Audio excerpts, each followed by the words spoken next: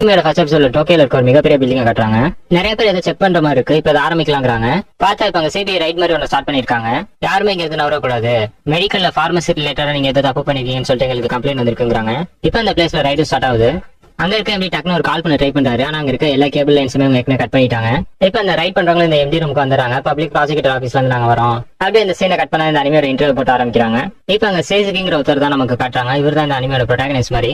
இப்ப இவருக்கு கீழே வேலை பாக்குறவங்க வந்து நாங்க எல்லா பாக்ஸுமே கலெக்ட் பண்றோம் சார், இது ஒரு 20 நாளா தான் அவங்க ப்ராசஸ் எல்லாம் கம்ப்ளீட் பண்ணுங்கிறாங்க. ஆனா நம்ம கிட்ட அவ்வளவு நாள் இல்ல, நம்ம கிட்ட இருக்கிறதே 2 நாள் தான். நம்ம கிட்ட பிறகு எவ்வளவு பாக்ஸ் கலெக்ட் ஆயிட்டுன்னு கேட்கறாரு. அவங்களும் 700 பாக்ஸ் கலெக்ட் ஆயிட்டுன்னு மொத்தமா சொல்றாங்க. பாப்பா இதுல மாட்டானா அப்படின்னு சொல்லிட்டு உங்களுக்கு செக் பண்றாங்க. ஆக்சுவலி உங்களுக்கு வந்திருக்க கம்ப்ளைண்ட் இப்பதான் சொல்றாங்க. ஆக்ராங்கிற ஒரு புது ட்ரக் வந்து இந்த கம்பெனி இன்ட்ரோடியூஸ் பண்ணிருக்காங்க. அங்க இருக்க சில இன்ஸ்டிடியூஷன்ஸ் கூட சேர்ந்து இவங்க ஒர்க் பண்ணிருக்காங்க. அதுல இந்த ட்ரக்கோட எஃபிஷியன்சி வந்து அதிகமா காட்டியிருக்காங்க. அதாவது இது ஒரு நோய் வந்து 80% கியூர் பண்ணணும், இல்ல இது 90% பண்ணணும், 95% பண்ணணும்னு சொல்லிட்டு இதோட எஃபிஷியன்சி அதிகமா காட்டியிருக்காங்க. இப்ப சேஜிகே அவரோட டீம் லஞ்ச் சாப்பிட்டு இருக்கப்ப இவங்க கேப்சர் பண்ண பில்டிங்கை பத்தி தான் நியூஸ் வந்துட்டு இருக்கு. ஆனா இந்த நியூஸ்க்குலாம் அந்த அளவுக்கு அட்டென்ஷன் கொடுக்க மாட்டேங்கிறாங்க. அடுத்த நியூஸ்க்கு போயிடுறாங்க. என்னன்னா இன்னும் 20 நாள் எங்க ஊருக்கு எலெக்ஷன் வந்திருக்கு.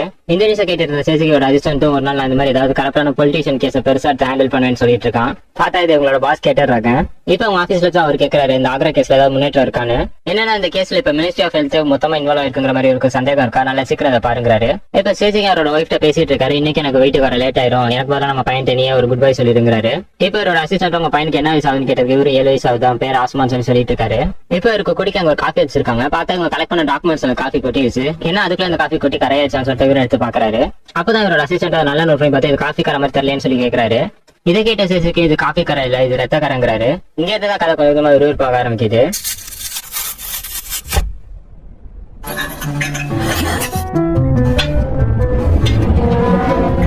இவங்களுக்கு வந்து கம்ப்ளைண்ட் என்னன்னா 4 மெடிக்கல் ஸ்கூல் சேர்ந்து இதை ஃபேக் பண்றாங்கிறது தான். ஆனா இப்ப இந்த ரத்த கரையெல்லாம் சாம்பிள் எடுத்து பார்த்தா இது 5வது ஒரு ஸ்கூல்ல டினோட் பண்ணுது. அதாவது 5வது ஒரு ஸ்கூலோட ப்ரொஃபஸரோட டிஎன்ஏ தான் உங்களுக்கு இங்க கிடைச்சிருக்கு. ஆனா இப்ப உங்களுக்கு இங்க கிடைச்சிருக்க வச்சு பார்த்தா இது ஒரு புதுசா ஏதோ ஸ்கூலோட இன்வால்வ்மெண்ட் இருக்கு போல இருக்கு. இப்ப அது சிங்கிள் பேப்பர்ல டபுள் பேப்பர் மாதிரி இருக்கு. சரி அதையும் பிடிச்சி உரிக்கிறாங்க. ஃபுல்லா உரிச்சதுக்கு அப்புறம் அவரும் ஷாக் ஆயிடுறாரு. பார்த்தா அந்த பேப்பர் ஃபுல்லாமே ரத்தக்கரையா இருக்கு. இப்ப அந்த பேப்பர்ல கிடைச்ச ரத்தக்கரை டிஎன்ஏ டெஸ்ட் எடுத்து பாத்துருக்காங்க. அப்ப உங்களுக்கு கொஞ்சம் சாம்பிள் கிடைச்சிருக்கு. ஒருத்தரோட ப்ரொஃபைல் மாட்டி இருக்கு. பார்த்தா அடுத்த சீன்ல அந்த புதுசா இருக்க 5வது யூனிவர்சிட்டியோட இன்வால்வ்மெண்ட் இருக்குன்னு சொன்ன அந்த யூனிவர்சிட்டிலாம் போய் விசாரிச்சிட்டு இருக்காங்க.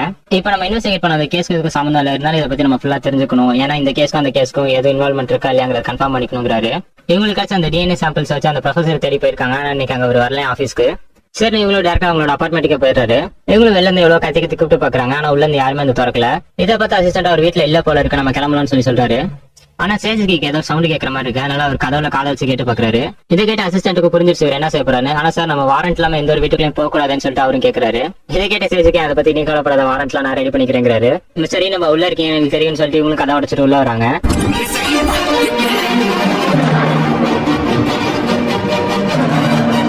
பார்த்தா அங்க அவர் ஏதோ ட்ரக் ஓவர் டோஸ் யூஸ் பண்ணி செத்து போயிருக்காரு. இப்ப அடுத்த சீன்ல இதை பத்தின டீடைல்ஸ் அங்க இருக்க லோக்கல் போலீஸ் ஸ்டேஷன்ஸ்ல கொடுத்து இன்ஃபர்மேஷன் கேதர் பண்றாங்க. இப்பதான் அவங்களுக்கு கிடைச்ச டேட்டாஸ் எல்லாம் கேதர் பண்ணி அவங்க இன்வெஸ்டிகேட் பண்ண ட்ரை பண்றாங்க. ஏன்னா அவரோட பாடி வந்து ஒரு அனஸ்தீசியா கொடுக்குற மிஷினோட கனெக்ட் ஆயிருக்கான். 1 மணி நேரத்துக்கு அந்த அனஸ்தீசியா வந்து லெவல் இன்க்ரீஸ் ஆயிட்டு இருக்க மாதிரி செட் பண்ணிருக்காங்களாம். ஆனா இது எப்ப எல்லாம் ப்ரிப்பேர் பண்ணான்னு பார்த்தா 30 மணி நேரத்துக்கு முன்னாடியா. ஆக்சுவலி இப்ப ஒரு மர்டரா கன்சிடர் ஆகலையா, செல்ஃப் சூசைடா தான் கன்சிடர் ஆயிருக்கா. ஏன்னா 30 மணி நேரங்கிறப்ப கொலை பண்ண யாரும் அவ்வளவு நேரம் டைம் கொடுக்க மாட்டாங்கிறாங்க. அது மட்டும் இல்லாம இவரோட கடைசி ஆசை வந்து ஒரு லெட்டர் எழுதி வச்சிருக்காங்க. இது ஒரு மர்டர் கிடையாதுன்றாரு. அதே மாதிரி டோமோகாசு ஆனோங்கிற ஒரு பேர்ல இருந்து ஒரு அடிக்கடி மெயில் வந்துகிட்டே இருந்திருக்கு இந்த கடைசி 2 மாசமா. இப்ப இருக்கு பச்சை கிடைச்ச அந்த ரத்த கரை இந்த போலீஸ் கிட்ட காட்டுறாரு. இதை பார்த்து அந்த போலீஸ் ஏதோ ரொம்ப பெரிய விஷயம் போல இருக்குன்னு சொல்லிட்டு எக்ஸைட் ஆகுறாரு. இப்ப அடுத்த சீன்ல இவர் வந்து ஒரு பொண்ணு வந்து பாத்துட்டே இருக்காங்க. அடிக்கடி இதை செக்யூரிட்டி கேமரா ஃபுட்டேஜ் வச்சு கண்டுபிடிச்சிருக்காங்க. ஆக்சுவலி இப்ப என்னன்னா அந்த போலீஸ்கார தான் அவர் தெரிஞ்ச இன்ஃபர்மேஷன் எல்லாம் சொல்லிட்டு இருக்காரு. ஈனப்போ இப்ப ஒரு ரோட் கிராசிங்ல நின்றுட்டு இருக்காரு. நான் அவர் யாருங்க அதெல்லாம் கண்டுபிடிச்சேன், இது ஏதோ பெரிய விஷயத்தோட கனெக்ட் ஆயிருக்கு போல இருக்கு, உன்ட்டு இதெல்லாம் சொல்லலாமான்னு சொல்லி கேட்கறாரு. ஈனப்போ நானும் இப்ப இங்க தனியா தான் இருக்கேன்னு சொல்லுங்கிறாரு. இப்ப அப்படியே நமக்கு அந்த பொலிட்டிஷியன் பார்ட்டியோட ஹெட்டையும் காட்டுறாங்க மோமோருன்னு. இப்ப இதெல்லாம் சரி ஈனப்போ அவரோட ஹையர் அஃபீஷியல்ட்ட சொல்லிட்டு இருக்காரு. இப்ப அதுக்கு இருக்க ஒருத்தலாம் பார்த்தா அடுத்த ஹெட்டா வர போறாருங்கிறாங்க. இந்த நேரத்துல அதுவும் இன்னும் கொஞ்ச நாள் எலெக்ஷன் வர போகுது, நீ இதுக்கெல்லாம் தயாரா இருக்கேன்னு சொல்லி கேட்கறாரு. ஈனப்பாவும் நானும் ரெடி தாங்கிறான். சரி உன்னை நான் அந்த ஆக்ரா டெக் ரேஸ் வந்து இந்த கேஸ்க்கு ஷிஃப்ட் பண்றேங்கிறாரு. நீனும் அந்த போலீஸ் சூமியோ 2 பேர் மட்டும் தான் கமிஷன் கொடுத்துருக்கேன், நீங்க மட்டும் விசாரிங்கிறாரு. இப்பதான் நமக்கு இந்த சிட்டியை காட்டுறாங்க. டோக்கியோட வெஸ்டர்ன் பார்ட்ல இருக்க ஷினிகிங்கிற சிட்டி தான் இதுவான். இது அங்க இருக்கவங்க செகண்ட் டோக்கியோவை பாக்குறாங்க. இப்ப இந்த இன்வெஸ்டிகேஷன் எல்லாமே நடக்குது இந்த சிட்டில தான். இப்ப ஈனபாரோட அசிஸ்டன்ட் கிட்ட இதை பத்தி சொல்லிட்டு இருக்காரு. இப்ப ஒரு அசிஸ்டன்ட் அங்க ஸ்கூல் கிட்ட கேட்டு செக்யூரிட்டி ஃபுட்டேஜ் எல்லாம் எடுத்திருக்காரு. அதை காட்டுறாரு. அங்க இருக்க இன்னொரு பொண்ணு ஒருத்தவங்க வந்திருக்காங்க. ஆனா அந்த பொண்ணோட ஃபேஸ் இருக்கு சரியா தெரியல. சரி இது இன்னும் நல்லா டீப்பா சரி நானும் போறேங்கிறாரு. இப்ப ஈனபாரோட ஃப்ரெண்ட் கிட்டே போய் கேட்கறாரு இதை பத்தி விசாரிக்க. ஆக்சுவலி ஒரு ஜெர்னலிஸ்ட், இவர் ஒரு ப்ராசிக்யூட்டர், அதே மாதிரி அவர் ஒரு ஜெர்னலிஸ்ட். இப்ப இந்த எலெக்ஷன் வரப்போது இதுக்கு மாதிரி இந்த டாக்டர் வேற இருந்திருக்கு. அந்த டாக்டர் வந்து இந்த பொலிட்டிஷியன் லீடர்ல வந்து ஒரு முக்கியமான ஒரு பார்ட்டி மெம்பரா இருந்திருக்காரு. அதெல்லாம் அவரும் பாக்குறாரு. இப்ப அவரும் ஒரு கான்டாக்ட்ல இருக்க பொலிட்டிஷியன் லீடர்ஸ் எல்லாம் காட்டுறாரு. ஃபர்ஸ்ட் பிளேஸ்ல என்னமா தான் இருக்காரு. ஆனா செகண்ட் அண்ட் தேர்ட் இவங்க தான், இவங்க ஒரு நல்ல கேண்டிடேட் தாங்கிறாரு. இவங்க என்னதான் இந்த அளவுக்கு வந்தாலும் இன்னும் போய் அந்த யூனிவர்சிட்டி விசிட் பண்ணிட்டு தான் இருக்காங்கிறாரு. இதை கேட்ட ஸ்டேஜுக்கு இங்கதான் எனக்கு ஏதோ ஒன்று இடிக்குதுங்கிறாரு. இப்ப அவரோட ஃப்ரெண்டுக்கு ஸ்ட்ரைக் ஆகுது. நீ இப்ப என்ன நோமரை இன்வெஸ்டிகேட் பண்ண சொல்றியான்னு கேட்கறாரு. ஆமாங்கிற இவனும். ஆனா நான் அதை பத்தி என்னோட ஜேர்னலிஸ்ட்ல தான் எங்கேயுமே மென்ஷன் பண்ணக்கூடாது கரெக்டானு கேட்கறாரு. ஆமாங்கிற இவனும். நீ கேட்கறதுல ஏதாவது அர்த்தம் இருக்காது, எப்படி ஒரு நாள் பண்ண முடியும்னு கேட்கறாரு. ஆமா நான் கேட்கறதுல அர்த்தம் இல்லதான், ஆனா நீ பண்ணுவ, ஏன்னா நீ என் பெஸ்ட் ஃப்ரெண்டுங்கிறாரு. இப்ப இவங்களும் அவரை ஃபாலோ பண்ணிட்டே போறாங்க. அவரோட கார் பின்னாடி போறாங்க. பார்த்தா அவரோட கார் ஒரு ஸ்டாப்பில் நின்று ஒரு பொண்ணை ஏத்துறாங்க. அவங்க சிசிடிவி ஃபுட்டேஜ் வச்சு பழைய பொண்ணை செக் பண்ணி பாக்குறாங்க. ஆனா அவங்க இல்ல, இவங்க வேற ஒருத்தவங்க. இப்ப கொஞ்ச நேரம் அவங்க ஒரு பில்டிங்ல போயிட்டு போய் வர்றாங்க. அங்க கன்ஸ்ட்ரக்ஷனோட பிரசிடென்ட்டும் இருக்காரு. இது இன்னும் பெரிய பெரிய இடத்த கூட லிங்க் ஆயிருக்குன்னு சொல்லிட்டு இவங்க ரெண்டா பிரிஞ்சு ஸ்பிளிட் பண்ணி போய் தேடுறாங்க. இப்ப என்னோட அசிஸ்டன்ட் தனியா ஸ்பிளிட் பண்ணி இருக்கனால இவனு ஜிபிஎஸ் கொடுத்து விடுறான். இப்ப என்னோட அசிஸ்டன்ட் கிட்ட என்ன நடக்குதுன்னு கேட்கறாரு. அவரு இப்ப சொல்றாரு, அதாவது என்னன்னா இப்ப ஆக்டிவ்ல வரப்போற பார்ட்டி வந்து உங்களுக்கு ஃபேவர்ஸ் நிறைய வேணுங்கிறதுனால இந்த கன்ஸ்ட்ரக்ஷனோட பார்ட்டி லீடரையும் வந்து பிடிச்சி வச்சுக்கிறாங்க. அதனால இப்ப இந்த கன்ஸ்ட்ரக்ஷனோட ஹெட்டுமே போயிட்டு இந்த பொண்ணு கூட சேர்ந்து ஒரு ரூம்ல புக் பண்ணிருக்காங்க. இதை பார்த்தா எனக்கு ஏதோ தப்பா தோணுது சார், நம்ம வேணா உள்ள போய் விசாரிக்கலாமான்னு சொல்லிட்டு இவனோட அசிஸ்டன்ட் கேட்கறான். இல்ல நம்ம அதெல்லாம் பண்ண வேணாம், என்ன நடக்குதுன்னு பாப்போம், எவிடன்ஸ் கலெக்ட் பண்ணலாங்கிறாரு. அவரோட அசிஸ்டன்ட் நம்ம கண்ணு முன்னாடி ஒரு தப்பு நடக்குது, இதை பார்த்துட்டு சும்மா இருக்குதா அப்படின்னு சொல்லி கேட்கறான். பூமியோ நீ சொல்றது எல்லாமே கரெக்ட் தான், இது எலெக்ஷன் நம்ம ரூல்ஸ் எல்லாத்துக்குமே அகேன்ஸ்ட் ஆனது. ஆனா இது முதல் தடவை இது மாதிரி நடக்கல, இதுக்கு முன்னாடி எவ்வளவு தடவை நடந்திருக்கு. இதுல நம்ம ஒருத்தர் பிடிச்சாலும் இன்னொருத்தர் வந்துட்டு தான் இருப்பாங்க அந்த இடத்துக்கு. அதனால இந்த தடவை நம்ம இது மொத்தமா பிடிக்கணுங்கிறாரு. இப்ப இவரு அந்த பொண்ணு வெளில வரும், அந்த பொண்ணை வச்சு நம்ம இவங்களை பிடிச்சிடலாங்கிறாரு. இப்ப அதே மாதிரி அந்த பொண்ணு லாக்கர் ரூம் செக் பண்ணிட்டு வெளில வராங்க. அசிஸ்டன்ட் பின்னாடி போய் பாத்துக்கிறான் அந்த லாக்கர் ரூம் நம்பர், இவங்க எந்த ஃப்ளோருக்கு வராங்கிறதையும். இப்ப சிஜிக்கு இங்க நடக்கலாம் வச்சு பார்த்துட்டு அவருக்கு எதுவும் ஸ்ட்ரைக் ஆகுது. சீக்கிரம் வந்து எடுத்து கிளம்புறாரு. என்னன்னா இவரோட அசிஸ்டன்ட் பூமி கிட்ட இருந்து எந்த ஒரு பிளேம் வரல ரொம்ப நேரமா. இப்ப போய் அந்த டோரை திறந்து பார்த்தா பூமி எங்க என்ன பண்றாரு சொல்லி கத்துறாரு. பார்த்தா அவரோட அசிஸ்டன்ட் தூக்க மாட்டிருக்காரு. இதை பார்த்த சேஜிக்கும் ஒண்ணுமே புரியல. அவர் அப்படியே அங்க உறைஞ்சு நிக்கிறாரு. இப்ப அசிஸ்டன்ட் பேசின கடைசியான மெசேஜ் நம்ம காட்டுறாங்க. உங்களை நினைச்சு எனக்கு ரொம்ப பெருமையா இருக்கு சார், உங்க கூட ஒர்க் பண்ண 2 வருஷமே எனக்கு ரொம்ப சந்தோஷமா இருந்தது. இவ்வளவு நாள் நீங்க எனக்கு பண்ணதுக்கு எல்லாத்துக்குமே தேங்க்யூன்னு சொல்லி எழுதிருக்கு. நம்ம சேஜிக்கு கிட்ட கேட்கறான், ஒரு பப்ளிக் ப்ராசிக்யூட்டர்னா என்னதுன்னு. என்னைக்குமே மக்களை காப்பாத்தி ஜஸ்டிஸ் நிலைநிறுத்துறதுனா ஒரு பப்ளிக் ப்ராசிக்யூட்டரோட வேலை. எனக்கு தெரியும் நீ அதாக தான் ட்ரை பண்றேன்னு, நீ உன்னோட பெஸ்ட்டை கொடுங்கிறாரு. இப்ப அப்படியே அந்த சீனை கட் பண்ணி ஃபியூனரல காட்டுறாங்க. சேசிகியோட மேனேஜருமே சொல்றாரு இது வந்து ஒரு சூசைடா தான் கன்சிடர் பண்ணப்பட்டிருக்குன்னு. இப்ப அவங்க மேனேஜருமே கேட்கறாரு, அவன் வந்து சூசைட் தான் பண்ணிக்கிட்டானு. இல்ல அதுக்கு வாய்ப்பே இல்ல, அது கண்டிப்பா ஒரு மர்டர் தாங்கிறான். இதுக்கு முன்னாடி நம்ம கேட்ட அந்த சீன் இனப்பாவோட டெத்தோட இது லிங்க் ஆயிருக்கான்னு சொல்லி கேட்கறாரு. சேஜிக்கு ஆமாங்கிறான். அப்ப நீ முன்னையோட இந்த கேஸ்ல இன்னும் டீப்பா இறங்கு, கொஞ்சம் ஜாக்கிரதையா மட்டும் இருந்துக்கோங்கிறாரு. நம்ம சேஜிக்கையும் பூமியோட ஐடி கார்டை பார்த்துட்டு கொஞ்ச நேரம் நான் வச்சுக்கிட்டான்னு கேட்கறான். அதை எங்கேயும் கீழே மட்டும் விட்டுறாதுங்கிறாரு. மிஸ் எமிகோங்கிற பொண்ணதான் இப்ப அவங்க பிடிச்சிருப்பாங்க. இப்ப அவங்கள்ட்ட இன்வெஸ்டிகேஷன் போயிட்டு இருக்கு. எமிகோங்கிறது தான் உங்களோட பர்த் நேமான்னு கேட்கறான். ஜென் சேசிகி அப்படின்னா என்ன, நல்லதுன்னு தானே அதுக்கான அர்த்தம். ஏன் என் பேர்ல உங்களுக்கு எதுவும் குழப்பமா இருக்கான்னு சொல்லி கேட்கறான். இல்ல உங்க அப்பா அம்மா உங்களை பத்தி என்ன நினைச்சிருப்பாங்கன்னு யோசிச்சு பார்த்தேன், இந்த பேரை அவங்க உங்களுக்கு வச்சப்ப. சரி நான் கேட்கறதுக்கு பதில் சொல்லுங்க, எமிகோங்கிறது உங்களோட பேரான்னு சொல்லி கேட்கறாரு திரும்பி. அந்த பொண்ணு ஆமான்னு சொல்றாங்க. இப்ப சேசிக்கியோட ஃப்ரெண்ட் அந்த போலீஸ் கிட்டே கொண்டு போய் இந்த மெசேஜஸ் எல்லாம் காட்டுறான் சேசிக்கு. அதாவது பூமியா கடைசியா அனுப்பின மெசேஜஸ் எல்லாம் இது வந்து ஒரு வில் மாதிரி இருக்குன்னு சொல்லிட்டு அவரு சொல்றாரு. அந்த இறக்கத்துக்கு முன்னாடி கடைசியா எழுதிட்டு போவாங்கல்ல அந்த வில். அந்த ரூம் ஃபுல்லாவே இன்வெஸ்டிகேட் பண்ணியாச்சு. அங்க பூமியா தவிர வேற யாருமே வந்துட்டு போன மாதிரி தெரியல. அதே மாதிரி அங்க இருக்க பிங்கர் பிரிண்ட், என் போன்ல இருக்க பிங்கர் பிரிண்ட் எல்லாமே பார்த்தா பூமியா மட்டும் தான் யூஸ் பண்ணிருக்க மாதிரி இருக்குன்னு சொல்லி சேசிக்கு சொல்றாரு. இதை கேட்ட அந்த போலீஸும் இதை பத்தி நம்ம இன்னும் ஃபுல்லா டீப்பா இன்வெஸ்டிகேட் பண்ணலாங்கிறாரு. இப்ப அந்த போலீஸ் அவர் கண்டுபிடிச்ச இன்வெஸ்டிகேஷன் எல்லாம் சொல்லிட்டு இருக்காரு. பூமியா இருந்த அந்த அபார்ட்மெண்ட் வந்து ஒருத்தர் பேர் ரெஜிஸ்டர் ஆயிருக்கு. அவர் அங்க இருக்க அந்த பொலிட்டிக்கல் கட்சியில ஒரு மெம்பரா இருந்திருக்காரு. இதை கேட்ட சேசிக்கு அப்ப அந்த நோமுற கேம்பெயின் டீம் தான் வந்து இந்த அபார்ட்மெண்ட் விலைக்கு வாங்கிருக்காங்களான்னு சொல்லி கேட்கறான். இதை கேட்ட அந்த போலீஸ் இதான் நானும் ஃபர்ஸ்ட் நினைச்சேன், ஆனா அது இல்லங்கிறாரு. இவன் வந்து அந்த கைகா ஈட்ஸுக்குங்கிற குரூப்பை சேர்ந்தவங்கிறாரு.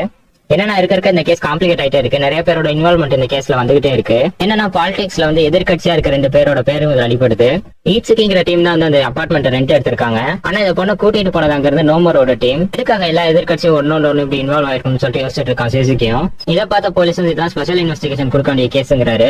இப்ப பூமி அவனுக்கு அடுத்த ஆப்ஷன்ஸ் எல்லாம் பாக்குறான். இந்த பொண்ணை இப்பதான் நம்ம இன்டராக்ட் பண்ணோம், திருப்பி இந்த பொண்ணை நம்மளால ஃபாலோ பண்ண முடியாது. இதுல ஏதாவது ஒரு குரூப் தான் வந்து பூமியை ட்ராக் பண்ணி கொண்டிருக்காங்கன்னா உங்களுக்கு இப்ப நம்ம பண்றதை பத்தியும் தெரியும். சோ இந்த மாதிரி பொலிட்டிக்கல் இருக்க லீடர்ஸ்ல வந்து இந்த மாதிரி பொண்ணை ஆஃபரிங் பண்றது அவங்க உண்மையுமே ட்ரை பண்றாங்கன்னா இப்ப இதுக்காக ஒரு பொண்ணை மட்டும் கூப்பிட்டு மாட்டாங்க, நிறைய பொண்ணை கூப்பிட்டுருக்காங்கிறாரு. இப்ப இதுக்கு முன்னாடி இறந்து போன ப்ரொஃபஸரோட லேப்டாப் இப்பதான் ரிட்ரீவ் பண்ணிருக்காங்க. அந்த போலீஸ்காரும் இப்ப கொடுக்குறாரு இனபாட்ட. இப்ப திருப்பி அந்த இன்டராக்ஷன் கேட்க போகுது. டோமோகாசானுக்கு உங்களுக்கு இருக்க ரிலேஷன்ஷிப் என்னன்னு சொல்லி கேட்கறாரு. அவர் எங்க ராமாவுக்கு தெரிஞ்சவங்கன்னு சொல்லி சொல்றாங்க அந்த பொண்ணும். அப்ப உங்களுக்கு அவர் ரொம்ப நாளா தெரியுமா? இல்ல ரொம்ப நாளாலாம் இல்ல, ரீசெண்டா நான் டோக்கியோக்கு மூவ் பண்ணேன், அதுக்கப்புறம் தான் தெரியுங்கிறாங்க. அடிக்கடி நீங்க 2 பேரும் மீட் பண்ணிக்கிறீங்களான்னு சொல்லி கேட்கறாரு. இல்ல அப்படிலாம் இல்ல, அவர் தான் எனக்கு ஸ்டே பண்ற அபார்ட்மெண்ட் எல்லாம் நிறைய காமிச்சாரு. அதே மாதிரி அடிக்கடி இந்த வெளியிலையும் கூட்டிட்டு போவாரு, நல்ல நல்ல ட்ரெஸ் எல்லாம் வாங்கி தருவாரு. இதெல்லாம் கேட்ட சேசிக்கு அவர் ஏன் இவ்வளவு நைஸா அவங்களை ட்ரீட் பண்றான்னு சொல்லி கேட்கறான். அவங்களும் யோசிச்சுட்டு சொல்றாங்க மேபி அவரோட ஃப்ரெண்டோட பொண்ணுங்கிறதுனால இருக்கும்னு. சரி நான் வேற ஒரு கேள்வி கேட்கறேன், செப்டம்பர் 23 என்ன பண்ணீங்கன்னு சொல்லி கேட்கறேன் சேசிக்கு. இப்ப அப்படியே நம்ம டாக்டர் வந்து ரிட்ரீவ் பண்ண கம்ப்யூட்டர் சொன்னேன்ல அந்த சீனை காட்டுறாங்க.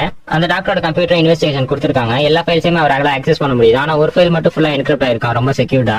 அந்த ஃபைல கிராக் பண்றவங்க சொல்றாரு எனக்கு இன்னும் 2 வாரம் டைம் வேணும்னு. சரி சீக்கிரம் பண்ணுங்கன்னு சொல்லிட்டு போனை கட் பண்றாரு. அங்க நியூஸ்லயும் போட்டுட்டு இருக்காங்க இன்னும் 1 வீக்ல எலெக்ஷன் வந்துரும்னு. அந்த எலெக்ஷன்ல இருக்க அந்த கேண்டிடேட் நான் இது வந்து செகண்ட் டோக்கியோ டெவலப் பண்ண போறேன், ஆனா டோக்கியோ மாதிரி இல்லங்கிறாரு. அப்ப அவருக்கு ஒரு கால் வருது, நாளைக்கு நம்ம மூவ் பண்ணலாம் சார்ங்கிறாங்க. பார்த்தா நாளைக்கான டேட் 23. இப்ப அப்படியே திருப்பி இன்ட்ராகேஷனுக்கு வந்துருது. நேற்று அவர் என்னை ஒரு நல்ல ஹாட் ஸ்பிரிங்க்கு கூட்டிட்டு போனாங்கிறாங்க. இதை கேட்ட சேஜிக்கு அங்க உங்க கூட எத்தனை பேர் இருந்தாங்கன்னு கேக்குறாரு. இதை கேட்டு அந்த பொண்ணு ஆமா அவர் போயிட்டாரு, ஆனா அவரோட ஃப்ரெண்ட்ஸ் நிறைய பேர் என் கூட தான் இருந்தாங்கன்னு சொல்றாங்க. அவங்க தான் எத்தனை பேருன்னு சொல்லி சேஜிக்கு கேக்குறாரு. இதை கேட்டு அவங்க சிரிக்கிறாங்க. சோ இது இன்ட்ராகேஷன்ங்கிறதுனால இவங்க பேசுறதெல்லாம் ஒருத்தர் டைப் பண்ணிட்டு இருக்காரு. அந்த டைப் பண்றவர் பார்த்து அந்த பொண்ணு கேக்குறாங்க இதை நீ இப்ப எழுதிக்க போறது இல்லையான்னு. என் கூட 3 பேர் இருந்தாங்க, அவங்க பேர் ஓட்டா கிமோரான்னு சொல்லிட்டு இருக்காங்க. அப்படியே அந்த சீனை கட் பண்ணி அவங்கள யாரும் இன்வெஸ்டிகேட் பண்ண ரிசல்ட் சொல்றாங்க. பக்கத்துல ஒரு கோல்ஃப் டோர்னமெண்ட் நடந்திருக்கான், அதுல அவங்க பேர்ல ரெஜிஸ்டர் இருக்குங்கிறாங்க. இப்ப ஃபூமியோக்கு ஒரு கால் வருது, ஆமா நாங்களும் அதே இடத்துக்கு தான் போயிட்டு இருக்கோங்கிறாரு. பார்த்தா அப்படியே பிஜிஎம்ல ரைஸ் ஆகுது. என்னன்னா இப்ப அந்த கோல்ஃப் டோர்னமெண்ட் நடந்தவங்க ஸ்டே பண்ற அபார்ட்மெண்ட்டுக்கு தான் இவங்க வந்திருக்காங்க.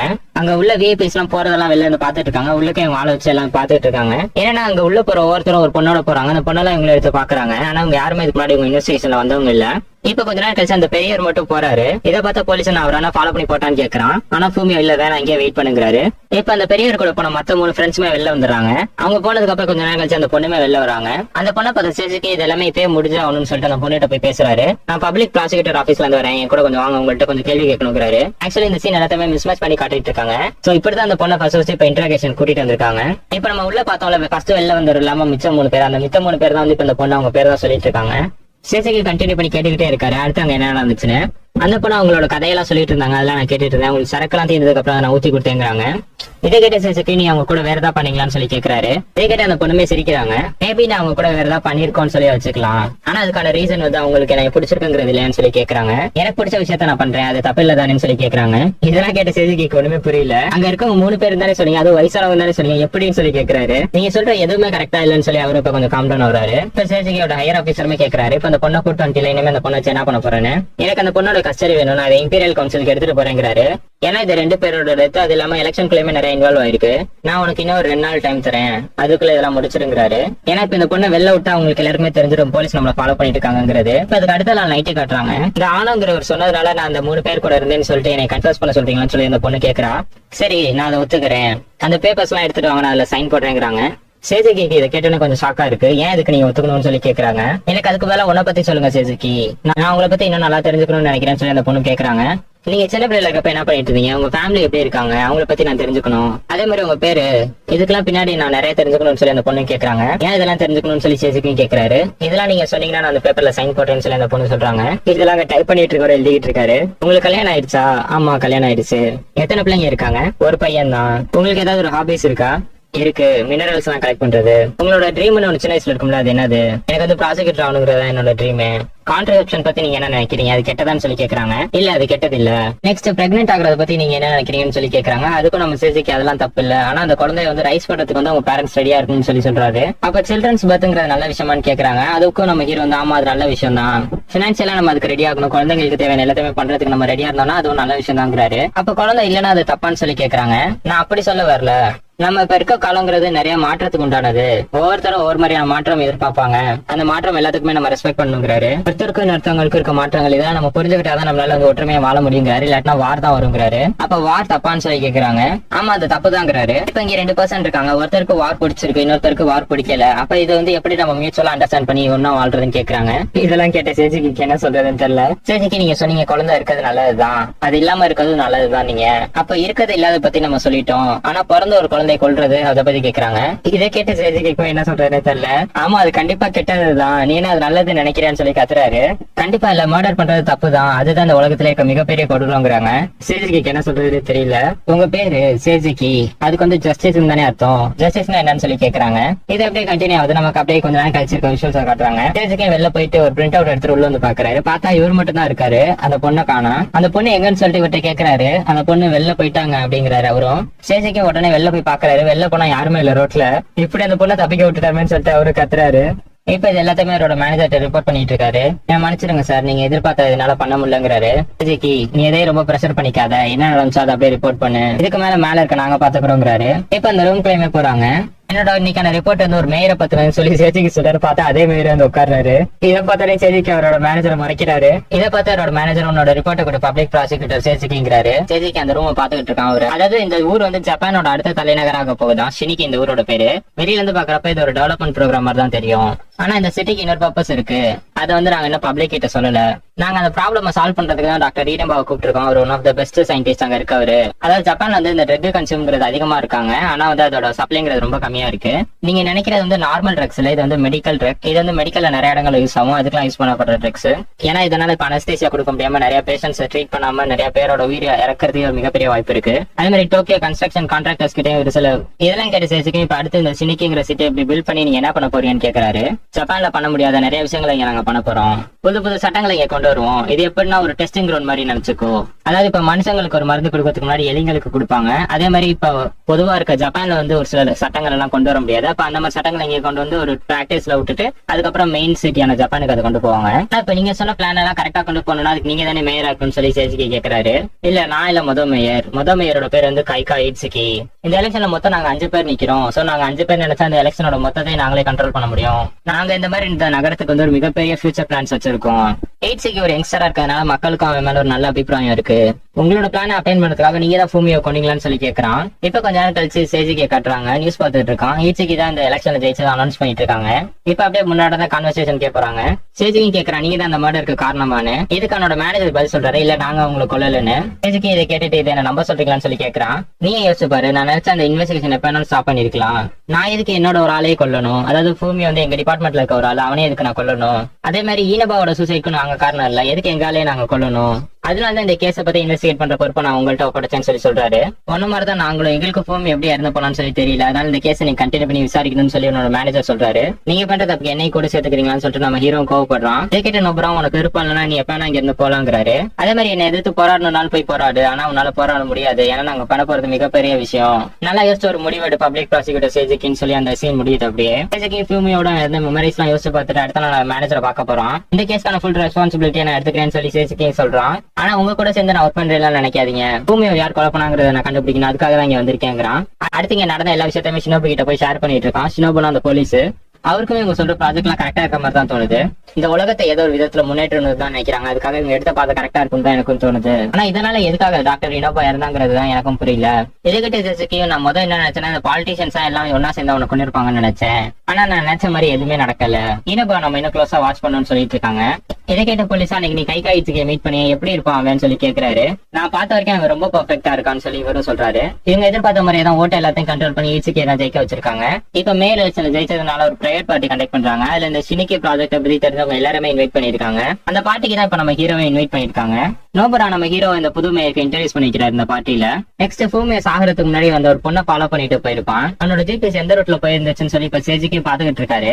அப்படி அந்த லொகேஷனை பாக்குறப்ப ஒரே இடத்துல வேற ஒரு டைம்லைன்ல இருந்திருக்க மாதிரி ஜிபிஎஸ்ல காட்டுது. இது எது மிஸ்டேக்னு சொல்லி இவரும் கால் பண்ணி கேக்குறாரு.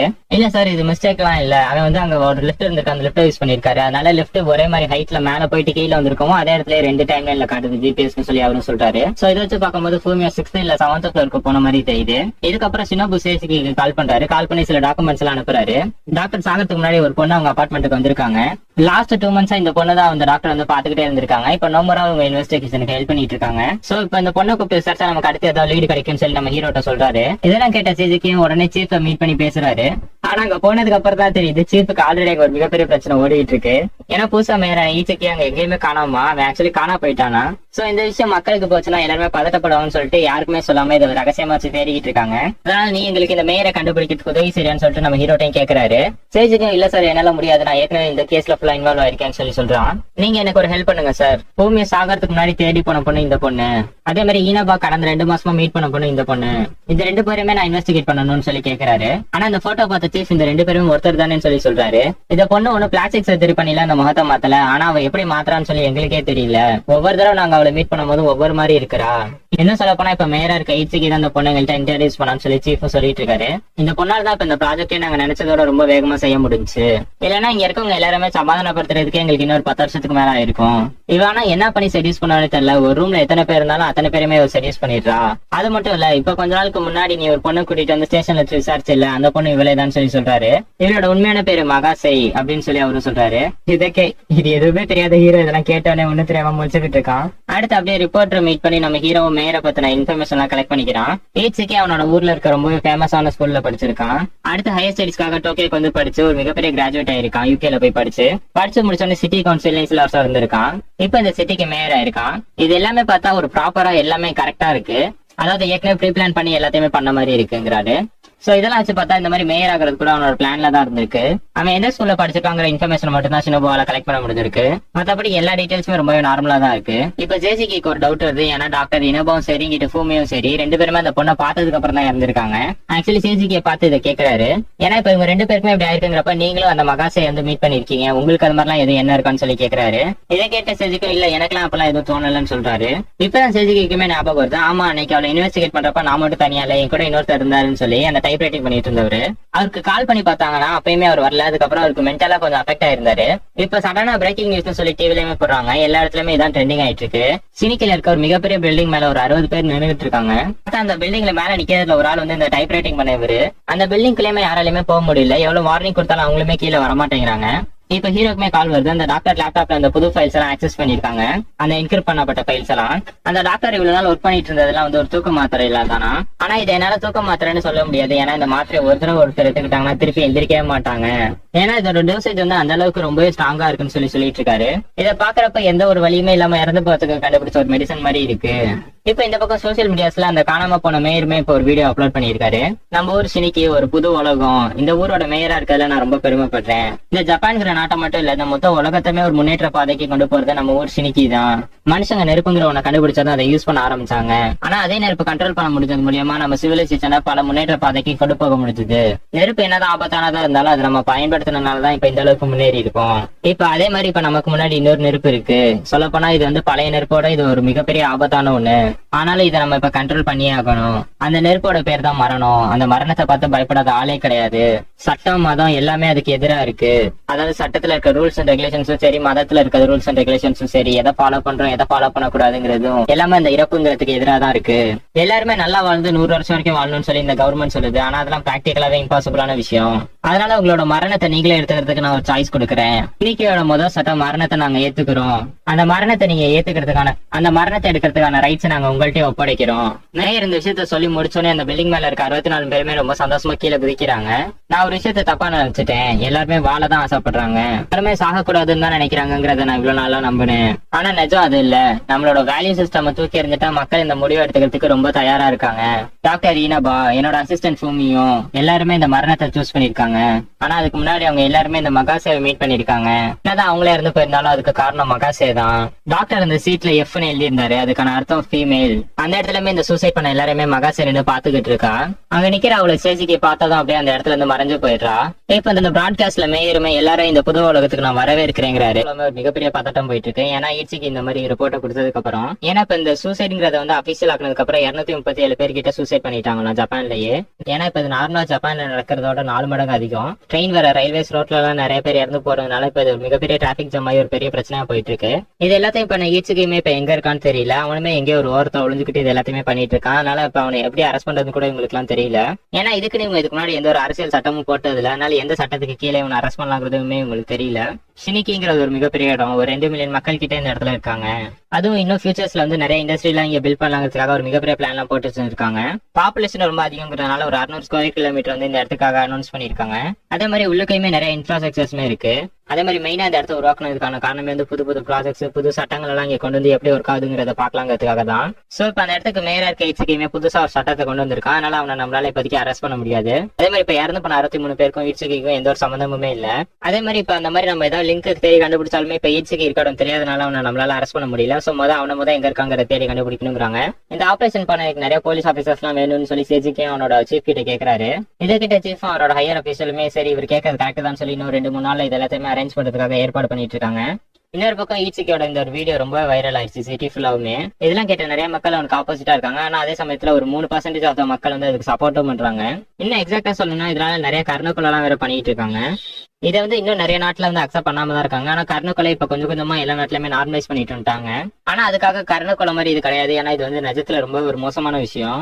இப்ப இருக்க மக்கள் நிறைய பேர் அவனுக்கு ஆப்போசிட்டா இருக்காங்க. ஆனாலுமே இந்த 3% ரேட் வந்து போக போக இன்க்ரீஸ் ஆகும்னு சொல்லிட்டு இருக்காரு சேசிக்கும். அதே மாதிரி இப்ப இந்த சினிக்கிங்கிறது புதுசா உருவாக்கி இருக்க சிட்டிங்கிறதுனால இதுல பார்லிமெண்ட்லாம் இன்னும் எதுவும் பில் பண்ணல. சோ பார்லிமெண்ட்லாம் வந்தாதான் அவனால வந்து எந்த ஒரு ஆக்டா இருந்தாலுமே அதை பாஸ் பண்ண முடியும். அதனால இப்ப சேசிக்கு இருக்க டைம் வந்து அதுக்குள்ள எப்படியாச்சும் அவனை பிடிக்க பார்க்கணும். இந்த கேஸ்ல ஹெல்ப் பண்றதுக்காக சேசிக்கு வந்து பர்சனல் சீசன் வேணுங்கிறதுக்காக சீஃப் அவரோட சொந்தக்கார பொண்ணு ஒருத்தவங்களை அனுப்புறாங்க. அவங்க பேரு ஹீசா. உங்களுக்கு லா அண்ட் ஆர்டர் பத்தி நிறைய விஷயங்கள் தெரிஞ்சதுனால ஹீரோக்கு ஹெல்ப்ஃபுல்லா இருக்கும்னு சொல்லி அனுப்பியிருக்காரு. இப்ப ஈட்ஸ் கிட்ட வந்து புதுசா ஒரு வீடியோ வந்திருக்கு. இந்த லாவை பத்தி எக்ஸ்பிளைன் பண்ணிட்டு இருக்கான். புதுசா வந்திருக்க லா ஒரு பெரிய டிபேட்டை கிரியேட் பண்ணிருக்கு. அந்த புது லா நிறைய மக்களுக்கு வந்து பிடிக்கவே இல்லை. ஆனா சில பேருக்கு இது கொஞ்சம் இன்ட்ரெஸ்டா இருக்கு. சோ மக்களை பேஸ் பண்ணி தான் கவர்மெண்ட் இருக்குங்கிறதுனால ஒரு புது லா வருதுன்னா அதெல்லாம் வந்து மக்களுக்கு பிடிச்சதுக்கா இல்லையாங்கிறத பேஸ் பண்ணி தான் நாங்க எடுக்க போறோம். அதனால இன்னும் ஒரு 12 நாள்ல வந்து நான் ஒரு எலெக்ஷன் நடத்த போறேன். அந்த எலெக்ஷன்ல வந்து மக்களை நீங்க வந்து உங்களோட விருப்பத்தை சொல்லுவீங்க. அதை பேஸ் பண்ணி இந்த எல்லாம் இருக்கட்டுமா வேணாமாங்கிறத நான் டிசைட் பண்றேன்னு சொல்றான். நடக்க போற இந்த பார்லிமெண்ட் எலெக்ஷன்ல நீங்க விருப்பப்படுறவங்களுக்கு நீங்க ஓட் போடலாம். அடுத்தடுத்து இந்த மாதிரி எலெக்ஷன் எப்படி நடக்க போகுதுங்கிற மொத்த ரூல்ஸ் அண்ட் ரெகுலேஷன்ஸையும் சொல்லியிருக்கான். இந்த ரிப்போர்ட்டர் கிட்ட சேர்ந்து இந்த மாதிரி இன்ஃபர்மேஷன் அந்த ரூல்ஸை பத்தி டிஸ்கஸ் பண்ணிட்டு இருக்காங்க. முதல் ரூல் என்னன்னா இந்த சினிக்கில இருக்க எல்லா மக்களுமே இந்த ரூலுக்கு ஓட்டு போடலாம். ஆனா அந்த ஓட்டுக்கு வந்து எந்த ஒரு ஏஜ் லிமிட்டுமே இல்லை. அதனால யார் வேணாலும் ஓட்டு போடலாம், சின்ன பிள்ளைங்கள இருந்து. ரெண்டாவது ரூல் இந்த எலெக்ஷன்ல யார் வேணா நிக்கலாமா. மூணாவது ரூல் இந்த எலெக்ஷன்ல நிக்கிற எல்லாருமே அந்த சூசைட் லாவை பத்தி அவங்களோட பர்சனல் ஒப்பீனியன்ஸ் எல்லாம் ஷேர் பண்ணலாங்கிறான். நெக்ஸ்ட் இந்த ஆபரேஷன்ல சிசிக்கு உதவியா இருக்கணுங்கிறதுக்காக இன்னொரு ஸ்பெஷல் ஆஃபீஸரையும் சேர்த்து அனுப்பி வைக்கிறாங்க. இந்த சினிக்கி ப்ராஜெக்ட் பத்தி அந்த புதுசா வந்தவருக்கு எதுவுமே தெரியாது. இப்ப நம்ம ஹீரோ தான் எல்லாத்தையுமே சிசிக்கு தான் எக்ஸ்பிளைன் பண்ணி அவருக்கு புரிய வைக்கிறாரு. அவரு என்ன மாதிரி போலீஸ் ஆஃபீஸர் உங்களுக்கு வேணும்னு சொல்லி கேட்கிறாரு. நம்ம ஹீரோவும் அவனோட செலக்ஷன்ஸை சூஸ் பண்றான். அதே மாதிரி செக்ஸ் ரிலேட்டடான கேஸ் சால்வ் பண்ணக்கூடிய ஸ்பெஷல் ஆஃபீஸர் 2 பேரையும் நம்ம ஹீரோ கேட்கறான். அடுத்த சீன்ல ஹீரோ நம்ம சீஃப் நொபாரா கூட உட்காந்து ஹோட்டல்ல இந்த டிஸ்கஷன் பத்தி பேசிக்கிட்டு இருக்காங்க. இப்ப இருக்க ஈஸிக்கு எங்க இருக்கான்னு எங்களால கண்டுபிடிக்க முடியல. ஆனா அது மட்டும் இல்லாம இப்ப வர எலெக்ஷன் டேட்டை வேற சொல்லியிருக்கான். அதனால வேற ஏதாவது பெருசா பிளான் பண்ணிருக்கணும், நீங்க கொஞ்சம் ஜாக்கிரதையா இருங்கன்னு சொல்லி சேதிக்கே சொல்றான். அதை பத்தில நீ கவலைப்படாதப்பா, அவனால இதெல்லாம் ஜெயிக்கவே முடியாதுன்னு சொல்லிட்டு நொபாரா சொல்றாரு. மக்களுக்கு என்னமோ அவனுக்கு பிடிச்சது உண்மைதான். அவன் மக்களோட எமோஷன்ஸோட விளையாடிட்டான். என்னதான் இருந்தாலும் மக்களோட எமோஷன் கூட இப்படி விளையாண்டு இருக்க கூடாது. அதுவும் இப்படிப்பட்ட சட்டத்தை கொண்டு வந்தவன் கண்டிப்பா ஒரு பைத்தியக்காரனா தான் இருக்கணும். நிறைய மக்களுக்கு நடுப்புற இந்த மாதிரி கருத்து எல்லாம் வர ஆரம்பிச்சிருச்சு. அது மட்டும் இல்லாம அவனை எதிர்த்து எலெக்ஷன்ல நிக்க போறது நான் தான். அதனால நீ அதை பத்திலாம் இது பயப்படாத. நீ பிடிக்கிற வேலையை மட்டும் பாத்துக்கோ, அவனை முடிக்கிற வேலையை நான் பாத்துக்கிறேன்னு சொல்லி சொல்றாரு. அரசியல் ரொம்பவே சிம்பிளான விஷயம். வேற வேற எண்ணங்கள் இருக்க மக்களை ஒண்ணு சேர்த்து அவங்கள்ட்ட இருந்து நம்ம ஓட்டா வாங்கணும். அடுத்து இன்டர்நெட் ஃபுல்லாவே வேற ஒரு வீடியோ இப்போ வைரல் ஆயிட்டு இருக்கு. அந்த வீடியோ ஈஸா இப்ப நம்ம ஹீரோ கிட்ட அதை பிளே பண்ணி காட்டுறாங்க. ஒரு சின்ன பையன் மாஸ்க் போட்டு பேசிட்டு இருக்கான். இந்த சட்டத்தை கொண்டு வந்ததுல இருந்து எங்க அப்பா வந்து சூசைட் பண்ணணும்னு சொல்லிக்கிட்டே இருக்காரு. நானும் என்னால முடிஞ்சது எல்லாத்தையுமே பண்ணி பார்த்துட்டேன். ஆனா அவர் என்னோட பேச்சை கேட்க மாட்டேங்கிறாரு. அவர் என்னால நிறுத்தவே முடியல. நீங்க தான் எனக்காக உதவி பண்ணணும் ப்ளீஸ். இந்த மாதிரி ஒரு மோசமான சட்டத்தை வந்து நிறைவேற்றாதீங்க, எனக்காக ஹெல்ப் பண்ணுங்கன்னு சொல்லி அந்த பையன் எழுதிக்கிட்டு இருக்கான். இப்ப நம்ம சின்னபூ வந்துட்டாரு. ஹீரோட மத்த ஃப்ரெண்ட்ஸ் எல்லாருமே வந்துட்டாங்க. மத்த ஆபீசர்ஸ் எல்லாமே சேர்ந்துட்டாங்க. சேஜிக்கு இப்ப அவரோட பிளானை பத்தி மத்த எல்லாத்தையுமே டிஸ்கஸ் பண்ணிட்டு இருக்காரு. நம்மளோட முக்கியமான கோல் எலெக்ஷனுக்கு முன்னாடி இந்த சேஜிக்கே பிடிக்கணும். அதனால நான் இப்ப உங்களை 2 டீமா டிவைட் பண்ண போறேன். ஃபர்ஸ்ட் டீம் அவன் எங்க இருக்கான்னு அவனை தேடி கண்டுபிடிக்க ட்ரை பண்ணணும். செகண்ட் டீம் அவன் என்ன தப்பு பண்ணிருக்காங்கிறதெல்லாம் தேடி அந்த டேட்டாஸ் எல்லாம் எடுத்து ட்ரை பண்ணணும். ஈச்சிக்கு இந்த சட்டத்தை கொண்டு வந்ததுல இருந்து 64 பேர் அந்த பில்டிங் மாடியில இருந்து கீழே குதிச்சு இறந்து போயிட்டாங்க. சோ அவங்களுக்கும் ஈச்சிக்கும் ஏதோ ஒரு விதமா கனெக்ஷன் இருக்கு. சோ அந்த கனெக்ஷன் என்னங்கிறதையும் அவன் எப்படி இதெல்லாம் மேனிபுலேட் பண்ணி செய்ய வச்சாங்கிறதையும் அந்த கான்டாக்ட் எல்லாம் தேடி கண்டுபிடிங்க. அந்த செக்ஸ் ரிலேட்டடா ஸ்பெஷல் இன்வெஸ்டிகேஷனுக்கு கூப்பிட்டுருப்பான். அவர்கிட்ட இந்த மக்காசியை பத்தின டீடைல்ஸ் எல்லாம் கொடுத்து கண்டுபிடிக்க சொல்லியிருக்காரு. இப்ப இந்த இன்வெஸ்டிகேஷன் ஆரம்பிச்சு ஒரு 2 நாள் ஆயிடுச்சு. இன்னமும் ஈச்சிக்கு எங்க இருக்கான்னு சொல்லி பெருசா எந்த க்ளூமே உங்களுக்கு கிடைக்கல. அதே மாதிரி அந்த பில்டிங்ல இருந்து இறந்து போன 64 பேரோட ஆன்லைன் ப்ரொஃபைல்ஸ் எல்லாத்தையுமே ஐடென்டிஃபை பண்ணி எடுத்துட்டாங்க. ஆனா அது டேட்டா படி எல்லாம் பார்த்தா யாருமே ஈச்சிக்கு கூட எங்கேயுமே பேசவே இல்லை. அந்த மாதிரி பேசின ப்ரூஃபுமே எதுவுமே இல்ல. அதே மாதிரி அவங்களோட லொகேஷன்ஸ் எல்லாம் அட்ரஸ் எல்லாம் வச்சு மார்க் பண்ணி பார்த்தா அவங்க எல்லாருமே சிட்டி ஹால்ல இருந்து ஒரு 20 மீட்டர் ரேடியஸ்குள்ள தான் இருந்திருக்காங்க. எப்படி சாகணும்னு நினைக்கிற ஒரு 60 பேரை ஈச்சிக்கு வந்து கண்டுபிடிச்சாங்கிறது இன்னமும் உங்களுக்கு புரியவே இல்ல. இதெல்லாம் பார்த்த சேச்சிக்கு அவங்க சாகணும்னு நினைக்கிறதுக்கு முன்னாடி போன இடங்கள்லாம் இதுன்னு சொல்லிட்டு அவங்க கடைசியா விசிட் பண்ண இடத்தெல்லாம் டீடைல்ஸ் எல்லாம் கேட்கறாரு கலெக்ட் பண்ண சொல்லி. அந்த பில்டிங் எல்லாருமே ஒரே நேரத்துல வந்தாங்களா இல்ல அதுக்கு முன்னாடி காமனா ஏதாவது இடத்துல மீட் பண்ணாங்களான்னு சொல்லி கேட்கறாரு. அடுத்து இந்த மகாசேவை பத்தி இன்வெஸ்டிகேட் பண்ணவர்கிட்ட இருந்து ஒரு க்ளூ கிடைச்சிருக்கு. மகாசே படிச்ச ஸ்கூல்ல அவர் கண்டுபிடிச்சிருக்காரு. மகாசேவோட அப்பா அம்மா தாத்தா பாட்டி எல்லாருமே இறந்து போயிட்டாங்க சின்ன வயசுலயே. அதே மாதிரி மகாசே ஸ்கூல் படிக்கும் போது ஒரு வினோதமான சம்பவம் நடந்திருக்கு. அதே மாதிரி அந்த சம்பவம் நடத்துல இருந்தே மகாசே ஒரு டாக்டர் மீட் பண்ணிருக்கா. இப்ப அந்த டாக்டரை பத்தின டீடைல்ஸும் கிடைச்சிருக்குங்கிறாரு. இப்ப அந்த டாக்டரை பத்தின இன்ஃபர்மேஷனை சேஜிக்கு கிட்ட அவர் அனுப்புறாரு. இப்ப சேஜிக்கு அதை படிக்க ஆரம்பிக்கிறாரு. சேஜிக்கு அந்த இன்ஃபர்மேஷன் எல்லாத்தையுமே பென்ட்ரைவ்ல இருந்து போட்டு படிக்கிறது ஹிசா பாக்குறதோட அங்கிள் இருக்க தெரிஞ்சிருச்சு. இப்ப அந்த இடத்த நோக்கி சேஜிக்கும் ஈசாவும் ட்ரெயினில் டிராவல் பண்ணி போயிட்டு இருக்காங்க. மேயரா இருக்க ஈச்சிக்கு தான் ஃபர்ஸ்ட் மகாசேவ் எல்லாருக்குமே இன்ட்ரடியூஸ் பண்ணி வச்சிருக்கான். சோ எனக்கு தெரிஞ்சு அவன் அவங்கள யூஸ் பண்ணி தான் எல்லாருமே சூசைட் பண்ண வச்சிருக்கான்னு சொல்லி நம்ம சேஜிக்கு சொல்றாரு. ரீனபா கூடயுமே அவ கண்டிப்பா பிசிக்கல் கான்டாக்ட்ல இருந்திருக்கணும். ஆனா பூமி அவளை ஃபாலோ பண்ணிட்டு தான் போனா எப்படி 1 மணி நேரத்துக்குள்ள அவன் இப்படி சூசைட் பண்ணிக்கிட்டான் எனக்கு புரியலன்னு சொல்லிட்டு இருக்காரு. அதே மாதிரி இந்த இறந்து போன 64 பேருக்கும் அவளுக்கும் ஏதோ சம்பந்தம் இருக்கும்னு எனக்கு ஏதோ தோணிக்கிட்டே இருக்குன்னு சொல்றாரு. அந்த 64 பேருக்குள்ளயுமே பிசிக்கல் கான்டாக்ட்ல இருக்கிறது ஒரு வாய்ப்பே இல்லாத விஷயம். இருந்தாலுமே எனக்கு அவன் மேல சந்தேகமா தான் இருக்குன்னு சொல்லிட்டு இருக்காரு. ஈசாவுமே கேக்குறாங்க, ஏற்கனவே நீங்க மகாசே கூட இன்டராக்ட் பண்ணிருக்கீங்க, சோ எப்படிப்பட்டவங்கன்னு சொல்லி கேரக்டர் பத்தி கேக்குறாங்க. இந்த உலகத்திலேயே ரொம்ப மோசமானவனா அது கண்டிப்பா அவ்வளவுதான் இருக்கணும்னு சொல்றாரு. இப்ப மகாசேவோட அங்கிள் இருக்க இடத்துக்குமே வந்துட்டாங்க. ஒரு கேஸ பத்தி இன்வெஸ்டிகேட் பண்ண வந்திருக்கோம். ஆனா அந்த கேஸ் டீடைல்ஸ் அவங்க கிட்ட எங்களால சொல்ல முடியாது. ஆனா மகாசே பத்தி எல்லா இன்ஃபர்மேஷனுமே உங்களுக்கு தெரிஞ்சதெல்லாம் எங்கள்கிட்ட சொல்லுங்கன்னு சொல்லி கேக்குறாரு. மகாசே எங்க அண்ணன் பொண்ணு தான், ஆனா அவ எங்க ஃபேமிலியை சேர்ந்தவ கிடையாது. அவளுக்கு 7 வயசா இருக்கும் போது அவளை தத்தெடுத்தாங்க. மகாசே ரொம்ப புத்திசாலியான பொண்ணு. நான் டாக்டர் இருக்கிறதுனால கிளினிக்கு எனக்கு தெரிஞ்ச நிறைய பேஷண்ட்ஸ் எல்லாம் வருவாங்க. அப்பெல்லாம் எனக்கு வீட்டுக்கு போறதுக்கு நேரமே இல்ல. அப்பதான் ஒரு நாள் திடீர்னு எங்க அண்ணன்ட்டு இருந்து கால் வந்துச்சு. மகாசே நார்மலா இருக்காளா இல்லையான்னு சொல்லிட்டு என்னை ஒரு சைக்காலஜிக்கல் டெஸ்ட் எடுக்க சொன்னாரு. அதே நாள் அதே மாதிரிதான் மகாசேயோட டீச்சரும் எனக்கு கால் பண்ணாங்க. மொத்தமா நாங்க உங்களுக்கு 8 ஸ்டூடெண்ட் அனுப்புறோம். அந்த 8 பேருக்குமே சைக்காலஜிக்கல் டெஸ்ட் எடுக்க சொல்லி அனுப்புறாங்க. அதுல பார்த்தா மகாசேவும் ஒரு பொண்ணு. இதை கேட்ட செய்திக்கு எதுக்காக உங்க அண்ணன் டெஸ்ட் எடுக்க சொன்னான்னு சொல்லி கேக்குறாரு. அதை எக்ஸ்பிளைன் பண்றது ரொம்பவே கஷ்டமான விஷயம். ஒரு இன்சிடென்ட் நடந்துருச்சு, ஆனா அது நடக்காத மாதிரியும் இருக்கு. இன்னும் எக்ஸாக்டா சொல்லணும்னா எனக்கு அது இப்ப வரைக்குமே நடந்துச்சா நடக்கலன்னு கூட தெரியலன்னு சொல்றாரு. கண்டிப்பா ஒரு மோசமான விஷயம் நடந்துச்சு, ஆனா அது நடந்துச்சுன்னு சொல்றது கரெக்டா இருக்காது. மகாசேவோட மொத்தம் 7 பசங்க வந்தாங்க. அந்த 7 பசங்களுமே ஆங்ஸைட்டி டிசார்டர்ல பாதிக்கப்பட்டிருந்தாங்க. ஆனா மகாசே மட்டும் அதுல பாதிக்கப்படல. சரி, நானும் டெஸ்ட் எடுத்தேன். ஆனா அந்த டெஸ்ட்ல பார்த்தா யாருக்குமே அந்த ஆங்ஸைட்டி டிசார்டர்ல பாதிக்கப்படலன்னு வந்துச்சு. ஆனா அந்த 7 பேருமே என்கிட்ட ஒரே விஷயத்த தான் மாத்தி மாத்தி சொல்லிக்கிட்டே இருந்தாங்க. ஆனா அவங்க எல்லாருமே சொன்னது மகாசேவால நான் ரேப் பண்ணப்பட்டுட்டேங்கிறது தான். அதுவும் ஒரு ஸ்கூல் படிக்கிற பொண்ணு இந்த மாதிரி பண்ணாங்கிறத என்னால நம்பவே முடியல. எதனால இப்படி நடந்துச்சுன்னு சொல்லி நானும் கேட்டேன். அதுக்கு அவங்க 7 பேருமே ஒரு விஷயத்த சொன்னாங்க. அதாவது 7 பேருமே மகாசே கிட்ட பேசுனேன்னு சொன்னாங்க. இப்ப உங்களை மாதிரி சேசிக்கு எனக்கும் அப்ப அது எதுவுமே புரியல. சரி, நானும் மகாசே கிட்ட இதை பத்தி கேட்கறதுக்காக அவளை என் ரூம்குள்ள வர சொன்னேன். அவளும் வந்தா. ஆனா அவ வரப்ப எனக்கு ஒரு மாதிரி இருந்தது. அவ வந்தப்ப எனக்கு புரிஞ்சிச்சு பசங்க எதை சொல்றாங்கன்னு. ஆனா அவளோட அந்த ஸ்மெல், அந்த நட, அந்த பார்வை, இது எல்லாமே பார்த்ததும் எனக்குள்ளேயும் அந்த ஃபீலிங் வந்துச்சு. என்னால அவளை பார்த்ததும் கட்டுப்படுத்தவே முடியல. எனக்குள்ள அந்த ஒரு விஷயம் மட்டும் தான் தோணுச்சு. எனக்கு புரியுது, நீங்க இதை எப்படி பார்த்தாலுமே இது ஒரு ரொம்பவே கேவலமான விஷயம் தான். இன்னும் எக்ஸாக்டா சொல்ல போனா அவன் என்கிட்ட பேச கூட இல்ல, ஒரு வார்த்தை கூட பேசல. அப்பதான் எனக்கு புரிஞ்சு அந்த 7 பசங்களுமே எதை பத்தி சொல்றாங்கன்னு. ஆனா என்கிட்ட எந்த ஒரு ப்ரூஃப்மே இல்ல இதை மகாசே தான் பண்ணான்னு சொல்லிட்டு அப்படின்னு சொல்றாரு. ஆனாலும் அவளை பார்த்தோன்னே அந்த விஷயத்த என்னால ஃபீல் பண்ண முடிஞ்சிச்சு. அவளோட குரல், அவளோட மூவ்மெண்ட், அவளோட கண்ணு, அவளை சுத்தி இருக்க காத்து, அவளோட ஸ்மெல், இது எதையுமே நினைக்காம என்னால இருக்கவே முடியல. அவளே என் உடம்புக்குள்ள பூந்து என்னை ஏதோ செஞ்ச மாதிரி எனக்கு தோணுது. இதேதான் அந்த பசங்களுக்கும் நடந்திருக்கு. அங்க என்ன நடந்துக்குங்கிறத என்கிட்ட விலாவரியா சொல்லணும்னு சொன்னீங்கன்னா என்னால ஒரே வார்த்தையில ரேப்புன்னு தான் சொல்ல முடியும். மகாசே ஆனா மத்த பசங்கள்ட்ட நார்மலா பேசணும்னு சொன்னா, அதனால அடுத்த 6 மாசத்துக்கு அவளை நான் கவுன்சிலிங் ஹாஸ்பிட்டலுக்கு வர சொன்னேன். ஒரு 6 மாசத்துக்கு அப்புறம் அவளே எனக்கு படிக்க வேண்டிய வேலை எல்லாம் நிறைய இருக்குங்கிறத சொல்லிட்டு கவுன்சிலிங் வரது நிறுத்திட்டா. அப்பதான் நான் அவளை கடைசியா பார்த்தேன். உண்மையை சொல்லணும்னா அந்த 6 மாசம் கவுன்சிலிங்கே கிடையாது. எனக்கு அவளை பார்க்கணும்னு தோணுச்சு, அதனாலதான் அவளை இங்க கவுன்சிலிங்க்கு வர வச்சிருக்கேன். ஆனா அது ஒரு மிகப்பெரிய தப்புன்னு எனக்கு அதுக்கு அப்புறம் தான் தெரிஞ்சு. அதனால அந்த ஊரை விட்டு நான் இங்க ஓடி வந்துட்டேன். இதெல்லாம் நடந்து ஒரு 8 வருஷம் ஆகுது. ஆனா நான் அதுக்கப்புறம் அவளை பார்க்கவே இல்லைங்கிறாரு. சேஜுக்கு நீங்க தான் எந்த தப்புமே பண்ணல, அப்புறம் ஏன் ஊரை விட்டு ஓடி வந்தீங்கன்னு சொல்லி கேக்குறாரு. சட்டத்தோட பார்வையில வேணா நான் எந்த தப்புமே பண்ணாம இருக்கலாம், பிசிக்கலி வேணா எதுவும் பண்ணாம இருக்கலாம். ஆனா என்னோட மனசுக்கு தெரியும் அங்க நடந்த தப்பு என்னன்னு சொல்றாரு. அந்த குற்ற உணர்ச்சியை என்னால ஏத்துக்க முடியல, அதனாலதான் அங்க இருந்து இங்க ஓடி வந்து தனியா இருக்கேங்கிறாரு. விசாரிச்சதுக்கு அப்புறம் ஏதாவது தெளிவு கிடைக்கும்னு பார்த்தா இருக்க குழப்பம் தான் அதிகமாயிட்டு இருக்குங்கிறாரு சேஜுக்கியும். ஆனாலும் அந்த சூசைட் பண்ணவங்களுக்கும் இவளுக்கும் ஏதோ சம்பந்தம் இருக்குன்னு தான் எனக்கு தோணுது.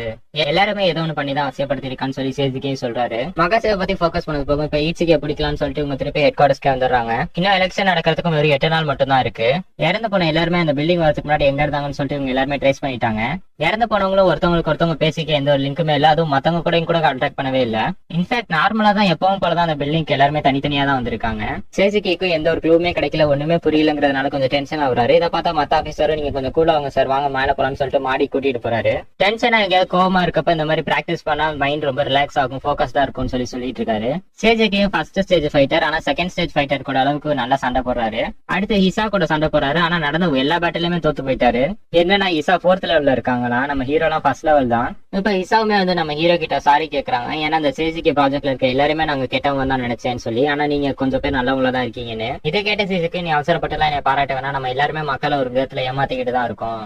அதே மாதிரி இன்னும் நம்ம ஏமாத்த வேண்டிய விஷயங்கள் நிறைய இருக்கு. அதனால ஜஸ்டிஸ் முன்னாடி பார்த்தா நம்ம எல்லாருமே குற்றவாளிகள் தான் சொல்றாரு. இதை கேட்ட ஏசை நம்ம எல்லாருமே உண்மைக்காக தான் போடுறோம், உங்க கண்ணோட்டத்துல உண்மைனா என்னன்னு சொல்லி கேக்குறா. சேஜுக்கு எனக்கு அதுக்கான பதில் தெரியலன்னு சொல்றாரு. ஃபர்ஸ்ட் நான் நியாயமான வேலைகளை தான் செஞ்சுட்டு இருக்கேன்னு நினைச்சேன், ஆனா இப்ப பார்த்தா நான் சரி அதெல்லாம் ஜஸ்டிஸா என்னங்கிறது எனக்கே தெரியல, ஒரு குழப்பமான நிலையில தான் இருக்கேங்கிறாரு. ஆனால் நான் அதுக்கு சும்மா விடல, முடிஞ்ச அளவுக்கு என்னால முடிஞ்ச நல்லதை செய்ய தான் ட்ரை பண்ணிட்டு இருக்கேங்கிறாரு. இப்ப திருப்பி மேயரா இருக்க இட்ஸுக்கு இன்னொரு வீடியோ பப்ளிஷ் பண்ணிருக்காரு.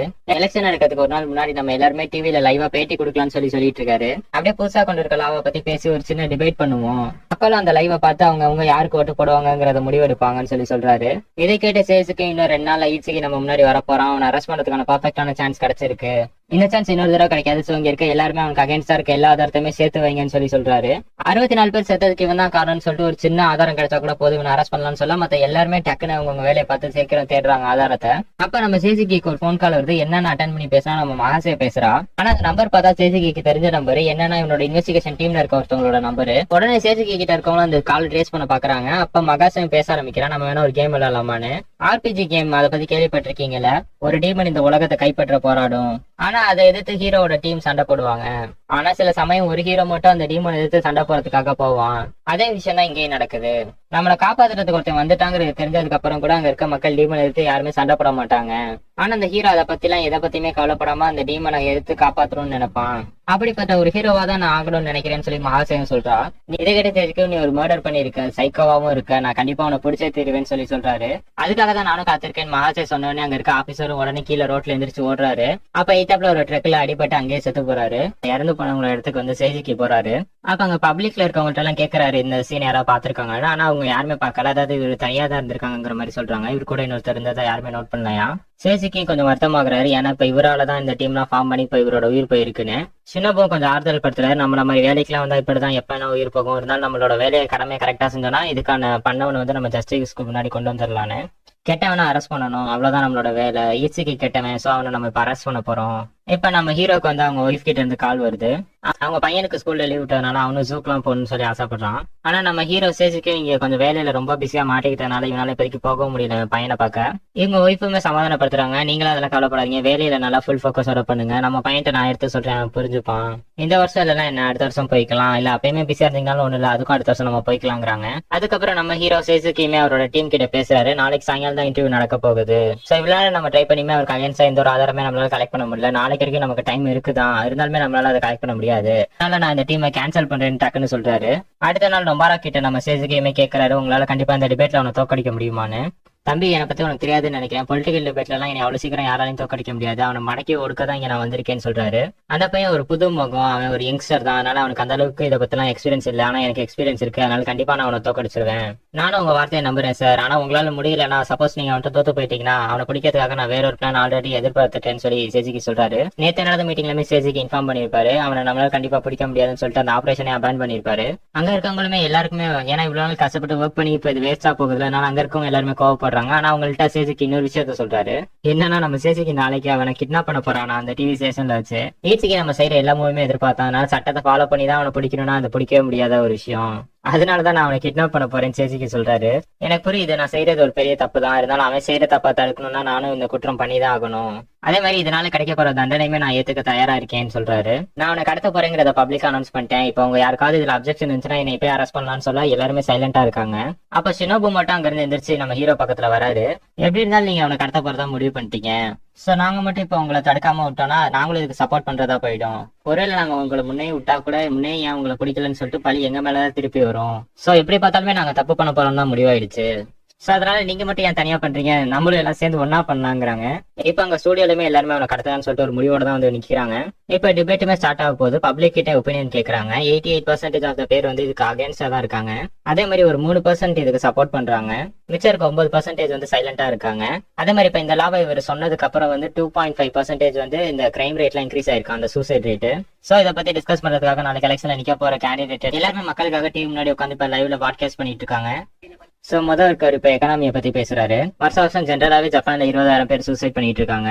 அது இந்த ஜப்பானோட எக்கனாமியாவே ரொம்ப மோசமா பாதிப்படைய வைக்குதான். இந்த நாட்டுக்கு அவங்களால அதுக்கப்புறம் எதுவுமே கான்ட்ரிபியூட் பண்ண முடியாது. ஏன்னா இந்த சொசைட்டிங்கிறதே ஒருத்தருக்கு ஒருத்தர் இருக்க நம்பிக்கையில தான் பேஸ் ஆயிருக்கு. நீங்க நினைக்கலாம் நீங்க செய்யற ஒர்க் வந்து ஒண்ணுமே இல்லைன்னு, ஆனா அதுவுமே வந்து இன்னொருத்தரோட எக்ஸ்பெக்டேஷன்ல தான் இருக்கு.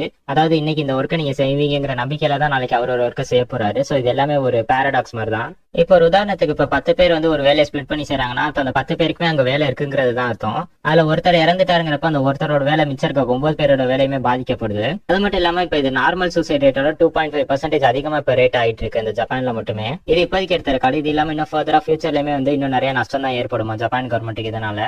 இப்ப ரெண்டாவது ஒருத்தர் எத்திக்கல் பாயிண்ட் ஆஃப் வியூல வந்து பேசுறாரு. மக்கள் எல்லாருமே ஒருத்தர் கூட ஒண்ணு சேர்ந்து வாழ்றது எல்லாமே ஒரு நம்பிக்கையால தான். இப்ப இந்த சூசைட் பண்றது மட்டும் அதிகமாயிருச்சுன்னா அப்புறம் அந்த நம்பிக்கைங்கிற ஒண்ணு இல்லாம போயிடுமா, இருக்கிறது குறைஞ்சுக்கிட்டே வந்துருங்கிறாரு.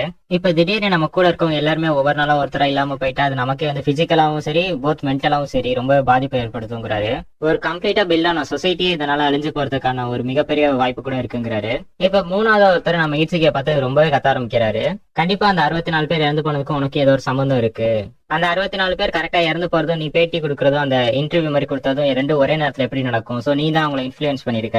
சூசைட் பண்ணிக்கிறது ஒரு மிகப்பெரிய குற்றம். அந்த குற்றத்தை வந்து நீ நார்மலா மாத்த போறேன்னு சொன்னா இதனால நிறைய பேர் சாக போறாங்கன்னா அது எல்லாத்துக்குமே நீ தான் காரணமா இருப்பேன்னு சொல்றாரு. இப்ப கடைசி நபாரு சொல்றாரு, வருஷம் 20,000 பேர் அவங்க உயிர் எடுத்துக்க தயாரா இருக்காங்க. மேபி அவங்களுக்கு வேணா நீ சொல்ற இந்த சட்டம் வந்து கரெக்டா இருக்கலாம். ஆனா இந்த சட்டம்ங்கிறது ரொம்பவே ஒரு காம்ப்ளிகேட்டடான விஷயம். ஏன்னா மரணம்னு ஒண்ணு வரும்போது அது எந்த மனுஷனா இருந்தாலுமே எல்லாருமே ஒரு பதட்டப்பட செய்வாங்க. நார்மலா ஒருத்தவங்க இறந்து போகவே பயப்படுவாங்க. அதே மாதிரி கூட இருக்கவங்க யாராவது இறந்து போயிட்டாலுமே அதை பார்த்து பயப்படுவாங்க. சாவுங்கிறது பேசிக்காவே ஒரு மோசமான விஷயம் தான். அப்படிப்பட்ட சாவை வந்து நீங்க நார்மலைஸா எடுத்துக்கலாம்னு சொல்றான்னா அப்ப இவன் வந்து எந்த அளவுக்கு ஒரு மோசமான ஒருத்தனா தான் இருக்கும்னு சொல்றாரு. இப்ப ஈச்சுக்கு இது எல்லாத்துக்குமே பதில் சொல்றான். முதல்ல அந்த எக்கனாமிக்ஸ் கேட்டதுக்கு பதில் சொல்றான். இது வந்து எக்கனாமி வைஸா ரொம்ப பெரிய பாதிப்பு ஏற்படுத்தணும்னு சொல்றீங்களா? இப்ப நிறைய பேர் இதுக்காக சூசைட் பண்ணிக்கிறாங்கன்னா அதுக்கெல்லாம் காரணம் என்ன நீங்க நினைக்கிறீங்க? அவங்க ஏதாவது ஒரு விஷயத்துல இருந்து ஓடி போகணும், ஏதாவது ஒரு விஷயத்துல இருந்து தப்பிக்கணும்னு நினைக்கிறாங்க. ஆனா இந்த சட்டத்தை நாம கொண்டு வந்ததுக்கு அப்புறமா இவங்களுக்கு எல்லாம் வந்து ஓடி போறதுக்கு வந்து இது ஒரு வழியா இல்லாம இது ஒரு சாய்ஸா மாறிடும். இது அவங்களுக்கு ஒரு சாய்ஸ் ஆயிட்டா இதை பத்தி அவங்க நல்லா உட்காந்து டீப்பா யோசிக்கிறதுக்கு சான்ஸ் இருக்கு. அப்ப வந்து அவங்க அந்த நல்லா யோசிச்சாங்கன்னா இதை நம்ம பண்ண வேணாம்னு சொல்லி மாறதுக்கு கூட சான்ஸ் இருக்கு. இப்ப அடுத்ததா எத்திக்கல் பாயிண்ட் ஆஃப் வியூக்கு ஆன்சர் சொல்றான். காலங்கள் மாற மாற அதுக்காக கூட இருக்கிற சட்டத்திட்டங்களும் எல்லாம் சேர்த்து மாறிக்கிட்டு தான் இருக்கும். எக்ஸாம்பிள், ஒரு 200 வருஷத்துக்கு முன்னாடி ஹோமோசெக்சுவாலிட்டியை யாருமே ஏத்துக்கல. இன்ஃபேக்ட் சொல்ல போனா அது அப்போ ஒரு மிகப்பெரிய குற்றமா இருந்தது. ஆனா இப்ப பாருங்க, இப்ப அது கொஞ்சம் கொஞ்சமா எல்லா கண்ட்ரிலயுமே நார்மல் ஆகிக்கிட்டே இருக்கு. ஈவன் இப்ப இருக்க கவர்மெண்ட்ல இருக்க சட்டங்கள் கூட அதை ஏத்துக்குது. அதே மாதிரிதான் 200 வருஷத்துக்கு முன்னாடி எல்லாம் அடிமைத்தனங்கிறது ஒரு குற்றமே இல்ல. இன்னும் சொல்ல போனா 200 வருஷத்துக்கு முன்னாடி அடிமையை வாங்கி விக்கிறதுலாம் எல்லாருமே சகஜமா பண்ணிட்டு இருந்த ஒரு விஷயம். ஆனா இப்ப இருக்க காலத்துல அது இப்போ ஒரு மிகப்பெரிய குற்றமா மாறி இருக்கு. சோ காலத்துக்கு ஏற்ற மாதிரி சட்டங்கள்லாம் மாறிக்கிட்டு தான் இருக்கும். அதே மாதிரிதான் இப்ப இந்த சட்டமும், அதே மாதிரிதான் இப்ப நான் கொண்டு வந்திருக்கேன் இந்த சட்டமும் நம்மளோட வருங்காலத்துக்காக இதை நம்ம கொண்டு வந்தே ஆகணுங்கிறாரு. ரோமோட பழங்காலத்துல ஹிஸ்டரி படி பாத்தீங்கன்னா அவங்க சூசைட் அலோவ் பண்ணிருக்காங்க. அவங்கள்ட்ட ஒரு வேலிடான ரீசன் கொடுத்துட்டா போதும், கவர்மெண்டே அவங்க உயிரை எடுத்துக்கிறதுக்கு அப்ரூவ் பண்ணிருக்காங்கன்னா. ஆனா அதுக்கப்புறம் கிறிஸ்டியானிட்டி அங்க வந்ததும் அதுக்கப்புறம் அந்த சட்டத்தையே மாத்திட்டாங்க. வந்ததுக்கு அப்புறம் கவர்மெண்ட்டும் சூசைட் எல்லாம் பண்ணக்கூடாதுன்ட்டாங்க. அதே மாதிரி லாவும் அதுக்கேற்ற மாதிரி சூசைட் பண்றதெல்லாம் பாவம் அப்படின்னு சொல்லி மாத்திக்கிட்டாங்க. கடைசியா நீங்க சொன்னது மரணத்தை பத்தி பேசினாலே மக்கள் எல்லாருமே பதட்டப்படுறாங்க, அவங்களால ஒரு நிலையான முடிவு எடுக்க முடியாதுன்னு. ஆனா இப்ப நம்ம இந்த சட்டத்தை கொண்டு வந்துட்டா இதை பத்தி மக்களால இன்னொரு மக்கள்கிட்ட வந்து டிஸ்கஸ் பண்ண முடியும். அதே மாதிரி மத்தவங்களோட ஒப்பீனியன் என்ன, அவங்க இதை பத்தி என்ன நினைக்கிறாங்கிறத கேட்டு தெரிஞ்சுக்க முடியும். இதெல்லாம் கேட்டணும் ஒரு நீ சொல்ற மாதிரியே மக்கள் எல்லாம் உணர்ச்சி வசப்படுறதுனால இந்த முடிவுக்கு வராங்கன்னே வச்சுக்குவோம். நார்மலா இருக்கவங்க வந்து உணர்ச்சி வசப்படும் போது அவங்களால சரியான முடிவை எடுக்க முடியாது. நம்ம இப்படியே இதை பத்தி டிபேட் பண்ணிக்கிட்டே போனா இதுக்கு ஒரு சரியான முடிவு கிடைக்காது. நம்ம இவ்வளவு நாளா வந்து பிராக்டிக்கலா எதுவுமே பேசல, தியரிட்டிக்கலா தான் பேசிட்டு இருந்தோம். அதுவும் இப்ப இருக்க பிரச்சனை ரொம்பவே பெருசு. ஆனா இப்ப நம்ம பிராக்டிக்கலா இதுக்கு வந்து ஒரு சொல்யூஷன் இப்ப கொடுத்தே ஆகணும். அதனால ஏன் சார்பா நான் ஒரு கெஸ்ட்டை கூட்டிட்டு வந்திருக்கேன்னு சொல்லி காட்டுறாரு. யார் அந்த கெஸ்ட்னு பார்த்தா கொஞ்ச நாளுக்கு முன்னாடி இன்டர்நெட்ல அழுது அந்த பையன் இங்க கூட்டிட்டு வந்திருக்காரு. இந்த பையனோட அப்பா சூசைட் பண்ணிக்கணும்னு சொல்லி ஒரு முடிவு எடுத்திருக்காரு. ஆனா அதை நினைச்சு இந்த பையன் ரொம்ப வருத்தப்பட்டு அதுக்காக ஒரு வீடியோவும் போட்டிருந்தான். அந்த வீடியோவை நீங்க எல்லாருமே ஏற்கனவே பார்த்திருப்பீங்க. அதனால நாங்க அந்த பையனோட அப்பாவை கான்டாக்ட் பண்ண ட்ரை பண்ணோம். ஆனா எங்களால அவங்க அப்பாவை கான்டாக்ட் பண்ண முடியல. அதே மாதிரி இப்ப வரைக்கும் கூட அவரோட முடிவை மாத்திக்கிற மாதிரியே இல்ல. அவர் மட்டும் இப்ப இந்த முடிவை எடுத்தாருன்னா அவரோட பையன் ஒய்ஃப் எல்லாருமே அவர் தனியா இந்த சொசைட்டில விட்டுட்டு போயிடுவாரு. ஆனா அதுக்கப்புறம் அவர் விட்டுட்டு போயிட்டு அவங்களை யார் பாத்துக்கிறது? மத்தவனை பத்தி தன்னை சார்ந்து இருக்கவங்களை பத்தி யோசிக்காம இருக்க ஒரு மனுஷனாவே இருக்க முடியாது. அதனால நானும் இந்த பையனுக்கு தான் சப்போர்ட் பண்றேன். இப்ப இருந்து எனக்கு பதிலாக இந்த பையன் தான் இந்த எலெக்ஷன் நிக்க போறான்னு சொல்லிட்டு நோமுறவும் சொல்லிடுறாரு. இந்த பையன் அவங்க அப்பாவை காப்பாற்றணும்னு நினைக்கிறேன். அதே மாதிரிதான் நானும் இந்த சட்டத்துக்கிட்ட போராடி இந்த மக்களை காப்பாற்றணும்னு நினைக்கிறேன். எங்க 2 பேரோட எண்ணமுமே ஒரே மாதிரிதான் இருக்கு. எப்படி இந்த சின்ன பையனால இந்த மாதிரி இவ்வளவு பெரிய பொறுப்பை செய்ய முடியும், நீங்க யாருமே கவலைப்பட வேணாம். இந்த பையனுக்கு நான் சப்போர்ட்டா இருந்து இவனுக்கு பதிலா எல்லா விஷயத்தையுமே நானே சரின்னு சொல்லி நோமுரா சொல்றாரு. இப்ப இந்த விஷயத்தை பத்தி மேரி ஈட்சிக்கு கிட்ட கேட்க அவருமே தாராளமா இந்த பையன் எலெக்ஷன்ல நிக்கலாம்னு சொல்லி சொல்றாரு. ஆல்ரெடி நான் இந்த எலெக்ஷனோட டீடைல்ஸ் பத்தி சொல்லிட்டேன், வயசுலாம் கணக்கிலே கிடையாது. அதே மாதிரி மக்கள் என்ன நினைக்கிறாங்களோ அந்த தீர்ப்பை நானுமே ஏத்துக்க தயாரா தான் இருக்கேன். நான் பண்ண போறது கரெக்ட்னு நினைக்கிறவங்க எனக்கு ஓட் பண்ணுங்க. அதே மாதிரி அந்த பையன் பண்றது கரெக்ட்னு நினைக்கிறவங்க அந்த பையனுக்கு ஓட் பண்ணுங்க. இன்னும் சொல்ல போனா நம்ம எலெக்ஷன் ஒன்று வைக்கிறதுக்கான காரணமே அதானே. இந்த பையன் எலெக்ஷன் நினைக்கிறானா இவனை பத்தி இந்த மக்கள் எல்லாருக்குமே தெரியணும்னு சொல்லிட்டு அவனோட மாஸ்க் ரிமூவ் பண்றாரு. நான் இப்ப தப்பான முடிவு ஒண்ணு எடுத்துட்டேன்னு ஒத்துக்கிறேன். இந்த பையன் வேற யாருமே இல்ல, என்னோட சொந்த பையன் தான் சொல்லிட்டு ஒரு பெரிய ட்விஸ்ட் அடிக்கிறாரு. சாகணும்னு நினைச்ச இந்த பையனோட அப்பா நான் தான் சொல்ல நோமுரா இதான் லிஸ்ட்ல இல்லையாடான்னு சொல்லிட்டு பாக்குறாரு. இப்ப ஈட்சுகையுமே அவரோட பையன் கிட்ட சாரி கேக்குறாரு. என்ன நீ நாங்க சொல்றதெல்லாம் புரிஞ்சுக்க மாட்டியோ அப்படின்னு சொல்லி நான் சின்ன பையனா நடத்திட்டேன் இவ்வளவு நாளா. ஆனாலும் இதுக்காக நான் என்னோட முடிவுல அதை மாத்திக்க போறது இல்ல. உன்னோட இதயம் வந்து ரொம்ப வீக்கா இருக்கு, அதனால உன்னால ரொம்ப நாள்லாம் உயிரோட இருக்க முடியாது. ஆனாலுமே உன்னை காப்பாத்த ஒரு வழி இருக்கு. அது என்னன்னா நம்ம சேசிக்கியோட இதயத்தை கொடுத்தா அவன் பையனால உயிர் வாழ முடியுமா, என்னோட இதயத்தை உன்கிட்ட கொடுத்தனா உன்னால உயிர் வாழ முடியும்னு சொல்லி ஈட்சிக்கு சொல்லிட்டு இருக்காரு. அவரோட பையனும் இது எல்லாமே என்னோட தப்பு தான், இப்ப நான் இது தேவையில்லாம குறுக்க வந்ததுக்காக உங்களோட உயிரை கொடுக்க போறீங்களான்னு சொல்லி கேட்கறான். இல்லப்பா நீ தப்பா புரிஞ்சுக்கிட்ட, இதுல உன்னோட தப்பு எதுவுமே இல்ல. சொல்ல போனா இது எதுக்குமே நீ காரணம் கிடையாது. என்னோட இதயம் கிடைச்சா நீ உயிரோட இருப்பான், ஆனா இந்த ஊரோட சட்டத்துல அதுக்கெல்லாம் அனுமதி இல்ல. இப்ப நீ நானும் இங்க லைவா பேசிட்டு இருக்கோம், இது வந்து டெலிகாஸ்ட் ஆயிட்டு இருக்கு. சோ உலகத்துல இருக்க எல்லா மக்களுமே நம்ம 2 பேரையும் பாக்குறாங்க. சோ இதை பாக்குற மக்கள் எல்லாம் உனக்கு ஹெல்ப் பண்ணுவாங்க, அதாவது நிறைய உதவி பண்ணுவாங்க ஃபண்ட் ரைஸ் பண்ணி. ஆனா அந்த பணம் மட்டும் பத்தாது, உன்னோட ஆபரேஷனுக்கு என்னோட இதயமும் தான் தேவை, அதனால நான் அதை கண்டிப்பா தரதான் போறேன். நான் வந்து ஜஸ்ட் ஒரு எடுத்துக்காட்டா தான் இருக்க போறேன். உண்மையிலுமே இந்த லா எக்ஸிக்யூட் ஆனதுக்கு அப்புறம் நிறைய பேரோட உயிரை இதுல இருந்து காப்பாற்ற முடியுங்கிறத ப்ரூவ் பண்ண போறேன்னு சொல்றாரு. எப்படி நம்ம ஒரு ஃப்ரெண்டு கூட ஜாலியா இருப்போமோ அப்படிதான் இந்த மரணத்தை நானுமே ஏத்துக்கிறேன்னு சொல்றாரு. நான் கண்டிப்பா இறந்ததுக்கு அப்புறம் என் இதே வந்து சும்மா தான் இருக்கும், நீ அதை எடுத்துக்காம விட்டாலுமே வேஸ்டா தான் போகும், அதனால நீ அதை கண்டிப்பா எடுத்துக்கோன்னு சொல்றாரு அவர் பையன் கிட்ட. இதை பார்த்து நிறைய மக்கள் ரொம்ப எமோஷன் ஆயிடுறாங்க. இப்ப நிறைய மெயில்ஸும் வர ஆரம்பிக்குது, நீங்க உங்களோட இதயத்தை தர வேணாம், எங்களோட இதயத்தை நாங்க உங்க பையனுக்கு தரோம்னு சொல்லி. நீங்க சொல்ற விஷயத்தெல்லாம் கேட்கும்போது ரொம்ப சந்தோஷமா இருக்கு. ஆனா அப்படிப்பட்ட உலகத்தை நான் உருவாக்கணும்னு நினைக்கல.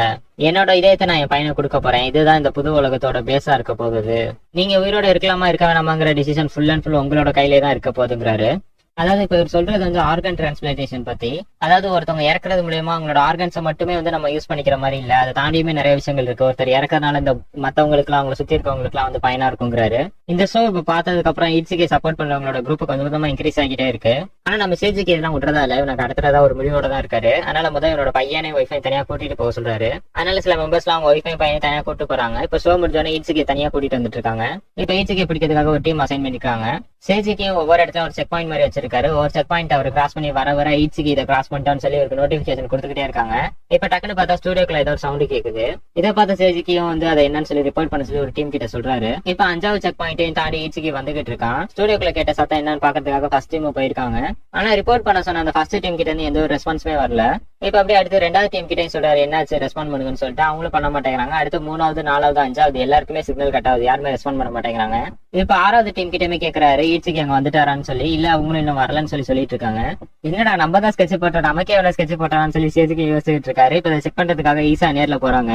ஏன்னா இப்ப ஈசா போனது வந்து இந்த காணா போன டீம் இன்வெஸ்டிகேட் பண்ண இல்ல, ஈட்சிக்கியோட ஒய்ஃபும் பையனுமே தனியா போயிருப்பாங்க. அவங்க டீம் கிட்ட இருந்துமே எந்த ரெஸ்பான்ஸ் வரல. இப்ப அதை செக் பண்ணதான் அவங்க போயிட்டு இருக்காங்க. இப்ப அந்த டீமுமே அங்கதான் இருக்காங்க, செக் பண்ணிட்டாங்க. இப்ப மத்த டீம் ஏதாச்சும் பாக்கிறதுக்காக போறாங்க. நம்ம சேஜுக்கையுமே அந்த பில்டிங்களோட பார்க்கிங்ல தான் ஒரு வேன்ல உட்காந்துருக்காரு. இப்ப அந்த வேனுக்கு வெளியில ஒரு சவுண்ட் கேக்குது. இவரு என்னன்னு பாக்குறாரு. சடனா அங்க பார்த்தா ஷினோபுவோட கால்ல குண்டடிப்பட்டு அங்க உட்காந்துருக்காரு. இதை பார்த்தா நம்ம ஹீரோமே மெடிக்கல் டீமை கான்டாக்ட் பண்ணி ட்ரை பண்றாரு. ஆனா ஷினோபு வேணான்னு சொல்லி தடுக்கிறாரு. என்னோட கால்ல நான் தான் சுட்டேன், சொல்லப்போனா அந்த முடிவை வந்து நான் தான் எடுத்தேன், என்னன்னா இந்நேரத்துக்கு நான் என் கால்ல மட்டும் சுடலன்னா என்னோட உயிரே போயிருக்குன்னு சொல்றாரு. ஈட்சிக்கியோட பையனையும் ஒய்ஃபையும் வெளில கூட்டுறதுக்கான பொறுப்பு வந்து நம்ம ஷினோபு கிட்ட தான் ஒப்படைச்சிருக்காரு நம்ம ஹீரோ. இப்பதான் அந்த ட்விஸ்டை ரிவீல் பண்றாங்க. ஈட்சிக்கியோட ஒய்ஃபா வந்தது மகாசே தான். மகாசே ஜஸ்ட் வந்து என்னோட காதுல தான் பேசினா, அதுக்கப்புறம் என்னால அந்த உணர்ச்சியை கட்டுப்படுத்தவே முடியல. என்னோட கம்யூனிகேஷனுக்காக இருந்த அந்த ரேடியோவை அவன் எடுத்துட்டு போயிட்டா, அதனால உன்ட்ட பார்த்து இதை சொல்லுங்கிறதுக்காக தான் நானே இங்க வந்தேன். நம்ம ஒரு பெரிய தப்பு பண்ணிட்டோம்னு எனக்கு தோணுது, நம்ம பக்கத்துல போயிருக்கவே கூடாது, நம்ம அவளை தொடணும்னு நினைச்சிருக்கவே கூடாதுன்னு சொல்லிட்டு இருக்காரு. இந்த இடத்துல இருக்கக்கூடாது சேசிக்கு, நீ இந்த இடத்த விட்டு முதல் ஓடி போயிரு, திருப்பி இந்த இடத்த என்னாச்சுன்னு சொல்லி திரும்பி பார்க்காத, உடனே ஓடுங்கிறாரு. நான் சொல்றது உனக்கு புரியலன்னு நினைக்கிறேன், நம்ம ஃப்ரெண்ட்ஸ் தானே, நான் சொல்றது நீ கேளு, நான் இப்ப சாக போறேன், நான் போற இடத்துக்குமே உடனே வரக்கூடாதுன்னு தான் நான் நினைக்கிறேன். இதை கேட்ட சேசிக்கு, நீ ஒன்னும் சாகலாம் மாட்டோம், காலில் சின்னதா அடிபட்டு இருக்கு, அவ்வளவுதான், நான் இப்ப டாக்டரை கூப்பிடுறேன்னு சொல்றாரு. ஆனா இவ வேணாங்கிறான். இங்க பாரு, நீ ஒரு ஆம்பளையா இருக்கிறதுனால நான் சொல்ற விஷயம் உனக்கு புரியும்னு நினைக்கிறேன், நம்ம எல்லாருக்குமே நடக்கிற விஷயம் தான், அப்படி எனக்கு இப்ப ஃபீல் ஆகுது, எனக்கு அதை இப்ப பண்ற மாதிரியே இருக்கு, ஏதோ ஒண்ணு வெளியில வர மாதிரியே இருக்கு. அதாவது அந்த ஒரு ஃபீலிங் எக்ஸ்பிளைன் பண்றாரு. ஏதோ ஒண்ணு வெளியில விடணும்னு தோணும், ஆனா விடாம அதை கண்ட்ரோல் பண்ணிக்கிட்டே இருக்கும்.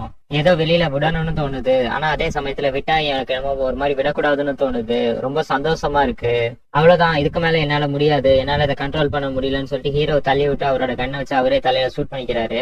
இதை பார்த்த சேஜிக்கு அடுத்து என்ன பண்றதுன்னே தெரியல. கோவத்துல மத்த டீம்ஸையும் கான்டாக்ட் பண்ண ட்ரை பண்றாரு. ஆனா யார்கிட்ட இருந்துமே ரெஸ்பான்ஸ் எதுவுமே இல்ல. இப்பதான் இருக்குமே கொஞ்சம் கொஞ்சமா புரியுது மகாசை எப்படி அந்த 64 பேரையும் சூசைட் பண்ண வச்சாங்கிறது. என்னன்னா அவங்கள ரோட்ல நடந்து போயிட்டு இருக்கும்போது ஒருத்தவங்க காதலையும் போயிட்டு அவ ஏதோ ஒண்ணு சொல்லியிருக்கா, அதனால கண்ட்ரோல் ஆன அவங்க பாட்டுக்கு அந்த பில்டிங்க்கு எல்லாருமே போயிருக்காங்க. ஆனா இதை போய் இப்ப நம்ம ஹீரோ வெளியில ஏதாவது சொன்னார்னா இவரை சேஜிக்கு தான் ரொம்ப பைத்தியம் ஆயிடுச்சுன்னு சொல்லி எல்லாருமே நினைப்பாங்க. இப்ப அதனால நம்ம ஹீரோமே ஈசாவை கான்டாக்ட் பண்ண ட்ரை பண்றாரு. இப்ப ஈசாக்கு முன்னாடி தான் மத்த போலீஸ் ஆபீசர்ஸுமே மகாசே கூட இருக்கிறாங்க. ஆனா அங்க ஜஸ்ட் நார்மலான கான்வர்சேஷன் தான் பண்ணிட்டு இருக்காங்க. அதுக்குள்ள எல்லாருமே இவ கண்ட்ரோல் பண்ண ஆரம்பிச்சிட்டா. இதை கேட்ட சேஜிக்குமே நீ அங்க நிக்காத, உடனே ஓடி போயிருன்னு சொல்லி இவரோட சேஃப்டிக்காக சொல்றாரு. ஆனா அதுக்குள்ள அங்க மகாசே இவளை பாத்துட்டா. ஒரு போலீஸ் ஆபீசரா இப்ப நான் அந்த இடத்த விட்டு போக கூடாது, நம்ம டீம் கிட்ட எப்படியாவது பேசி அவங்க என்ன இருக்காங்கன்னு தெரியல, அவங்களை சரி பண்ணி இவளை அரெஸ்ட் பண்ணணும்னு சொல்லி இவ்வளவு யோசிச்சுட்டு இருக்கா. சேஜுக்கையும் உடனே அங்க இருக்க ஆடிட்டோரியம்க்கு சென்டர்ல வந்து பாக்குறாரு. யாருமே இறந்து போகல, மகாசே எல்லாருமே மேனிபுலேட் பண்ணி சூசைட் பண்ண வச்சிருக்கா. ஈசாவை கான்டாக்ட் பண்ண ட்ரை பண்றாரு, அவளை கான்டாக்ட் பண்ண முடியல. வெளில வந்து பார்த்தா அவளோட ஒரே ஒரு செருப்பு மட்டும் கீழே கிடக்கு. மகாசே தான் அவளை கிட்னாப் பண்ணி இந்த இடத்த விட்டு வெளியில கொண்டு போயிருக்கணும். இப்ப பேக்கப் டீமுமே அந்த இடத்துக்கு வந்துடுறாங்க. இவங்க எல்லாருமே போஸ்ட்மார்ட்டம் பண்ணிட்டு டாக்டர்ஸ் எல்லாருமே இவங்க சூசைட் தான் பண்ணிருக்காங்கன்னு சொல்லி ரிப்போர்ட் எழுதுறாங்க.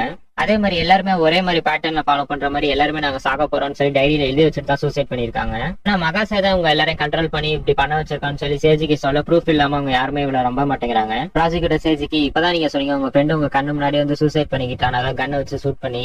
ஆனா இப்ப சொல்றீங்க மகாசே தான் அவனை கண்ட்ரோல் பண்ணி ஷூட் பண்ண வச்சானே, இது எப்படி பண்ணிருக்க முடியும்? சேஜிக்கு என்ன பண்றதுன்னே தெரியல. அவரும் இப்ப அவரோட ஆபீஸ்க்கு வந்துடுறாரு. அவர் சொல்ற விஷயத்த யாருமே கேட்க கூட மாட்டேங்கிறாங்க, ஈவன் நம்ப கூட மாட்டேங்கிறாங்க. அவன் நினைச்சிருந்தா ஈசாவையும் போட்டு தள்ளிருக்கலாம். ஆனா எதுக்காக எல்லாருமே கொண்டுட்டு அதை ஈசா மட்டும் அவ கடத்திட்டு போயிருக்கணும்னு சொல்லி யோசிக்கிறாரு. இப்ப நம்ம ஹீரோ போனுக்குமே ஒரு லிங்க் வருது. அந்த லிங்க்குள்ள போனா அந்த வெப்சைட்ல மகாசே தான் இருக்கா. லைவா நம்ம ஹீரோ கிட்ட பேசிக்கிட்டு இருக்கா. ஹாய் சேஜிக்கி, நான் உங்கள்கிட்ட சொன்ன ஹீரோ கதை ஞாபகம் இருக்கா? என்னதான் மக்கள் அவனை பாராட்டாம இருந்தா கூட அவனை பாராட்டாத மக்களுக்காகவும் சேர்த்துதான் அவன் போராடுவான். ஈசாவோட கண்ணை கட்டி ஒரு பேண்டை வச்சு அவளோட பாடியை ஃபுல்லா நவர விடாத மாதிரி டைட்டா கட்டி வச்சிருக்கா. அந்த ஹீரோ கதையில நம்மளால மக்களுக்கு நல்லது பண்ண முடியும். எல்லாரும் ஒன்னா சேர்ந்து ஒரே விஷயத்துக்காக போராடி அதை ஜெயிக்கிறப்பதான் அதுல இருந்து சந்தோஷமான விஷயமே இருக்குங்கிறாங்க. சேஜிக்கி, நீங்க ஒரு விஷயத்த புரிஞ்சுக்கணும். நீங்களும் நானும் வேற வேற கிடையாது, நம்ம 2 பேருமே ஒண்ணுதான். நான் இப்ப பண்ண போறது ரொம்ப மோசமான விஷயம். அந்த விஷயத்த நான் பண்ணக்கூடாதுன்னு சொல்லிதான் நீங்களுமே கண்டிப்பா சொல்லுவீங்க. இப்ப மகாசாமி அங்க இருக்க ஒரு மார்க்கர் எடுத்து ஈசாவோட கை கால் தலை எல்லாத்தையுமே மார்க் பண்ணிக்கிட்டு இருக்கா. இப்பதான் சேஜிக்கு கொஞ்சம் கொஞ்சமா புரியுது மகாசே என்ன பண்ண ட்ரை பண்றான்னு. இறந்து போன போலீஸ் ஆபீசர் கிட்ட வந்து ஒரு பில் இருந்தது. அந்த பில் எடுத்து பாத்துருப்பாரு. அதுல கொஞ்சம் காசுலாம் எடுத்திருப்பாரு. அந்த காசை வச்சு ஒரு கோடாரி வாங்கியிருக்கா. எதுக்காக இந்த போலீஸ் ஆபீசர் கோடாரி வாங்கியிருப்பான்னு சொல்லிட்டு நம்ம ஹீரோக்கு அப்ப புரியல, இப்பதான் புரியுது. பார்த்தா அது மகாசே தான் கண்ட்ரோல் பண்ணி கோடாரி வாங்கியிருக்கா. நீங்க ஒரு நல்லவரா இருக்கிறதுனால இப்ப நான் பண்ற விஷயம் தப்பானதுன்னு சொல்லுவீங்க. ஏன் ஈவன் சொல்ல போனா எனக்கே தெரியுது நான் பண்ண போறது தப்பான விஷயம் தான். பாருங்க, இப்ப நான் பண்ண போறது தப்பான விஷயம் உங்களுக்கும் தெரியுது எனக்கும் தெரியுது. அப்ப நம்ம 2 பேருமே ஒரே மாதிரி தானே யோசிக்கிறோம்னு சொல்லி சொல்றா. ஆனா நம்ம 2 பேருக்கும் இருக்க வித்தியாசம் என்ன தெரியுமா? நீங்க நல்லவரு, ஆனா நான் அப்படி இல்ல, நான் ரொம்ப கெட்டவன்னு சொல்லிட்டு அப்படியே கோடாலி எடுக்கிறா. இதுக்கு மேல இந்த சீனை எப்படி சொல்றதுன்னே தெரியல. ஈசாவோட ஒரு கையை அப்படியே அந்த கோடாரி வச்சு எடுத்துட்டா. இத பாத்துட்டு இருக்க சேஜிக்காலுமே எதுவுமே பண்ண முடியல. அவரும் கத்தி கதறாரு, ப்ளீஸ் தயவு செஞ்சு அவளை விட்டுருன்னு. சேஜிக்காலுமே எதுவுமே பண்ண முடியல. அவரால் என்னதான் பண்ண முடியும்? அந்த டிஸ்பிளேல பாத்துக்கிட்டு தான் இருக்காரு அழுதுகிட்டு. இப்ப மகாசே இப்ப கண்டினியூ பண்றா. நம்ம 2 பேருக்கும் நடுப்புற இருக்க வித்தியாசத்தை பத்தி நான் எக்ஸ்பிளைன் பண்ணிட்டேன். ஆனா இப்ப இதை தாண்டி நம்ம 2 பேருமே ஒன்னாதான் சந்தோஷமா இருக்கணும்னு நீங்க சொன்னீங்க. சில மனுஷங்களுக்கு நாயை பிடிக்கும், அதே சில மனுஷங்களுக்கு பூனையை பிடிக்கும். ஆனா அதுக்காக இவங்க 2 பேரும் ஒருத்தருக்கு ஒருத்தர் வெறுத்துக்கிட்டு இருக்கணும்னு சொல்லிட்டு எந்த ஒரு அவசியமே இல்ல பாத்தீங்களான்னு சொல்லி கேக்குறா. உங்களுக்கு நல்லது செய்யறது பிடிக்கும், அதாவது நல்ல விஷயங்கள் பிடிக்கும், எனக்கு கெட்ட விஷயங்கள் பிடிக்கும். ஆனா இது 2 மட்டும் தள்ளி வச்சுட்டு பார்த்தா நம்ம 2 பேருமே ஒற்றுமையா வாழலாம்னு சொல்லிட்டு இருக்கா. அதை பத்தி நீங்க நல்லா யோசிச்சு பாருங்கன்னு சொல்லிட்டு திருப்பி அந்த கோடாரி எடுத்து ஒரு வீசுறா. ஈசாவோட ஒரு காலை தனியா எடுத்துட்டா. கொஞ்சம் கூட கருணை இல்லாம நான் பண்றது கண்டிப்பா ஒரு காரணம் இருக்கும், அது என்னன்னு சொல்லி யோசிச்சு பாருங்கன்னு சொல்லி சிரிச்சுக்கிட்டே சொல்றா. நான் கெட்டவளா இருக்கிறதுனால நான் பண்றதுக்கு பின்னாடி எந்த ஒரு காரணமுமே இருக்கக்கூடாதுன்னு நீங்க நினைக்க கூடாது. அதே மாதிரி நீங்களும் ஒரு நல்லவரா இருக்கிறதுனால முடிஞ்ச அளவுக்கு என்னை புரிஞ்சுக்க தான் பாக்கணும். இப்ப நான் சொன்ன விஷயங்கள்லாம் உங்களுக்கு புரிஞ்சுக்க அதை அக்செப்ட் பண்ணிக்க வந்து கொஞ்சம் கஷ்டமா தான் இருக்குன்னு எனக்கு புரியுது. ஆனா அது ஏன்னு எனக்கு புரியுது, ஏன்னா உங்களை சுத்தி உங்களோட சிச்சுவேஷன் அப்பையில இருந்து இப்ப வரைக்குமே அப்படிதான். நீங்க பிறந்து வளர்ந்தது எல்லாமே உங்களை சுத்தி நல்லவங்க தான் இருந்திருக்காங்க, அதனால நீங்க இப்படி உருவாயிருக்கீங்க. இன்னும் ஈவன் சொல்ல போனா உங்க கூட இருக்கவங்க எல்லாருமே நல்ல விஷயத்தான் உங்களுக்கு கத்து கொடுத்துருப்பாங்க. அதனால கெட்ட விஷயம் இருக்கு, கெட்ட விஷயம் நம்ம பண்ணணும்னு சொல்லி நீங்க எதிர்பார்த்துக்கவே மாட்டீங்க, அதாவது யோசிச்சு பார்த்துக்க கூட மாட்டீங்கன்னு சொல்லி சொல்றா. அதனால நீங்க முடிஞ்ச அளவுக்கு கெட்டதை பத்தி யோசிங்க, அதை புரிஞ்சுக்க பாருங்க. நானும் என்னால எந்த அளவுக்கு உங்களுக்கு அதுல உதவி செய்ய முடியுமோ அதை கண்டிப்பா செய்வேன்னு சொல்லிட்டு சிரிக்கிறா. பாருங்க, உங்க கண்ணு முன்னாடியே நான் பண்றேன்ல, இதுதான் இருக்கறதுல ரொம்பவே மோசமான விஷயம். ஏன் ஒரு விஷயத்த கெட்டதுன்னு சொல்றோம்? ஏன் அந்த கெட்டது பண்ணா அவங்க இருக்கக்கூடாதுன்னு சொல்றோம்? அதாவது நல்லது பண்றவங்க தான் இந்த உலகத்துல இருக்கணும்னு சொல்றோம். அப்போ கெட்டது பண்ணா தப்பா? யோசிங்க. அப்ப நல்லது பண்ணா நல்லதுன்னா என்ன, அதுக்கு முன்னாடி கெட்டதுன்னா என்ன அப்படின்னு அவ கேட்டுட்டு இருக்கா. இதை கேட்ட சேச்சுக்குமே ரொம்ப அழுதுட்டு கதறி கேக்குறாரு, ப்ளீஸ் அவளை விட்டுரு, இதுக்கு மேல முடியலன்னு. நீ சொன்ன விஷயத்த பத்தி நானும் யோசிச்சு பாக்குறேன், ப்ளீஸ் தயவு செஞ்சு உன்னை கெஞ்சி கேக்குறேன், அவளை மட்டும் எப்படியா விட்டுருங்கிறாரு. கவலைப்படாதீங்க, நீங்க கஷ்டப்பட்டு கெட்டதுன்னா என்னன்னு புரிஞ்சுப்பீங்கன்னு சொல்லிட்டு எனக்கு முழுசா நம்பிக்கை இருக்கு. கண்டிப்பா நீங்க அதை புரிஞ்சுக்குவீங்கன்னு சொல்லிட்டு அப்படியே அடுத்த கோடாரி எடுத்து வீசுறா. ஈசாவோட தலைக்கு போகுது. அந்த இந்த ஒரு கொடூரமான சீனை காட்டுறதோட இந்த எபிசோட முடிக்கிறாங்க. இப்ப நமக்கு ஒரு பார்ல சேஜிக்கையை காட்டுறாங்க. இப்ப நமக்கு அந்த எலெக்ஷனோட ரிசல்ட்டை காட்டுறாங்க. 48% வந்து வேணுங்கிறாங்களா இந்த சூசைட்ல, இன்னொரு 48 வேணாங்கிறாங்க. சோ இப்ப மிச்சம் இருக்க அந்த 4 பேர்ட்ட தான் போகுது, அந்த 4% கிட்ட. இப்ப அங்க நடந்த எல்லா கொலைகளுமே வந்து ஆக்சுவலி இவங்க சூசைட் தான் கன்சிடர் பண்ணிருக்காங்க. அதே மாதிரி இவ்வளவு பெரிய மேசிவான சூசைட் இங்க நடந்துக்குங்கிறத பப்ளிக் கிட்டையும் சொல்லலையா, ஏன்னா சொன்னா அவங்களுக்குள்ள ஒரு பெரிய பதட்டம் வரும்னு. இப்ப மேயர் கைக்கா இச்சுக்கே வந்து பப்ளிக் முன்னாடி இன்னும் பேசியிருக்காரு. இப்ப அங்க பார்ல இருந்து நம்ம சேஜிக்கையுமே அதை பத்தி யோசிக்கிற நடந்து வராரு. இவருக்கு பாக்குற இடம் ஃபுல்லாவே மகாசே இருக்க மாதிரியே தெரியுது. இப்ப அப்படியே நமக்கு ஒரு வேற ஒரு சீனுக்கு போறாங்க. நம்ம ஹீரோ அவங்க ஃபேமிலியோட ஜூக்கு வந்திருக்கான். இப்ப அப்படியே அந்த ஜூவை சுத்தி பார்த்துட்டு வீட்டுக்கு வராரு. வீட்டுக்கு வந்து அவருக்கு ஒரு பார்சல் வந்திருக்கு. அந்த பார்சலையுமே ஹீரோ ஓபன் பண்றாரு. பார்த்தா உள்ள 2 முட்டை இருக்கு. ஒரு முட்டை எடுத்து உடைக்கிறாரு, உள்ள ஒண்ணுமே இல்லை. இன்னொரு முட்டையை உடைச்சா அதுல ஒரு கரு இருக்கு. கூடவே அந்த முட்டையோட ஒரு லெட்டரும் வந்திருக்கு. இதுல எது தப்பு அப்படின்னு சொல்லி கேட்டிருக்கு. இப்ப நம்ம ஹீரோவும் ஜேர்னலிஸ்டோட பேச வந்திருக்காரு. நோமுருக்கு இப்ப இதுல இருந்தே பவர்ஸ் எல்லாம் போயிருச்சு இந்த எலெக்ஷன்ல தோறதுனால, இனிமே அவரால் எதுவும் பண்ண முடியாது, ஹெச்கே ஸ்டாப் பண்ண. அதே மாதிரி வந்து நம்ம ஹீரோ கேட்டிருப்பாரு இந்த மாஸ் சூசைட் பத்தி வெளியில சொல்றதுக்காக ஏதாவது ஆர்டிகல் எழுதுன்னு சொல்லி ஒரு ஃப்ரெண்டு கிட்ட. ஏன்னா இது எல்லாத்தையுமே ஒரே பொண்ணு தான் பண்றான்னு சொல்லி தான் நம்ம ஹீரோ சொல்றாரு. ஆனா அதுக்கு ஒரு ப்ரூஃப் இல்லாம இவ்வளவு பெரிய விஷயத்த வந்து ஒரு பொண்ணு மேல கட்டுறதுங்கிறது அது ப்ரூஃப் இல்லாம பண்ண முடியாது, பண்ணாது வந்து ஒரு ஆர்டிகலாவே இருக்கான்னு சொல்லி ஒரு ஃப்ரெண்டு சொல்றாரு. என்னால அதுல உனக்கு ஹெல்ப் பண்ண முடியாதுன்னு. இப்ப சீப்புமே கால் பண்ணி ஹீரோ அடுத்த நாள் வர சொல்றாரு ஆபீஸ்கார பாக்க. இப்ப இந்த சூசைட் லாக் வந்து பெருசா அப்போசிஷன் வராதனால எல்லாருமே அக்செப்ட் பண்ணிட்டாங்கன்னு சொல்லிட்டு உங்க டிபார்ட்மெண்ட்லயே பேச்சு பார்க்க ஆரம்பிச்சிருச்சான். அதாவது பார்மசூட்டிக்கல் இவங்க பண்ண அந்த கிரைம் வந்து இப்ப வந்து நார்மல் ஆயிடுச்சு, எல்லாருமே அதை பண்றதுக்கு பர்மிஷன் கொடுத்துருக்காங்க. மேக்ஸிமம் முக்கியமா நம்ம ஹீரோவோட ஃபர்ஸ்ட் ஸ்டேஜ் நம்ம சேஜிக்கோட முதல் பிரச்சனை இதுதான், இந்த பார்மசூட்டிக்கல் ட்ரக் வந்து வெளியில போகாம இதை தடுக்கணும். நானும் இப்ப இதை அபிஷியலாவே அனௌன்ஸ் பண்றாங்க. இதை பார்த்தா சேஜிக்குமே சொல்றான் அப்ப இனிமே நிறைய உயிரிழப்பு நடக்குமான்னு. ஆனா சீஃபும் ஆக்சுவலி இதுக்கு அப்படியே ஆப்போசிட்டா நடக்குது. ஏன்னா எப்பவும் நடக்கிற கிரைம் ரேட்டோட அந்த சூசைடோட இப்ப வந்து சூசைட் ரொம்ப கம்மியா தான் நடக்குதுங்கிறாரு. சேஜிக்கு நான் தேவையில்லாம நீ மிகப்பெரிய பிரச்சனைக்குள்ள எல்லாம் இன்வால்வ் பண்ணிட்டேன், என்னை மன்னிச்சிருங்கிறாரு. எனக்கும் போதும் இந்த டிபார்ட்மெண்ட்ல இருந்தது, நானுமே என்னோட போஸ்ட் விட்டு ரிசைன் பண்ணிக்க போறேங்கிறாரு. எனக்கு ரொம்ப வயசாயிடுச்சு, என்னால முன்னமெல்லாம் யோசிக்க முடியல அப்படிங்கிறாரு. ஆனா நீ வந்து இதை விட்டுறாத, நீ கண்டினியூ பண்ணு, நீ யோசிக்க இன்னும் நீ நிறைய யோசி, எது நல்லது எது ஜஸ்டிஸ்ங்கிறதெல்லாம் நல்லா யோசிங்கிறாரு. இப்ப நம்ம ஜென் சேஜுகியுமே அவரோட வீட்டுல காட்டுறாங்க. அவர் பாட்டுக்கு நார்மலா ஒர்க் பண்ணிட்டு இருக்காரு, அதாவது சின்ன சின்ன வீட்டு வேலையெல்லாம் பார்த்துட்டு இருக்காரு. இவரோட ஒய்ஃபும் சின்ன பையனை கூட்டிட்டு நான் ஷாப்பிங் போயிட்டேன்னு சொல்லிட்டு வெளில போறாங்க. நியூஸ்லயும் சும்மா நார்மலான நியூஸ் தான் போயிட்டு இருக்கு. அப்ப நம்ம ஹீரோ வீட்டு காலிங் பெல் ஒருத்தர் அடிக்கிறாரு. நம்ம ஹீரோ சேஜுகியுமே போய் பாக்குறாரு. பார்த்தா FBI இருந்து வந்திருக்கேன்னு சொல்லிட்டு புதுசா ஒரு கேரக்டர் காட்டுறாங்க. சேஜுகியுமே கேட்கிறாரு FBI கிட்ட இருந்து என்ன வேணும்னு, அந்த குரூப் மாஸ் சூசைட் நடத்துல அதை பத்தி எக்ஸ்பிளைன் பண்ணுங்கன்னு சொல்லி கேட்கிறாரு. ஏன்னா இப்ப சேஜுகி எல்லாமே எதுவுமே பண்ண முடியாது இவரோட டிபார்ட்மெண்ட்ல இருந்துட்டு. சரி நான் உங்களுக்கு எல்லா இன்ஃபர்மேஷனுமே சொல்றேன், ஆனா எனக்கு ஒரே ஒரு கண்டிஷன் தான் சொல்லி சொல்றாரு. இப்ப அப்படியே அந்த சீனை கட் பண்ணிட்டு இன்னொரு இடத்துல இன்னொருத்தர காட்டுறாங்க. என்னோட பேர் அலெக்சாண்டர் W. வுட், உங்களை பார்த்ததுல ரொம்ப சந்தோஷம். 47 வருஷத்துக்கு முன்னாடி நான் ஒரு நார்மலான ஃபேமிலியில பிறந்தேன். எல்லாருமே என்னை அலெக்ஸ் தான் கூப்பிடுவாங்க. பாஸ்டன்கிற ஊர்ல ஒரு 47 வருஷத்துக்கு முன்னாடி தான் நான் பிறந்தேன். என்னோட ஃபேமிலியை பத்தி சொல்லணும்னா அது ஒரு அன்பான சின்ன ஃபேமிலி. ஆனா எனக்கு வந்து உடம்பு அந்த அளவுக்கு பிசிக்கலா ஃபிட்டா இருக்க மாட்டாராம். அடிக்கடி உடம்பு சரியில்லாம ஆயிட்டே இருக்கும். அதனால அந்த லீவ் டேஸ்லாம் என்னோட ஹாஸ்பிட்டல்லே தான் என்னோட காலங்கள் ஃபுல்லா போச்சுங்கிறாரு. சோ அன்னைக்கு தான் ஒரு முடிவு எடுத்திருக்காராம். என்னன்னா என்னால வெளியில போய் விளையாட முடியாது, சோ நான் இருக்க இடத்துல என்ன பண்ண முடியும், நல்லா படிக்க முடியும், அதை நான் ஒழுங்கா பண்றேன், அதாவது என்னால பண்ண முடிஞ்சது எதுவோ அதுல நான் பெஸ்டா இருக்கேன்னு சொல்லி. சோ இவரோட உடம்புக்கு டைப், இவரோட பாடி டைப்புக்கு தகுந்த மாதிரியான ஃபுட்ஸ் அதுக்கெல்லாம் எடுத்துக்கிட்டு லிமிட்டடா சாப்பிட்டுக்கிட்டு என்ன மாதிரி இருந்தா இவரோட உடம்பு இல்னஸ் ஆகாம இருக்குமோ அதெல்லாம் பார்த்து கொஞ்சம் கொஞ்சமா பெர்ஃபார்ம் பண்ணி கரெக்டா வந்துட்டு இருக்காரு. ஏன்னா இப்ப ரேண்டமா எல்லாருமே சாப்பிட்ற மாதிரி சாப்பிட்டா இவருக்கு அந்த இம்யூனிட்டி எல்லாம் வீக்கா இருக்கிறதுனால இவருக்கு சீக்கிரமா உடம்பு சரியில்லாம போயிடும். சோ குறிப்பிட்ட டைம் தான் இருக்குதுங்கிறப்ப அதை வந்து எந்த அளவுக்கு பாசிபிலிட்டிஸ் எல்லாம் திங்க் பண்ணி எந்த அளவுக்கு பண்ணணும்னால அந்த டைமை எக்ஸ்டெண்ட் பண்ண முடியுமோ அதெல்லாம் பண்ணிட்டு இருக்காரு. அப்படிதான் நான் என்னோட வாழ்நாள் ஃபுல்லா இவ்வளவு நாள் வரைக்கும் உயிரோட இருந்துட்டு இருக்கேன். காலேஜ் இருந்தப்ப என்னை ஹாஸ்டல்ல சேர்த்துட்டாங்க. அங்க எனக்கு ஒரு புது உலகமே ஓப்பன் ஆச்சுன்னு சொல்லணும்.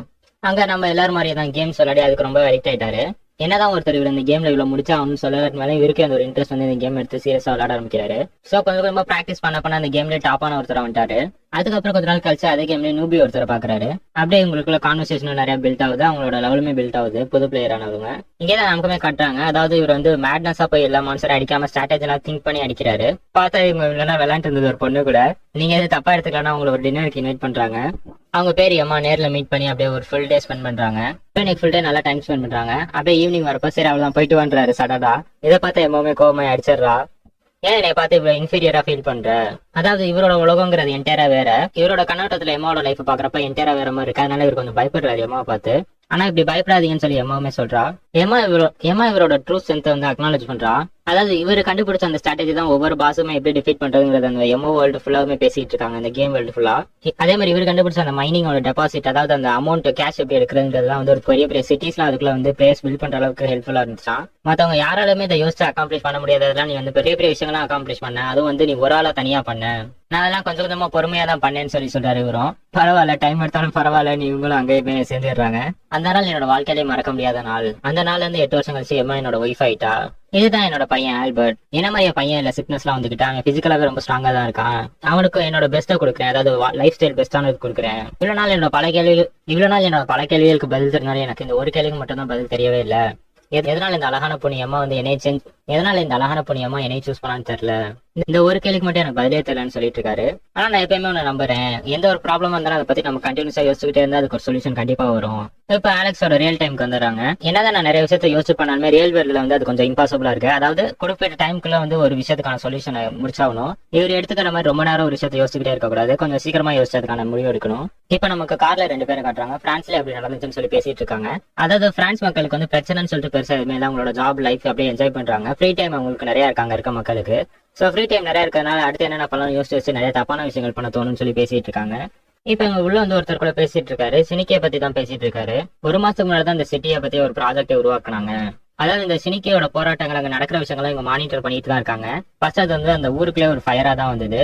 அந்த விஷயங்கள்லாம் வந்து அந்த ஊருக்குள்ள ஒரு காட்டுத்தீயா வந்தது. இப்ப பார்த்தா அந்த தீ வந்து நமக்கு பக்கத்து கண்ட்ரி வரைக்கும் வந்துருச்சுன்னு பேசிட்டு இருக்காங்க, கனடா வரைக்கும்.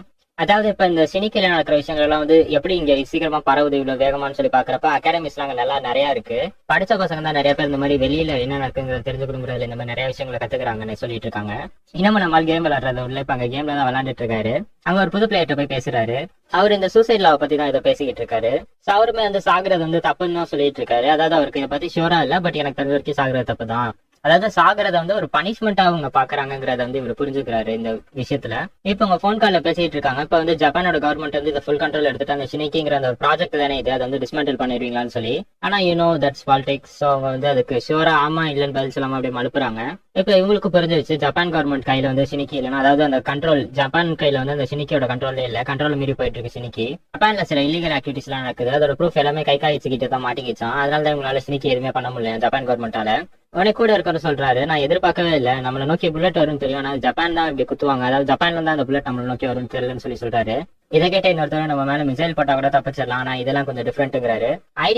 ஐடியாலஜில இந்த மாதிரி விளையாடுறவங்க பேர் வந்து டெரரிஸ்ட்னு சொல்லுவாங்கன்னு சொல்லி சொல்றாரு. ஏன்னா இந்த மொத்த கவர்மெண்ட் இந்த மக்கள் எல்லாருமே வந்து ஒரு குறிப்பிட்ட ஐடியாலஜியால தான் உருவாகி இருப்பாங்க.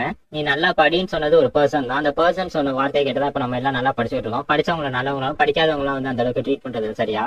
இப்போ திடீர்னு ஒருத்தர் வந்து அந்த ஐடியாலஜியே தப்பு, நீ படிக்கிறேன் படிக்காதுங்கிற அந்த ஸ்கேல் வச்சது ஒரு மனுஷன் தான், நம்ம ஏன் வித்தியாசமா இருக்கக்கூடாதுன்னு யோசிச்சா அது வந்து இந்த மொத்த சிஸ்டத்தை கொலாப்ஸ் பண்ணும். அந்த மாதிரி கொலாப்ஸ் பண்ற விஷயத்தை தான் வந்து டெரரிசம்னு சொல்லுவாங்க. இப்ப இவரோட பையனை வந்து கேட்கறாங்க சூசைட் லாவை பத்தி நீங்க என்ன நினைக்கிறீங்கன்னு. ஆக்சுவலி இது வந்து 3 சிட்டிஸ்ல ஏற்கனவே இம்ப்ளிமெண்ட் ஆயிடுச்சான். ஒன்னு ஜப்பான்ல இருக்க ஷினிக்கி, இன்னொன்று வந்து ஜப்பான், பிரான்ஸ், கனடாங்கிற 3 ஊர்ல இருக்க சில சிட்டிஸ்ல இதெல்லாம் இம்ப்ளிமெண்ட் ஆயிடுச்சான். இப்ப இதை பத்தின வேர்ல்ட் அவேர்னஸ் வந்து எல்லாருக்குமே பரவிட்டு இருக்கு. அதாவது இதை பத்தி என்னன்னு தெரிஞ்சுக்கணும்னு சொல்லி எல்லாருமே ஈகரா இருக்காங்க. இவனும் இவரோட அப்பாட்ட கேட்கறான். இவங்க அப்பாவுமே சொல்றாரு, உண்மையை சொல்லணும் இந்த உலகத்துல இருக்க எல்லா விஷயத்தை பத்தியுமே எனக்கு தெரியும், ஆனா இதை பத்தி எனக்குமே தெரியல, நானுமே இப்பதான் இதை பத்தி கத்துக்கிறேன் அப்படிங்கிறாரு. கிறிஸ்டியன்ஸ் எல்லாருமே பைபிளை தான் ஃபாலோ பண்ணுவாங்க. அப்படிப்பட்ட பைபிளே வந்து நீ வந்து சூசைட் பண்ணிக்கிறதுங்கிறது ஒரு கெட்டதா அனௌன்ஸ் பண்ணல. அதாவது வந்து நீ சூசைட் பண்ணிக்கிட்டா அது வந்து ஒரு சின் அப்படின்னு சொல்லி மென்ஷன் பண்ணலையா? அப்ப அதை பண்றதுக்கு ஓகேவான்னு சொல்லி உங்க பையனை கேட்கறான். அதை பத்தி எனக்கு தெரியல, நானுமே என்ன சூசைட் பண்ணிக்கலாமாங்கிறத பத்தி ஒரு செகண்ட் யோசிச்சு பார்த்தேன். டக்குனு அப்ப அவருக்கு கால் வருது. ஏன்னா இதுக்கு முன்னாடி வந்து ஒரு 3 சிட்டிஸ் தான் வந்து இதை அக்செப்ட் பண்ணிருப்பாங்க இந்த சூசைட். இப்ப 4th இன்னொரு சிட்டியுமே இதுல ஜாயின் பண்ணிக்கிதான். யார் இந்த 4th சிட்டி, இதை பத்தி எதாவது நியூஸ் இருக்குமான்னு சொல்லி கேட்கறாங்க. சிஐக்கு இதை பத்தி தெரியலன்னு சொல்லிட்டு இருக்காரு. ஒரு கதவு கிட்ட வராங்க. இதை பத்தி விட்டு சொல்லிட்டீங்களான்னு சொல்லிட்டு ஒருத்தர் கதவுக்கு வெளில இருந்து கேட்கறாரு. ஆமா இவன்ட்ட நான் 1 மணி நேரத்துக்கு முன்னாடி சொல்லிட்டேன், ஆனா யோசிச்சு முடிவு இருக்கிறது கொஞ்சம் நேரம் ஆகுங்கிறாரு. எவ்வளவு நேரம் உட்காந்து யோசிப்பான்னு சொல்லிட்டு அந்த இன்னொருத்தருமே கேட்கறாரு. அதாவது ரொம்ப பொறுமையா உட்காந்து யோசிப்பான் அப்படின்னு சொல்லி சொல்றாரு. இப்ப இவங்க 2 பேருமே கதை திறந்துட்டுமே உள்ள வராங்க. மிஸ்டர் பிரசிடென்ட்னு சொல்லிட்டு 4வது சிட்டியுமே இதை அக்செப்ட் பண்ணிருச்சா அப்படின்னு சொல்லி யாருமே பாக்குறாரு. எஸ், இவர் ஒரு பிரசிடென்ட். ஹார்ட்வேரோட பாப்புலேஷன் 125,000. ஆனா இந்த ஊர்ல ஆக்டிவா இருக்கவங்க வந்து 1.2 மில்லியன் மக்கள். அதாவது இந்த சிட்டி வந்து ஒரு ட்ரேடிங் ஹப்பா தான் இருக்குங்கிறாங்க. அதனாலே நிறைய கம்பெனிஸ்லாம் அந்த சிட்டியை நோக்கி அந்த சிட்டியில லொக்கேட் ஆயிருக்கான். அந்த சிட்டியோட கரண்ட் மேயர் பெனிசியோ ஃப்ளோரஸ். பேர்லாம் அவ்வளவு இம்பார்ட்டன்ட்ல நோட் பண்ணிக்காதீங்க. இவரோட இப்ப 2nd டேர்ம் ஆஃப் இயர்ல இருக்காரு. இவரோட 2nd இயர் ஆஃப் ரூலிங்ல இப்ப இருக்காரு. வெறுமே இந்த ஹார்வர்ட்ல படிச்சவங்க தான் சொல்லி சொல்றாங்க. ஏன்னா இப்ப இந்த 4th சிட்டி சேர்ந்துருக்காங்களா அந்த சிட்டியோட மேயரை பத்தி தான் இப்ப இந்த டிஸ்கஷன். ஏன்னா அவர் இந்த அளவுக்கு படிச்சவரா இருந்தா எதுக்கு இப்படிப்பட்ட ஒரு லாவை வந்து சப்போர்ட் பண்றாருன்னு சொல்லி இப்ப அந்த இடத்துல இருக்க பிரசிடென்ட் அலெக்சாண்டர் உடமே கேட்கறாரு, அவரை நீங்க கான்டாக்ட் பண்ணி ட்ரை பண்ணிக்கலான்னு. ஹீரோ நம்ம ஷார்ட்டா யூஎஸ் பிரசிடென்ட்னே வச்சுக்கலாம். அவரை நாங்க கான்டாக்ட் பண்ண ட்ரை பண்ணோம், ஆனா அவர் வந்து எந்த ஒரு கவர்மெண்டோட கால்ஸுமே எடுக்க மாட்டேங்கிறான்னு சொல்லி சொல்றாங்க. இவருமே அப்புறம் என்ன பண்ண இருக்கீங்கன்னு சொல்லி கேட்கறாரு. இதை பார்த்து பக்கத்துல அந்த இன்னும் 1 மணி நேரத்துக்குள்ள அவரை நாங்க கான்டாக்ட் பண்ண ட்ரை பண்றோம்னு சொல்லி சொல்றாங்க. இதை பார்த்து பிரசிடென்ட்மே சரி FBI இந்த இன்ஃபர்மேஷனை பாஸ் பண்ணுங்கிறாங்க. எந்த அளவுக்கு சீக்கிரம் இதை பண்றீங்களோ அந்த அளவுக்கு நமக்கு நல்லதுன்னு சொல்றாரு. இப்ப அந்த மீட்டிங் முடிஞ்சு எல்லாருமே போயிட்டாங்க. இப்ப அங்க 2-3 பேர் தான் இருக்காங்க. அதுல பேசிட்டு இருக்காங்க. நமக்கு இப்ப அடுத்து வந்து பிரான்ஸ் கூட ஒரு மீட்டிங் இருக்கு, அது நடப்புற ஏன் இதுன்னு சொல்லி கேட்கறாரு. இல்ல இது வந்து ஒரு டொமஸ்டிக் அஃபேர், இதுக்கு தான் நம்ம மோஸ்ட் இம்பார்ட்டன்ட் கொடுக்கணும்னு சொல்லிட்டு இருக்காங்க. இப்ப அவருமே பிரசிடென்ட் கிட்ட கேட்கறாரு, நீங்க ஒரு யோசிச்சு முடிவு பண்ணிட்டீங்களான்னு. பிரசிடென்ட்மே சொல்றாரு, எனக்கு இன்னும் இதை பத்தின ஒரு சரியான இமேஜ் இல்ல, நிறைய பீசஸ் வந்து மிஸ் ஆகுது இந்த கேசஸ்லங்கிறாரு. இப்ப அவரை கான்டாக்ட்மே பண்ணிட்டாங்க அந்த 4th சிட்டியோட மேயரை. மிஸ்டர் பிரசிடென்ட், நான் ஒரு மேயரா என்னோட டியூட்டியா தான் பண்ணிட்டு இருக்கேங்கிறாரு. அந்த டியூட்டில என்னன்னு சொல்லி பிரசிடென்ட்டுமே கேட்கறாரு. ஆப்வியஸ்லி எங்க மக்களுக்கான நல்லது பத்தி தான் நான் முதல் யோசிப்பேன். சாப்பாடு, ஹெல்த், எஜுகேஷன் இது எல்லாத்தையுமே இம்ப்ரூவ் பண்றதுதான். அதே மாதிரி இந்த சூசைட்லாங்கிறது ஒன்று வந்து பரவிட்டு இருந்தது. அதை பத்தி நான் யோசிச்சு பார்த்து வந்து எங்க மக்களுக்குமே நல்லபடியா இருக்கும்னு தோணுச்சு, அதனால நான் அதை இம்ப்ளிமெண்ட் பண்ணேங்கிறாரு. இதை கேட்ட பிரசிடென்ட் நீங்க வந்து கொஞ்சம் அவசரப்பட்டு இந்த முடிவு எடுத்துட்டீங்களான்னு எனக்கு தோணுதுங்கிறாரு. இதை கேட்ட அவருமே என்னோட மக்களோட ஃப்ரீடம்காக தான் இதை நான் பண்ணேன், மக்களுக்கு வந்து இன்னும் கொஞ்சம் சுதந்திரமா யோசிக்க முடிவு கொடுத்துருக்கேங்கிறாரு. அதாவது இதுக்கு வந்து ஒரு மிகப்பெரிய ரூல்ஸ் இருக்கு, ஒரு லாவை படுத்து முன்னாடி இந்த ரூல்ஸ் எல்லாம் ஃபாலோ பண்ணணும். இது எதையுமே ஃபாலோ பண்ணாம எதுக்கு சடனா இதுக்கு வந்து அப்ரூவ் கொடுத்தீங்கன்னு சொல்லி கேட்கிறாரு பிரசிடென்ட்டும். இதை கேட்ட மேயருக்குமே என்ன சொல்றதுன்னு தெரியல, யோசிக்கிறாரு. அதாவது இப்ப அந்த மேயருமே சொல்றாரு, எனக்கு இந்த முடிவு எப்படி இருக்கணும்னு தெரியலன்னு சொல்லி திணறாரு. நீங்க சொல்றது கரெக்ட் தான், நான் நிறைய ரூல்ஸ் அண்ட் ரெகுலேஷன் ஃபாலோ பண்ணிருக்கணும், ஆனா அப்படின்னு சொல்லி இருக்கிறாரு. பிரசிடென்ட்டுமே கண்டினியூ பண்ணுங்கிறாரு. இப்போ உதாரணத்துக்கு நம்மளோட விளையாண்டே எடுத்துக்கோம் பிரசிடென்ட் சார். அதாவது வந்து நிறைய மக்கள் சேர்ந்து பேஷனட்டா சர்ச் பண்ணாங்க, ஒரு புது நாடை வந்து நம்ம கண்டுபிடிக்கணும். அதாவது ஒரு புது லேண்டை வந்து எல்லாருக்குமே காமனா வச்சு அதை வந்து க்ரோ பண்ணணும்னு நினைச்சாங்க. அதுதான் இப்ப நம்ம இருக்க யூஎஸ்ஆ மாறுச்சு.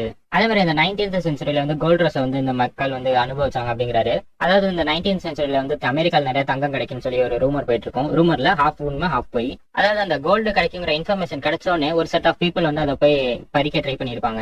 அவங்க வந்து அந்த ஃப்ரண்டியர் ஸ்பிரிட் அப்படின்னு சொல்லி சொல்றாங்க. அதாவது எந்த ஒரு விஷயம்னாலுமே முதல்ல போய் ரெஸ்பாண்ட் பண்றவங்க. அந்த ஸ்பிரிட்ஸோட இருக்க மக்கள் வந்து நாங்க இன்னமும் இருக்கோம் அப்படிங்கிற மாதிரி ஒரு சொல்றாரு. அதாவது எந்த ஒரு இஷ்யூ இல்ல எந்த ஒரு அக்ரிமெண்ட் எது வந்தாலுமே முதல்ல நாங்க தான் போய் ரெஸ்பாண்ட் பண்றோம்னு. சூசைட் லாவை பொறுத்த வரைக்கும் என்னோட கருத்து அப்படிதான். ஏன்னா வந்து அந்த லா வந்தாலே முதல்ல வந்து எனக்கு அதுல கொஞ்சம் இன்ட்ரெஸ்ட் இருந்ததுனால நான் அதை அப்படியே எடுத்துக்கிட்டேங்கிறாரு. நீ என்ன சொல்றதுக்காக தான் பிரசிடென்ட், இதை பத்தி நான் இன்னும் கொஞ்சம் நல்லா தரவா இன்வெஸ்டிகேட் பண்ணிருக்கணும். ஆனா இந்த லாவை வந்து நான் பார்த்தோன்னே இது வந்து தேவையில்லை, இது வந்து யூஸ்லெஸ் தான் சொல்லிட்டு என்னோட மனசு வந்து இதை ஸ்கிப் பண்ண விடல அப்படிங்கிறாரு. நான் மேபி தவறா ஏதாவது பேசியிருக்கலாம், இல்ல இன்னமும் கூட பேசலாம், ஆனா என்ன மன்னிச்சிருங்க, இதுக்கு பேர் தான் கரேஜ் அப்படிங்கிறாரு. அதாவது ஒரு டெசிஷன் வந்து ஃபுல்ஃபில் எடுக்கிறது. யூஎஸ் பிரசிடென்ட்டா வந்து எனக்கு வந்து உங்களோட அப்ஜெக்ஷன் எந்த ஒரு இதுவுமே இல்லை. ஏன்னா வந்து நீங்க வந்து ஒரு தனி மேயர் உங்களுக்கு ஒரு பொசிஷன் கொடுத்ததே வந்து நீங்க தனியா உங்களை அந்த ஹார்ட்வேர்டுங்கிற இடத்த வந்து பாத்துப்பீங்கிறதுக்கு தான். அதனால நீங்க ஒரு டிசிஷன் எடுத்துட்டீங்கன்னா அதை வந்து மறுத்து பேசுறதுல எனக்கு இஷ்டம் இல்ல. ஆனா அதுக்காக இதை நான் அப்ரூவ் பண்ணிட்டேன்னு மட்டும் நினைக்காதீங்க. நான் இப்போதைக்கு இது வந்து ஹோல்டுல போட்டிருக்கேன். அதே மாதிரி கவர்மெண்ட்டுக்கு எனக்கும் ரெண்டு பேருக்குமே தனித்தனியாக ஒரு சில பவர்ஸ் எல்லாம் இருக்கு யூஸ் பண்றதுக்கு அத்தாரிட்டி. ஆனா அந்த அளவுக்கு என்னை போக வைக்க விட மாட்டீங்கன்னு நினைக்கிறேன். ஏன்னா மிலிட்டரி இறக்குற மாதிரி பேசிட்டு இருக்காரு. இது அங்க இருக்க யாருமே எதிர்பார்க்கல. ஏன்னா வந்து மிலிட்டரி இறக்குற அளவுக்கு இவர் பேசுவாரான்னு சொல்லிட்டு சரி இப்போதைக்கு இதை அப்படியே விடுவோம், அப்புறமா நம்ம பேசலாம்னு சொல்லி கட் பண்றாங்க காலை. இதை கேட்டு அங்க இருக்கவங்க சொல்றாங்க நீங்க அவரை நல்லாவே பயமுறுத்தி விட்டீங்கன்னு. இப்ப இங்க இருக்கவங்க பேசிட்டு இருக்காங்க எப்படி அந்த சூசைட்லாங்கிறது அவ்வளவு சீக்கிரமா பரவுச்சுன்னு. அதாவது வந்து வாலண்டியரா தான் எல்லாருமே இப்படி மாறினாங்களா இல்ல வந்து இதுக்கு எது ரீசன் இருக்கான்னு பார்க்க சொல்லி இதுக்கு ஏதாவது எவிடன்ஸ் இருக்கான்னு சொல்லி பிரசிடென்ட்மே கேட்கறாரு. இல்ல இது என்னோட கெஸ்ட் தான், ஆனா இன்வெஸ்டிகேஷன் போயிட்டு இருக்குங்கிறாங்க. சரி இன்வெஸ்டிகேஷன் கண்டினியூ பண்ணுங்கன்னு சொல்லிட்டு அவருமே முடிச்சிடாரு. இப்ப வெளில வந்து இவங்க ரெண்டு பேரும் பேசிட்டு இருக்காங்க. எப்பவும் போலதான் இவன் ரொம்பவே பொறுமையா இருக்கானு சொல்லி கேட்கறாரு. ஆமா எப்பவும் போலதாங்கிறாங்க அவங்களும். என்னன்னா எல்லாருமே ஒரு சைடு எடுக்க ஆரம்பிச்சாங்க. ஆனா இவர் வந்து ரொம்ப யோசிச்சுக்கிட்டே இருக்காராம். ஆனஸ்டிங்கிறது ஒரு ரொம்ப மிகப்பெரிய வெப்பன், அது ஒரு நல்ல ஒரு கையில கிடைச்சிருச்சுன்னு சொல்லி சொல்றாரு. ஆனா உங்ககிட்ட மட்டும் இதை நான் சொல்றேன், இப்ப நம்ம பிரசிடென்ட் யூஸ் பண்றது டபுள் ஸ்வாடால நமக்கு சில ப்ராப்ளம்ஸ் வரலாம்னு சொல்லி சொல்றாரு. இப்ப பக்கத்துல இருக்க இன்னொரு மேட்டையுமே கால் பண்ணி கான்ஃபரன்ஸ்ல பேசுறாங்க. அந்த மாதிரி எடுத்திருந்த மாதிரி பேசுறாரு. எனக்கு இந்த மாதிரி ஸ்டூபிட் லா மேல எல்லாம் டவுட்டே இல்லைன்னு. ஏன்னா ஒரு கண்ட்ரி கூட இதை வந்து பப்ளிஷ் பண்ணல. ஏதோ ஒரு சிட்டி சினிக்கின்னு சொல்லி என்னமோ ஒரு பேர் சொல்லியிருக்கீங்க, அந்த பேர் கூட எனக்கு வாயில நுழையிலங்கிறாரு. இந்த மாதிரி ஏதோ ஒரு முட்டாளுங்க செய்யறதுக்காக நான் வந்து போக மாட்டேங்கிறாரு. ஆனா பக்கத்துல இருக்க மாதிரி இப்படி பண்ணிட்டாரு, அதனால தான் உங்கள்கிட்ட பேசணும்னு சொல்லி பிரசிடென்ட்டுமே சொல்றாரு. அவன் பண்ணுவான், அவனுக்கு வந்து பிசினஸ் நிறைய போனதுக்காக அவன் ஏதாவது புதுசு புதுசா பண்ணுவான். ஆனா நானும் அது பண்ற மாதிரி இல்ல அப்படிங்கிறாரு. நீங்க இதை பேசுற பார்த்தா எனக்கு வந்து சரியா படல. என்னன்னா வந்து நீங்க வந்து இந்த ப்ராப்ளம் கன்சிடர் பண்ற மாதிரியே தெரியல, ரொம்ப கேர்லெஸ்ஸா இருக்கீங்க. நீங்க உங்களுக்குள்ள போய் சொல்லிக்கிறீங்களா இல்ல எங்கள்கிட்ட போய் சொல்றீங்களான்னு எனக்கு தெரியலங்கிறாரு பிரசிடென்ட்டும். நான் என்ன யோசிக்கிறேன் உனக்கு தெரிஞ்சுக்கணுமா அலெக்ஸ், நான் உன்கிட்ட சொல்றேன். நான் வந்துட்டு இந்த ப்ராப்ளம் பத்தி பேசல. அதாவது வந்து நான் வந்து பொய் சொல்லிக்கிறேன் எனக்கு நானே நீ நினைக்கிறேன் அப்படி இல்ல. நான் இந்த ப்ராப்ளம் வந்து ஒரு கம்மியான ப்ராப்ளமா பாக்குறேன். இது ஒரு மிகப்பெரிய விஷயமா இருக்காம பாலிடிக்ஸ்ங்கிறது என்ன மக்களோட சென்டிமெண்ட்ஸ் வச்சுதான் மூவ் ஆயிட்டு இருக்கு. இதை பத்தி நம்ம பெருசா வெளியில பேசாம இருந்தாலே போதும். அங்க இருக்க கவர்மெண்ட்ல எனக்கு தெரிஞ்ச ஆள் இருக்கான், அவன் பாத்துப்பாங்கிறாரு. அதாவது அங்க ஒவ்வொரு கண்ட்ரீஸ்மே ஒரு சில யங்ஸ்டர்ஸ் எல்லாம் இருப்பாங்க, அவங்க அதை பாத்துப்பாங்கிறாரு. இதை கேட்ட பிரசிடென்ட்ஸ்மே நீ வந்து ஈசிகை பத்தி பேசுறியா அப்படின்னு சொல்லி கேட்கிறாரு. இதை கேட்ட பிரசிடென்ட்மே இப்ப நம்ம ஈசிக்கு தான் வந்து ரொம்ப ஃபோக்கஸ் பண்ணுங்கிறாரு. என்னோட கெஸ்டிங் என்னன்னா அவன் வந்து இன்னுமே இதை முடிக்கல. அதாவது வந்து எல்லா விஷயத்தையுமே வேணும் ரிவீல் பண்ணல, இன்னும் நிறைய கார்ட்ஸ் இருக்குங்கிறாரு, ஒரு 1 or 2 கார்ட்ஸ். இதெல்லாம் ஷோரா இல்ல, எனக்கு ஒரு கட் ஃபீலிங் தான் சொல்லி பிரசிடென்ட் சொல்றாரு. பரவாயில்ல எனக்கு இதெல்லாம் இன்ட்ரெஸ்டே இல்லை அப்படிங்கிறாரு மேயரும். எனக்கு இதை பத்தி எதுவுமே தெரியல, நீ அவன்கிட்ட டேரக்டா கேட்க கூடாதுன்னு சொல்லி கேட்கிறாரு. ஆக்சுவலி இவர் ஒரு ஃபன்னா தான் சொல்லியிருப்பாரு, எனக்கு என்ன தெரியும் நீ அவன்கிட்ட போய் கேட்க வேண்டியதானே அப்படின்னு சொல்லி. ஆனா இப்ப இவர் டேரக்டா அவன்கிட்ட கேட்க தான் ட்ரை பண்ணிட்டு இருக்காரு. ஏன்னா இப்ப ஒரு யூஎஸ் பிரசிடென்ட், அதனால வந்து ஈட்ஸுக்குங்கிறவன் வந்து இப்போதைக்கு அந்த அளவுக்கு பாப்புலரா இல்ல. அதாவது ஒரு கண்ட்ரி லெவல்ல கூட இல்ல, அவன் ஒரு சிட்டி லெவல்ல தான் இருக்கான். ஈட்ஸுக்குங்கிற ஒரு சின்ன சிட்டிக்கு தான் இருக்கான். திடீர்னு சம்மந்தமே இல்லாம யூஎஸ் பிரசிடென்ட் வந்து இந்த மேட்டர்ல இன்வால்வ் ஆனா அது வந்து அவனுக்கு தான் ஒரு மிகப்பெரிய விஷயம் ஆகுங்கிறாரு. அதாவது மிகப்பெரிய பெருமை அவனுக்கு கிடைக்குங்கிறாரு. இப்ப திடீர்னு பிரசிடென்ட் ட்ரம்ப் வந்து நம்ம விஜயனாவை பார்த்தா எப்படி இருக்கும் அது மாதிரிங்கிறாரு. இப்ப எஃப்ஐக்கு புதுசா நேம் கிடைச்சிருக்கு. அதாவது புது நேம் இல்ல பழைய நேம் தானே, மை மகாஸோட பேரு. அதாவது இந்த மத்த கண்ட்ரீஸ்க்கு வந்து 3 கண்ட்ரி 4 கண்ட்ரி சேர்ந்து முடிவெடுத்தாங்க. இதுக்கு பின்னாடி யாரோ ஒருத்தவங்க இன்வால்வ்மெண்ட் இருக்குன்னு சொல்லி சர்ச் பண்ணிட்டு இருக்காங்க. அப்படி சர்ச் பண்றப்ப தான் இந்த ஐ மகாஸுங்கிற பேர் இன்வால்வ் ஆயிருக்கு. சோ உங்களுக்கு கிடைச்ச போட்டோஸ் எல்லாம் கேதர் பண்ணிட்டு போய் பிரசிடென்ட் கிட்டே காட்டுறாங்க. பிரசிடென்ட்டுமே இதுல என்ன இத்தனை போட்டோஸ் இருக்கு, இல்ல யாரு இந்த ஐ மகாசன் கேக்குறாங்க. சார் ஆக்சுவலி இது எல்லாமே ஒரே பர்சன் தான் சொல்லி சொல்றாரு. இதை கேட்டு அவருமே என்ன அப்படின்னு சொல்லி பாக்குறாரு. இதை பத்தி ஏற்கனவே ஒருத்தர் வந்து இன்வெஸ்டிகேட் பண்ணிட்டு இருக்காரு. அவரை நாங்க கூட்டிட்டு வரங்கிறாங்க. யாருன்னு பார்த்தா நம்ம சென் சேசிக்கு தான். அங்க அவங்களை நான் ஒயிட் ஹவுஸ்க்கு வரவே இருக்கிறேன். உங்களுக்கு இந்த ஐ மகாசங்கிறவங்களை பத்தி என்ன தெரியுமா எல்லாத்தையும் சொல்லுங்கிறாரு. என்னன்னா இவ்வளவு நாள் சேசிக்கு சொன்ன இந்த ஐ மகாசை பத்தி யாருமே நம்பல. ஆனா ஃபர்ஸ்ட் டைம் யூஎஸ் பிரசிடென்ட்டே இவரை கூப்பிட்டு அதை பத்தி நம்பி கேட்டிருக்காருங்கிறதுனால இவருக்கு நல்லா தெரியும். என்னன்னா நம்ம சேசிக்கு சொன்னது வந்து ஜப்பான்ல தான் யாருமே நம்பல இந்த ஐ மகாசை பத்தி. ஆனா இப்ப திடீர்னு பார்த்தா யூஎஸ் பிரசிடென்ட்டே கூப்பிட்டு இதை பத்தி எக்ஸ்பிளைன் பண்ண சொல்லியிருக்காரு. உங்களுக்கு ஐ மகாசை பத்தி என்ன தெரியுமோ எல்லாத்தையுமே. இதை கேட்ட சேதுக்குமே என்னால முடிஞ்ச எல்லாத்தையுமே நான் ஹெல்ப் பண்றேங்கிறாரு. இப்ப அங்க ஜப்பான்ல நடந்த மொத்த கதையுமே நம்ம சேதுக்குமே சொல்லி முடிக்கிறாரு. இதை கேட்ட பிரசிடென்ட் வந்து இது ஒரு ஹிப்னடைஸ் மாதிரியா அப்படின்னு சொல்லி கேட்கிறாரு. இதை கேட்ட சேதுக்குமே சொல்றாரு, ஆமா ஜஸ்ட் ஒரு வார்த்தை தான், அதுவே உங்களை போதும் ஹிப்னடைஸ் பண்ணிடுங்கிறாரு. இதை சொல்றதுக்குமே ரொம்ப நேரம் ஆகாது, ஜஸ்ட் ஒரே ஒரு வார்த்தை தான், டக்குன்னு காதுகிட்ட வந்து விஸ்வார் பண்ணாலும் போதும், ஜஸ்ட் காதுகிட்ட வந்து அந்த ஒரு வார்த்தையை சைலண்டா சொன்னாலே போதும் அப்படிங்கிறாரு. அதாவது ஹியூமன்ஸ்க்கு வந்து இந்த ஹியூமனிட்டி மனிதாபிமானம்ங்கிறதுக்கு வந்து ஒரு லிமிட் இருக்கான். மகாசே பேசுற வேர்ட்ஸ் வந்து அந்த ஹியூமனிட்டியோட லிமிட் வந்து ட்ரிகர் பண்ணி விட்டுறதுனால அதை நம்ம வந்து ஆட்டோமேட்டிக்கா வந்து ஓவர் கம் பண்ணிடுவோமா. ஓவர் கம் பண்ணதுக்கு அப்புறம் நம்மளாவே சூசைடை ஏத்துப்போங்கிறாரு.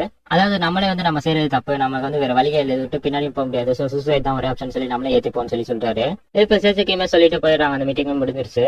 எனக்கு என்னமோ அவனை பார்த்தா அவன் வந்து கொஞ்சம் நல்ல பாடப்படுத்திருக்கா போல இந்த மகாசே அவனை அப்படின்னு சொல்றாரு பிரசிடென்ட்டும். ஒரு விமனை தான் நம்ம பிடிக்க போறோம், ஆனா அவளோட ஃபேஸ் கூட நமக்கு தெரியாது, மாறிக்கிட்டே இருக்கு, எப்படி இவ்வளவு நம்ம பிடிக்க போறோம்னு சொல்லி யோசிச்சுட்டு இருக்காங்க.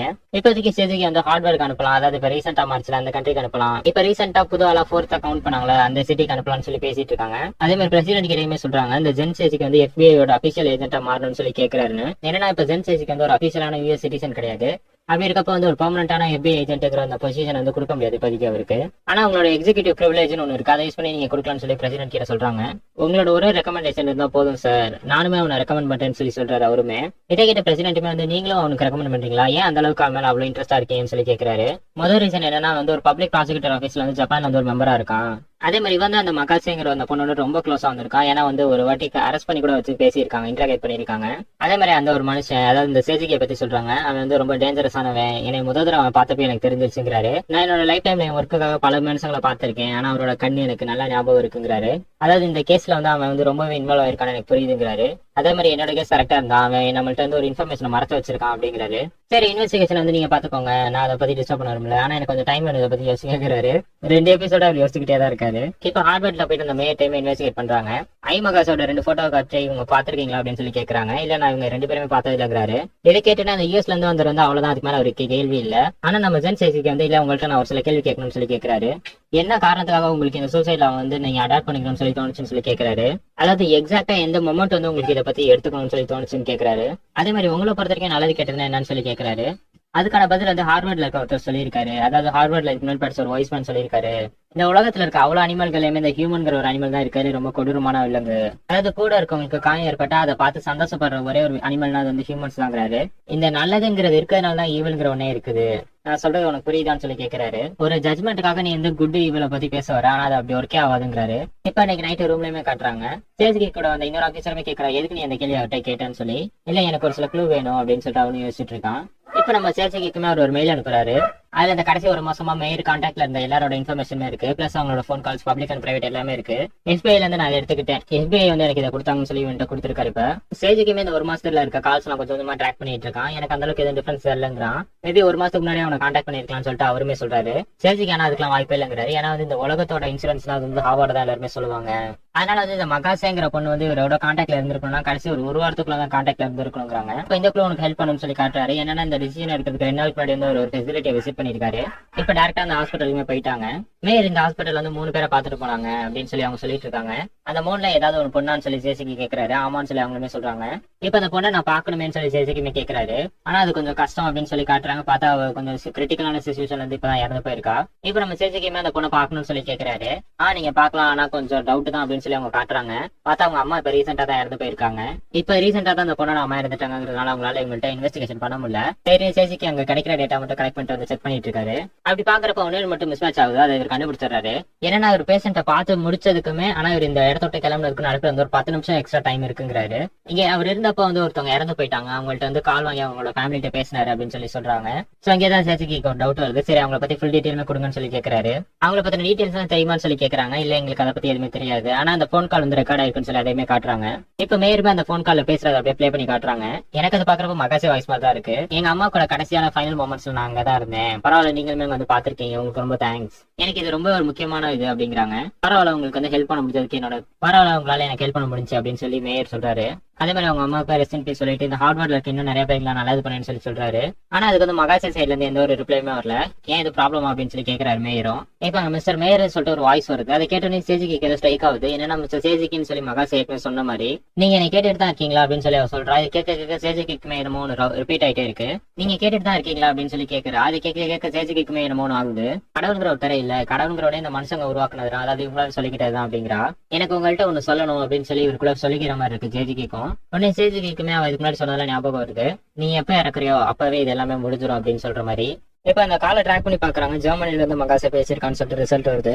பார்த்தா இப்ப நம்ம சேஜிக்கோட போன் வேற ஒரு மெசேஜ் வருது. அதாவது G6ங்கிற கண்ட்ரில இருந்து லொகேஷன். இது ஸ்டார்ட் பண்ணது ஃபர்ஸ்ட் ஜப்பான், அப்புறம் கனடா, பிரான்ஸ், அப்புறம் இப்ப US. அதே மாதிரி இப்ப இது போயிட்டு இருக்குது. அடுத்து வந்து ஜெர்மனி, அடுத்து வந்து இட்டாலிக்கு போயிட்டு இருக்கு. அதாவது இந்த சூசைட் லவ் பத்தி அப்படியே எல்லா கண்ட்ரிக்குமே வந்து பரவ ஆரம்பிச்சிருது. ஒவ்வொருத்தரும் அதை பத்தி பேசி அதை பத்தி டிசிஷன்ஸ் எடுக்க ஆரம்பிச்சாங்க சீக்கிரமாவே. இதை பார்த்து சேஜிக்கு உடனே ஜெர்மனோட எம்பசிக்கு கால் பண்ண சொல்றான். இப்ப நம்ம US பிரசிடென்ட் வந்து அங்க ஜெர்மனி கூட பேசிட்டு இருக்காரு. அந்த ஜெர்மனில இருக்கிற அதை தான் சொல்றாரு, எனக்கு அந்த லா சரியா தப்பான்னு சொல்லி நான் ஃபுல்லா விசாரிக்கல. ஆனா அதுல இருக்க ஒரு சில விஷயங்கள்லாம் கரெக்டா இருந்துச்சு. என்னன்னா வந்து இப்ப பாஸ்ல ஒரு சில விஷயங்கள்லாம் தப்பா இருக்கும், ஆனா அதெல்லாம் இப்ப வந்து இல்லீகலா, அதாவது லீகல் ஆயிருச்சு. இதை கேட்ட US பிரசிடென்ட் அப்ப வந்து இந்த சூசைட் லாங்கிறது நீங்க வந்து கரெக்ட் தான், அது வந்து ஒரு கரெக்டான ஒண்ணுதான் அப்படின்னு சொல்லி ஒத்துக்கிறீங்களான்னு சொல்லி கேட்கிறாரு. இல்ல உண்மை சொல்லணும் இதை பத்தி எனக்குமே தெரியல, நான் அந்த அளவுக்கு ஃபுல்லா டீடைலா இன்வெஸ்டிகேட் பண்ணல, ஆனா இது வந்து சரிதான் சொல்லி சொல்றாரு. அதாவது இதை பத்தி எனக்கு திங்க் பண்றதுக்கு வந்து டைமே இல்லை, இதை பத்தி யோசிக்க டைமே இல்லை, எல்லாருமே டக்குன்னு ஒரு டிசிஷன் எடுக்காங்க, நானும் எடுக்கிறேன்னு சொல்லி எடுத்திருக்கேன்னு சொல்லி சொல்றாரு ஜெர்மனியும். ஆனா US பிரசிடென்ட் நீங்க வேணா கொஞ்சம் டைம் எடுத்து யோசிச்சு இதுக்கு ஒரு முடிவு எடுங்கன்னு சொல்லி சொல்றாரு. இதை பத்தி அடுத்த வாரத்துல வந்து ஒரு சமிட் வைக்கிறாங்களா, அந்த சமிட்ல வந்து நாங்க ஃபுல்லா டிஸ்கஸ் பண்ணணும்னு சொல்றாரு. ஆக்சுவலி இதை பத்தி அப்ப அவங்க டிஸ்கஸே பண்ணல ஜெர்மனி, ஆனா அதுக்குள்ளே வந்து இது ஓகேன்னு சொல்லிட்டு அக்செப்ட் பண்ணிக்கிட்டாங்க. இதை பார்க்க எப்படி தெரியுதுன்னா, இப்போ ஒரு புதுசா ஒரு ட்ரெண்ட் வருதுன்னா அந்த ட்ரெண்ட் என்ன எதுன்னு இன்வெஸ்டிகேட் பண்ணாம அதை பத்தி என்னன்னு தெரிஞ்சுக்காமே அதை நம்ம ஃபாலோ பண்ற மாதிரி மிஸ்டர் US பிரசிடென்ட். இது வந்து இப்போ வேர்ல்டே வந்து ஒரு டேர்னிங் பாயிண்ட்ல இருக்குது. இது வந்து இந்த டேர்னிங் பாயிண்ட்ங்கிறத யோசிச்சு வந்து கவர்மெண்டோ இல்ல வந்து எந்த ஒரு ஆர்கனைசேஷனோ கிடையாது, மக்கள் தான் இதை தேர்ந்தெடுத்திருக்காங்க. அதனால வந்து இதுக்கு வந்து கவர்மெண்ட் வந்து அகைன்ஸ்டா இருக்கக்கூடாது, எவ்வளவு சீக்கிரம் இதுக்கு ஒரு முடிவு எடுக்க முடியுமோ அவ்வளவு சீக்கிரம் எடுக்க முடியும்ங்கிறாங்க. இப்ப இந்த பக்கம் நம்ம சேஜிக்குமே கட்டுறாங்க. சேஜி கிட்ட அவருமே கேட்டுட்டு இருக்காரு, இந்த மாதிரி அந்த ஆடியோ கேட்டதுக்கு அப்புறம் அவர் இந்த முடிவு எடுத்திருப்பாரான்னு சொல்லி. ஆமா, அந்த ஆடியோ கேட்டப்ப எனக்குமே ஒரு மாதிரி இருந்ததுன்னு சொல்லி சேஜிக்கு சொல்றாரு. ஆனா நானும் உங்க கூட தானே இருந்தேன், எனக்கு எதுவுமே ஆகலன்னு சொல்லிட்டு அந்த இன்னொருத்தரும் சொல்றாரு. இப்ப இங்க US பிரசிடென்ட் இன்னொருத்தட்டே விட்டு இருக்க அந்த ப்ராப்ளம் பத்தி எக்ஸ்பிளைன் பண்ணிட்டு இருக்காரு. என்னன்னா அந்த சூசைட்ங்கிறது ஒரு ஆப்ஷன் இல்லங்கிறத நான் எப்படி இந்த பசங்களுக்கு எல்லாம் புரிய வைப்பேன். இப்ப 64 பேர் அங்க ஜப்பான்ல சூசைட் பண்ணிட்டாங்க, அடுத்து இது நம்ம ஊர்லயுமே வந்துருங்கிறாரு. உடனே இதை கேட்ட அவருமே அப்ப நீ இந்த சூசைடுக்கு அகேன்ஸ்டா இருக்கான்னு கேட்கறாரு. அதாவது இது வந்து நல்லது கெட்டதுங்கிற ஒரு விஷயம் இல்ல, சூசைடுங்கிற ஒரு ஆப்ஷனே இல்ல அந்த மாதிரி சொல்லிட்டு இருக்காரு. சோ இதை இன்னுமே அவர் எக்ஸ்பிளைன் பண்றாரு. நான் வந்து பைபிள தான் இதுக்கு ரெஃபரன்ஸா எடுத்திருக்கேன், பைபிள்ல எங்க ஒரு இடத்துலயுமே சொல்லல இந்த மாதிரி சூசைட் பண்றது வந்து ஒரு சின், ஒரு பாவம் அப்படின்னு. ஆனா என்ன சொல்லிருக்காங்கன்னா, இந்த மாதிரி சூசைட் பண்றவங்க வந்து காட் வந்து பனிஷ் பண்ணுவாங்க, தண்டனை கொடுப்பாங்கன்னு மட்டும் தான் சொல்லியிருக்காங்க. அப்படியே சைட் வைஸே நமக்கு இன்னொரு சில விஷயம்ஸ் காட்டுறாங்க. என்னன்னா அந்த ஒரு அம்மா இறந்து போன பொண்ணு இருக்காங்களா, அவங்க வந்து அந்த பிரிட்ஜில் அப்படியே நடந்து போயிட்டு இருக்காங்க. இதை பார்த்து அந்த சேஜிக்கு இன்வெஸ்டிகேட்டர் அவங்களை பிடிக்க போயிட்டு இருக்காங்க. அது இப்ப அந்த வயசானவருமே சொல்றாரு, இதை பத்தி இன்னும் டீட்டெயிலா நம்ம பேசணும்னா இந்த 10 கமாண்ட்மெண்ட்ஸ் பத்தியுமே யோசிக்கணும்னு. அந்த 10 கமாண்ட்மெண்ட்டுமே வந்து 2 விஷயத்தை தான் சொல்லுது. ஒரு விஷயம் என்னன்னா கடவுளை நம்பு, கடவுளை வந்து விருப்பப்பட்டவரா வச்சுக்கோ. இன்னொன்னு உங்க கூட இருக்க நெய்பர்ஸ் கூட அன்பா இருக்குது. அப்ப இதை கேட்ட US பிரசிடென்ட்டுமே வந்து அப்ப நான் ஒருத்தர் கூட, அதாவது என்னோட நெய்பர்ஸ் கூட சந்தோஷமா இருக்கணும்னா அதுக்காக வந்து நான் டெத்தை சூஸ் பண்றேன்னா அது வந்து எப்படி நல்லதா கெட்டதான்னு சொல்லி யோசிக்கிறாரு. இந்த பக்கம் நமக்குமே அந்த சேஜிக்கு இருக்க விஷயமே காட்டுறாங்க. அந்த பொண்ணு அந்த பிரிட்ஜோட எட்ஜில் வந்து நின்றுட்டு இருக்கு. இப்ப நீங்க சொல்ற மாதிரி பார்த்தா அப்ப அந்த 10 கமாண்ட்மெண்ட்ஸ் வந்து சூசைடுக்கு வந்து ஃபேவரா தான் இருக்க மாதிரி தானே இருக்கு. அப்ப வந்து சூசைட் பண்றதுங்கிறது சரியான்னு சொல்லி கேட்கிறாரு. இந்த பக்கம் சேஜிக்கோட டீமுமே சொல்றாங்க, அந்த எட்ஜில் நிக்காத பாப்பாங்கிட்டு வந்துருன்னு. இல்ல எனக்கு ஒண்ணுமே ஆகாது, நான் எங்க அம்மா வந்து இந்த ஆத்துல கரைக்க தான் வந்திருக்கேன், ஆனா இப்ப எல்லாம் பண்ணக்கூடாது, இது தப்புன்னு சொல்லி அவங்களுமே சொல்றாங்க. ஆனா ஏன் பண்ணக்கூடாது, ஏன் தப்பு அப்படின்னு சொல்லி கேட்டுட்டு அந்த பொண்ணு அப்படியே குதிக்கிறா. இப்ப நமக்கு அப்படியே வாய்ஸ் ஓவர்ல கண்டினியூ பண்றாங்க, கடவுள் தான் முடிவு பண்ணணும் சூசைடுங்கிறது நல்லதா கெட்டதான்னு சொல்லி. ஆனா பிரசிடென்ட் உங்ககிட்ட எனக்கு சொல்ல இன்னொரு முக்கியமான விஷயம் ஒண்ணு இருக்கு. கடவுள் எல்லா ஹியூமன் பீயிங்குமே, நீங்க நல்லவரோ கெட்டவரோ எல்லாருமே தான் கடவுள் நேசிக்கிறாருன்னு சொல்லி சொல்றாரு. இந்த பக்கம் இவருக்கு இவ்வளவு கிட்ட வந்து அவங்களை நம்மளால காப்பாற்ற முடியலன்னு சொல்லிட்டு ஒரு மாதிரி ஃப்ரஸ்ட்ரேட் ஆகுறாரு. இப்ப சேஜிக்குமே அந்த ஹார்ட்வேரோட மேட் இந்த ஆடியோ பிளே பண்ணி காட்டுறான். இதை பார்த்து அவருமே ஆமா இதுக்கப்புறம் தான் எனக்கு அதை பத்தி அந்த சூசைட் லவ் பத்தி ஏத்துக்கணுங்கிற ஒரு முடிவை வந்துச்சுங்கிறாரு. இதை பத்தி உங்களுக்கு வேற ஏதாவது தெரியுமா, இந்த பொண்ணை இதுக்கு முன்னாடி எங்க பாத்துருக்கீங்களா, இல்ல இந்த வாய்ஸ் என்கிட்ட ரெகக்னைஸ் பண்ண முடியுதான்னு சொல்லி சேஜிக்குமே கேட்கறாரு. இல்ல எனக்கு அதை பத்தி எதுவுமே ஞாபகம் இல்லைங்கிறாரு. சரி ஓகே சார்ங்கிறாரு.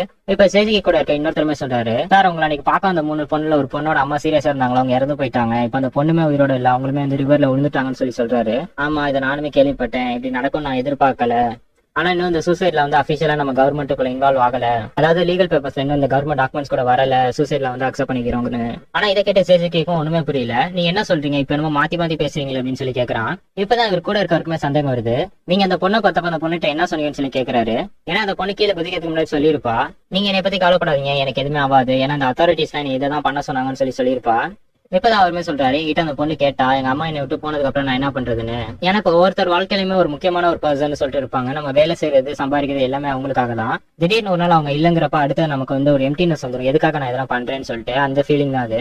இதை கேட்டதுக்கு அப்புறம் தான் நானுமே அந்த பொண்ணுகிட்ட சொன்னேன், டெத்துங்கிற ஒண்ணு வந்து பயப்படக்கூடிய ஒரு விஷயம் இல்ல, அதாவது வாழ்க்கைங்கிற ஒண்ணு வாழ்றீங்கன்னா அதோட முடிவு தான் இறப்புங்கிறது, அதை நீ பயப்படாம அக்செப்ட் பண்ணிக்கணும்னு சொன்னேன்னு சொல்லி சொல்றாரு. என்னன்னா அவ கொஞ்சம் சின்ன பொண்ணு, அவள்கிட்ட போய் அதுவும் இந்த மாதிரி மோசமான சமயத்துல போய் இப்படியா சொல்றேன்னு சொல்லி திட்டுறாரு. நீ வந்து நான் சொன்னது மோசமான விஷயம் நினைக்கிறியா, ஆனா அதுதானே வந்து லாஜிக்கலா அங்க நான் சொல்லிருக்க வேண்டிய விஷயம், அதாவது அதுதானே பிராக்டிகலா கரெக்டான ஒரு விஷயம் அப்படின்னு சொல்லி சொல்றாரு. அதாவது நான் அவளை ஃபோர்ஸ் பண்ணல, அவருக்கு ஒரு ஆப்ஷன் தான் கொடுத்தேன், அவ தான் வந்து இந்த முடிவை எடுத்திருக்கா, அப்படிங்கிறப்ப அவ எடுத்த முடிவு அவளுக்கு கரெக்டா தானே இருக்கும். அதாவது சூசைட்ங்கிற ஒன்று பண்றது மூலியமா அவளோட மைண்டுக்கு வந்து அவளே காம் பண்ணிக்க முடியும்னு நினைச்சிருக்கா. அவங்க அம்மாவுக்கு தெரிஞ்சு அவளால இருக்க முடியல. சோ அந்த சூசைடை சூஸ் பண்றது மூலியமா அவங்க அம்மா கூட இவளும் இருந்திருக்கலாம்னு நினைச்சிருக்கா. இதை கேட்டு சேசிக்கும் இருக்குமே ஒண்ணுமே புரியல. ட்ரை பண்ணிட்டு வரப்ப பேசிட்டு இருக்காங்க. என்னன்னா வந்து இவர் இவ்வளவுதான் நம்ம பக்கத்துல இருந்து தான் பேசணும், ஆனாலுமே எனக்கு இவர் பேசுறது புரியலங்கிறாரு. அவரு என்னமோ வேற ஒரு நாட்டுல இருந்து மொழி தெரியாத ஒருத்தவங்க கிட்ட பேசுன மாதிரி இருந்துச்சுங்கிறாரு. ஏன்னா இவங்கெல்லாம் இவ்வளவு நாள் நம்ம லைஃப் வந்து வாழ்க்கையில வந்து அந்த டெத்துங்கிற ஒன்று வந்து யாருமே எதிர்பார்க்க மாட்டாங்க. வாழ்க்கை தான் வாழ்றதுதான் முக்கியம்னு சொல்லிட்டு தான் நம்ம எல்லாருமே முடிவு பண்ணிருப்போம். இப்ப பார்த்தா திடீர்னு அந்த டெத்துங்கிறவனுக்கு வந்து ஒரு மதிப்பு மரியாதை இல்லாம அசால்ட்டா பண்றாங்கிறப்ப இது அவங்களால அக்செப்ட் பண்ணிக்க முடியல. சேசிக்கு எனக்கு தான் இது புரியல, உனக்கு அது புரியுதான்னு சொல்லி கேட்கிறாரு அவரும். இப்ப அடுத்த சீன் நம்ம ஊர்ல பிபிசி நியூஸ் பேர் அங்க ஒரு நியூஸ்ல காட்டிட்டு இருக்காங்க. அங்க சும்மா இந்த சூசைட் லவ் வந்து அக்செப்ட் பண்ணிக்கிட்டோங்கிறதுக்காக மக்கள் எல்லாருமே முட்டாள்தனமா போய் இந்த சூசைட் பண்ணுவாங்கன்னு சொல்லி நீங்க எதிர்பார்க்கறீங்களான்னு சொல்லி கேட்கிறாரு. ஐயா ஜாலி, இப்ப இந்த கவர்மெண்ட் வந்து சூசைட் லவ் அக்செப்ட் பண்ணிட்டாங்கன்னா சூசைட் பண்ண போறேன் அப்படியா சொல்லி மக்கள் நினைப்பாங்க, அப்படிலாம் இல்லன்னு சொல்லி சொல்றாரு. இதை கேட்டுட்டு இருந்த அவருமே பிரசிடென்ட் வந்து ஒரு முடிவு எடுத்துட்டாரா இல்லையான்னு சொல்லி கேட்கிறாரு. இல்ல அவரு யோசிச்சுட்டு தான் இருக்காரு. அப்ப நம்ம இந்த சமிட்டை கொஞ்சம் டிஃப்ரெண்டா யூஸ் பண்ணிக்குவோம், அதாவது இந்த சமிட்டை ஹேண்டில் பண்ணிக்குவோம் நம்மளே. அப்ப வந்து பிரசிடென்ட்டுக்கு இன்னும் கொஞ்சம் யோசிக்கிறதுக்கு நேரம் கிடைக்கும், நேரம் நம்ம ஒரு ஏற்படுத்தி கொடுப்போம்னு சொல்லி சொல்றாங்க. எங்க ஆலிவர்னு சொல்லி இப்ப பிரசிடென்ட்டுமே கேட்கிறாரு. அவன் இன்னும் ஃபுட்பால் டீம் ஓட்டு வரல, அவனுக்கு வந்து மேட்ச் இருக்கலாம், ட்ரைனிங் எடுத்துட்டு இருக்கான்னு சொல்லி எங்க அம்மாவுமே சொல்றாங்க. ஏன்னா யூஎஸ் பிரசிடென்ட்டோட பையன் ரொம்ப பிஸியா இருக்கான் போலன்னு சொல்லி சொல்றாரு. உங்களை பார்த்தாலே தெரியுது ஏதோ விஷயத்தை யோசிச்சு ரொம்ப டயர்ட் ஆயிட்டீங்க, உங்களுக்கு ஒரு முடிவு எடுக்க தெரியல தானே சொல்லி கேட்கறாங்க. ஆமா, நான் வந்து தப்பான முடிவு எடுத்துட்டா என்ன பண்றது அப்படின்னு சொல்லி அவர் கொஞ்சம் புலம்புறாரு.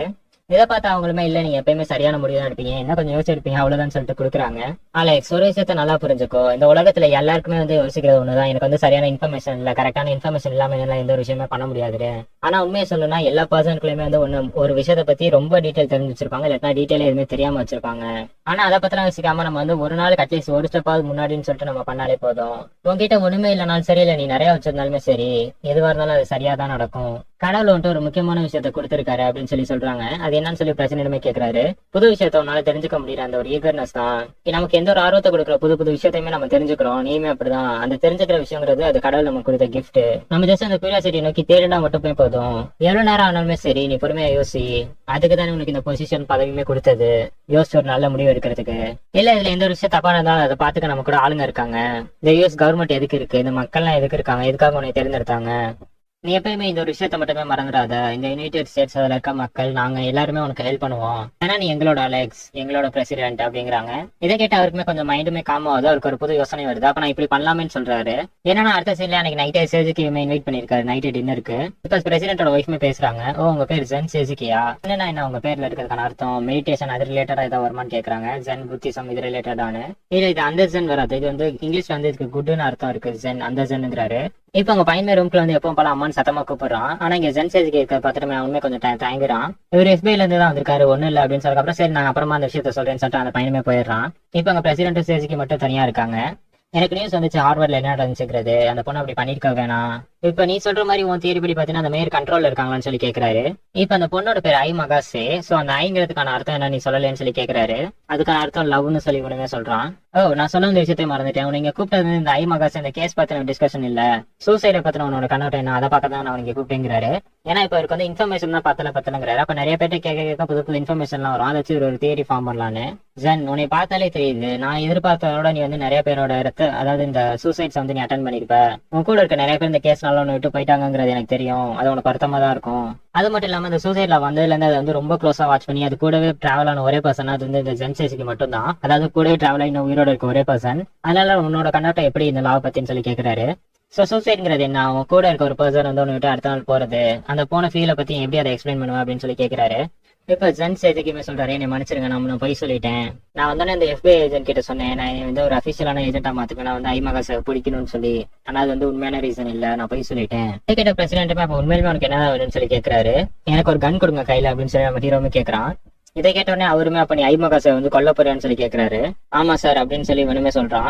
இதை கேட்ட அவருமே அப்ப நீ ரிவெஞ்ச் எடுக்க போறியா, உன்னோட ஃப்ரெண்ட்ஸ் வந்து ஐமகாசை கொன்னதுக்காகன்னு சொல்லி கேட்கிறாரு. என் கூட ஒரு அசிஸ்டன்ட் இருந்தான், அவனுக்கு ரொம்ப நாள் வயசாகல, சின்ன பையன் தான், ரொம்ப சின்ன பிள்ளைத்தனமா பண்ணிட்டு இருப்பான், அவன் வந்து ரொம்ப நாள் இந்த ஆபீஸ்ல எல்லாம் இருக்க மாட்டான்னு சொல்லி நான் எதிர்பார்த்தேன், கல்யாணம் கூட ஆகல அவனுக்கு. ஆனா நான் அவனை பத்தி ஃபர்ஸ்ட் தப்பா யோசிச்சுட்டேன், அவனுக்கு வந்து நிறைய கனவுகள்லாம் இருந்துச்சு, இந்த துறை மேல அவனுக்கு ஆசையுமே ரொம்ப இருந்தது, அவன் செய்யற வேலை மேல ரொம்ப இன்ட்ரெஸ்டா பேஷனட்டோட இருந்தான், இப்படிப்பட்ட ஆபீசர் ஆவான்னு சொல்லிட்டு நானுமே நிறைய யோசிச்சு வச்சிருந்தேன். ஆனா அவன் வந்து சூசைட் பண்ணிக்கிட்டான். எனக்கு இன்னொரு ஃப்ரெண்ட் இருந்தான், அவன் வந்து ஒரு டிடெக்டிவா இருந்திருக்கான், அவன் வந்து எந்த ஒரு விஷயத்தையுமே சீரியஸாவே எடுத்துக்க மாட்டான், எது சொன்னாலுமே அதை வந்து ஜோக்கா தான் எடுத்துக்குவான், அவனுக்கு எக்ஸாக்டா என்ன வரும் என்ன வராதுங்கிறது தெரியும், அதாவது எந்த ஒரு பெரிய பெரிய விஷயத்துலயும் போய் தலையிட மாட்டான், கரெக்டா அவனால என்ன செய்ய முடியுமோ அதை மட்டும் தான் கேட்டு செய்வான். நான் அவனையும் தான் கொஞ்சம் டிபெண்ட் பண்ணியிருந்தேன், அதாவது என்னோட க்ளோஸ் சர்க்கிள் வச்சுக்கிட்டா. ஆனா அவன் அவனோட தலையில சுட்டுக்கிட்டு செத்துட்டான். கடைசியா அப்புறம் ஏசைன்னு சொல்லிட்டு இன்னொரு சபாடிட்டு வந்தான். அவளை பத்தி நான் இன்னும் ஃபுல்லா தெரிஞ்சுக்க கூட இல்ல, எனக்கு அவளை கொஞ்சம் பிடிக்கும், ஆனா ரொமான்டிக்கலா இல்ல. என்னோட அவ எல்லா விஷயத்துலயுமே கொஞ்சம் ஸ்மார்ட்டா இருந்தா. அதாவது நான் எந்த ஒரு வேலையை செய்ய சொன்னாலும் அதுல வந்து அவ டக்குன்னு செஞ்சு முடிச்சுட்டு தான் வருவா. என்னைக்குமே ஜஸ்டிஸ் தான் ஜெயிக்குங்கிற அந்த ஒரு கொள்கையோட தான் அவன் வாழ்ந்துகிட்டு இருந்தா. ஆனா அவளை அந்த மகாசை துண்டு துண்டா விட்டு நான் உயிரோட இருக்கப்பயே நான் ஒன்னும் அவளுக்காக ரிவெஞ்ச் எடுக்க வரல. எனக்கு அவளை சுத்தமா பிடிக்கல. எனக்கு அதுல ஒரு விஷயம் உறுதியா இருக்கேன், மகாசேங்கிற ஒரு மனுஷியே இல்ல, அவ வந்து ஒரு ஈவில். எனக்காக இல்ல, இந்த உலகம் அவ கையில இருந்து தப்பிக்கணும், அதுக்காகவே நான் அவளை கொல்லணும்னு சொல்றான். ஆனா இதுதான் ஜஸ்டிஸ்ன்னு சொல்லி அவருமே கேக்குறாரு. இதை கேட்ட ஜெசிக்குமே அவர்கிட்ட சொல்றான், நான் என் பாஸ்ல வந்து என்னோட சபார்டினேட்ஸ் கிட்ட எல்லாம் சொல்லுவேன், யோசிச்சுக்கிட்டே இருங்க எது உண்மை எது கரெக்ட் ஆனதுன்னு சொல்லி. இதை கேட்டு பிரசிடென்ட்டுமே உங்களுக்கு ஃபேமிலி இருக்கான்னு சொல்லி கேக்குறாரு. ஆமா, எனக்கு ஒரு பையனும் ஒய்ஃபும் இருக்கா. அவங்க என்ன டோக்கியோல தான் இருக்காங்களான்னு சொல்லி கேக்குறாரு. ஆமா, அவங்க என்ன டோக்கியோல தான் இருக்காங்க. என்னோட நம்பிக்கையான ஃப்ரெண்டு ஒருத்தனை பாத்துக்க சொல்லிட்டு வந்திருக்கேன்னு சொல்லி அவங்க பிக்சர்ஸையும் காட்டுறான். உன் பையனுக்கு என்ன ஒரு 7 வயசு இருக்குமா, அவனை பாரு இந்த உலகம் எவ்வளவு குருவியல்னு தெரியாம வளர்ந்துட்டு இருக்கான். உன் ஒய்ஃபுமே ரொம்ப இன்னசென்ட்டா இருக்காங்க அப்படிங்கிறாரு. இப்ப நீ மகாசேவை கொன்னினா உன்னால திருப்பி வரவே முடியாதுங்கிறாரு. நீ திரும்பி உங்கள்கிட்ட போக விருப்பப்படலையான்னு சொல்லி கேக்குறாரு. நான் என்னோட நம்பிக்கையான ஃப்ரெண்டு கிட்ட தான் உங்களை பாத்துக்க சொல்லி விட்டுட்டு வந்திருக்கேன். இதை கேட்டு பிரசிடென்ட்டுமே புரிஞ்சுக்கிறாரு. சென்ட்ரல் பியூரோல இருந்து வந்த இன்வெஸ்டிகேட்டர் ஜென்சேசிக்கு நான் இப்ப உன்னோட அபிஷியல் ஆஃபீஸரா அப்பாயிண்ட் பண்றேன். ஒன்ஸ் நீ பேப்பர் ஒர்க்ஸ் எல்லாம் முடிச்சதுக்கு அப்புறம் உனக்கு ஒரு கண்ணை வந்து ப்ரொவைட் பண்ணிடுவாங்க. அதே மாதிரி இந்த யூஎஸ் பிரசிடென்ட்டோட பவர் என்னங்கிறது உனக்கும் தெரியும்னு நினைக்கிறேன். இந்த வேர்ல்டுல பவர்ஃபுல்லான ஆள் நான் தான். நான் என்ன சொன்னாலுமே சரி, அதுக்கு நீ ஒன்லி எஸ் சார் மட்டும் தான் சொல்ல, வேற எதுவுமே சொல்லக்கூடாதுங்கிறாரு. இதை கேட்ட ஜெசிக்குமே எஸ் சார் அப்படிங்கிறான். என்னன்னாலும் சரி, இந்த பிரச்சனை முடிஞ்சதுக்கு அப்புறம் நீங்க ஃபேமிலிக்கு போகணுங்கிறாரு. ஏன்னா இப்ப வந்து இவங்க ஜஸ்டிஸ்ங்கிறவனா தான் நம்பிட்டு இருக்காங்க. இப்ப ஜஸ்டிஸ் படி நம்ம ஹீரோ பண்றது தப்பு தான். ஏன்னா ஐமகாசை கொல்றதுங்கிறது அப்ப கொண்டுட்டாருன்னா இவர் ஜஸ்டிஸை ஃபாலோ பண்றதுனால இவர் வந்து வீட்டுக்கு திரும்பி போக முடியாது, ஜெயில தான் இருக்கணும். ஆனா இப்ப பிரசிடென்ட் வந்து இவருக்கு ஆர்டரே போட்டிருக்காரு, நீ கண்டிப்பா வீட்டுக்கு தான் போறேன்னு சொல்லிட்டு. என்ன நடந்தாலும் சரி, நீ திரும்பி வீட்டுக்கு தான் போற அப்படிங்கிறாரு. இதை கேட்ட சேசுக்குமே எஸ் சார்னு சொல்றான். எதனாலதான் அதை பண்ணு அப்படிங்கறதோட இந்த சீன் கட் ஆகுது. இப்ப அடுத்த நாள் காட்டுறாங்க, ஈச்சுக்குமே வந்து ஒரு பிரஸ் கான்ஃபரன்ஸ் அரேஞ்ச் பண்ணிருக்கான். இப்ப புதுசா யூகேயுமே சேர்ந்துக்கிட்டாங்களா அந்த சூசைட் லவ் அட்டன் பண்றதுல. இந்த உலகம் அதோட புது பாதையை தேர்ந்தெடுத்து அதுவே மூவ் ஆயிட்டு இருக்கு, நம்ம எதுவுமே பண்ண வேணாம்னு சொல்லி எக்ஸ்பிளைன் பண்ணிட்டு இருக்கான். அதே மாதிரி இந்த வேர்ல்டோட ப்ராக்ரஸ் ரொம்பவே மேசிவா இருக்குன்னு சொல்லிட்டு நானும் அதை பார்த்து பயப்படக்கூடாது. அதே மாதிரி மற்ற பிரசிடென்ட்ஸ் கிட்டயுமே சொல்றேன், அதை பார்த்து பயப்படாதீங்கன்னு. நான் கூட சீக்கிரத்துல ஒரு மீட்டிங் வைக்க போறேன். எந்தெந்த கண்ட்ரீஸ்ல வந்து இந்த சூசைட்ல அக்செப்ட் பண்ணிக்கிட்டாங்களோ அந்த எல்லா பிரசிடென்ட் கூட நான் ஒரு மீட்டிங் வைக்க போறேங்கிறான். இதை கேட்ட இங்க இருக்க ஒருத்தர் என்ன சூசைட் சிட்டி கான்ஃபரன்ஸ் சொல்லி கேட்கறாரு. இன்னும் 4 நாள் அந்த மீட்டிங் நடக்க போகுது, இங்க சினிக்கில தான் நடக்கும். நான் அந்த லீடர்ஸ் எல்லாருமே இன்விடேஷன் பண்ணிருக்கேன், அவங்க எல்லாருமே நான் வரவேற்கிறேன்னு சொல்லி சொல்றாரு. ஜப்பான்ல இருக்க ஒரு சின்ன சிட்டி தான் சினிக்கி, எங்களுக்கும் சொல்லி சில லிமிடேஷன்ஸ் எல்லாம் இருக்கு. ஆனா இப்ப இந்த வேர்ல்டு ஃபுல்லா அடாப்ட் பண்ணிருக்க, நீங்க எல்லாருமே ஒண்ணு சேருங்க, நம்ம எல்லாருமே சேர்ந்து இந்த புது ரூல் வந்து இன்னும் கொஞ்சம் எஃபெக்டிவா எப்படி யூஸ் பண்ணலாங்கிறத பத்தி அனலைஸ் பண்ணி டிஸ்கஸ் பண்ணலாம்னு சொல்லி சொல்றாரு. நீங்க பிரசிடென்ட் என்ன பண்ணலாம்னு கேட்க திரும்புறாங்க. இவர் வாயை பழந்துட்டு பாத்துக்கிட்டு இருக்காரு. ஓ, எனக்கு இப்ப புரியுது, அவன் சொல்றது சரிதான். என்னன்னா வந்து நான் ஒரு ஆளா உட்காந்து இங்க யோசிக்க நான் சூசைட்ங்கிற சரியா தப்பான்னு. ஆனா சொல்ற மாதிரி நிறைய பேர் ஒண்ணு சேர்ந்து ஒன்னா கான்ஃபரன்ஸ்ல அவங்க பாட்டுக்கு டிஸ்கஸ் பண்ணட்டும், ஏன்னா எனக்கு அதோட மிகப்பெரிய வேலைகள்லாம் இருக்கு செய்யறதுங்கிற சொல்லி எந்திரிக்கிறாரு. எனக்கு இப்பதான் புரிஞ்சது. சரி டெய்லர், சமிட்டுக்கு டைம் ஆயிடுச்சுங்கிறாரு. இப்ப யூஎஸ் கவர்மெண்டோட ஒரு இடத்துல வந்து G7 மாநாடுமே நடக்குது. அதாவது இந்த சமயத்துல தான் உட்காந்து எல்லாருமே டிஸ்கஸ் பண்ணி இந்த சூசைட் லாக்கான ஒரு முடிவு கட்டுவாங்களா, அதாவது அதை அக்செப்ட் பண்றதா வேணாமான்னு சொல்லிட்டு. அமெரிக்கா, ஜப்பான், ஜெர்மனி இவங்க 3 பேருமே இப்ப வரைக்குமே அவங்களோட ஸ்டாண்ட்ஸ் சொல்லலையா, நியூட்ரலா இருந்துட்டு இருக்காங்க. சோ இந்த முடிவு வந்து எடுக்க போறதுங்கிறது யூஎஸ் கவர்மெண்டோட பிரசிடென்ட் தான் சொல்லி சொல்றாரு. தி திங்கர் அப்படின்னு சொல்லிட்டு அவருக்கு ஒரு நிக்நேம் வச்சிருக்காங்க. அங்க நம்ம சேசிக்குமே இருக்காரு, யூஎஸ் பிரசிடென்ட் அவர்கிட்ட வராரு. ஒரே நேரத்துல இந்த 2 சமிட்மே நடக்குது. இது ஒண்ணு கோயின்சிடென்டா இல்லன்னு சொல்லி சொல்றான். என்னன்னா இங்கிட்ட G7 மாநாடுமே நடக்க போகுது, அதே டைம்ல தான் அங்கிட்ட வந்து சூசைட் சமிட் நடத்துறாங்க. பைபிள்ல வந்து ஒரு டீமனை பத்தி சொல்லியிருப்பாங்க, அதாவது ஒரு பீஸ்ட், அதுக்கு வந்து 7 தலை இருக்குன்னு சொல்லி. ஆனா அந்த 7 தலை வந்து 7 கிங்டம், அதாவது 7 கிங்ஸ் வந்து குறிக்கிறது. கடைசி அந்த டெவில் மேல வந்து அந்த கடவுள்ங்கிறவர் வந்து நெருப்பை வந்து மறையா போட்டு அதுக்கு வந்து ஜட்ஜ்மெண்ட் கொடுப்பாங்கன்னு சொல்லி சொல்றாரு. அந்த டீமனோட பேரு தி ஹார் ஆஃப் பெபான்னு சொல்லி சொல்றாரு. இப்ப அந்த கான்ஃபரன்ஸுமே ஸ்டார்ட் ஆகுது. G7 மாநாடுமே கனடால இருந்து ஆரம்பிக்கிறாங்க.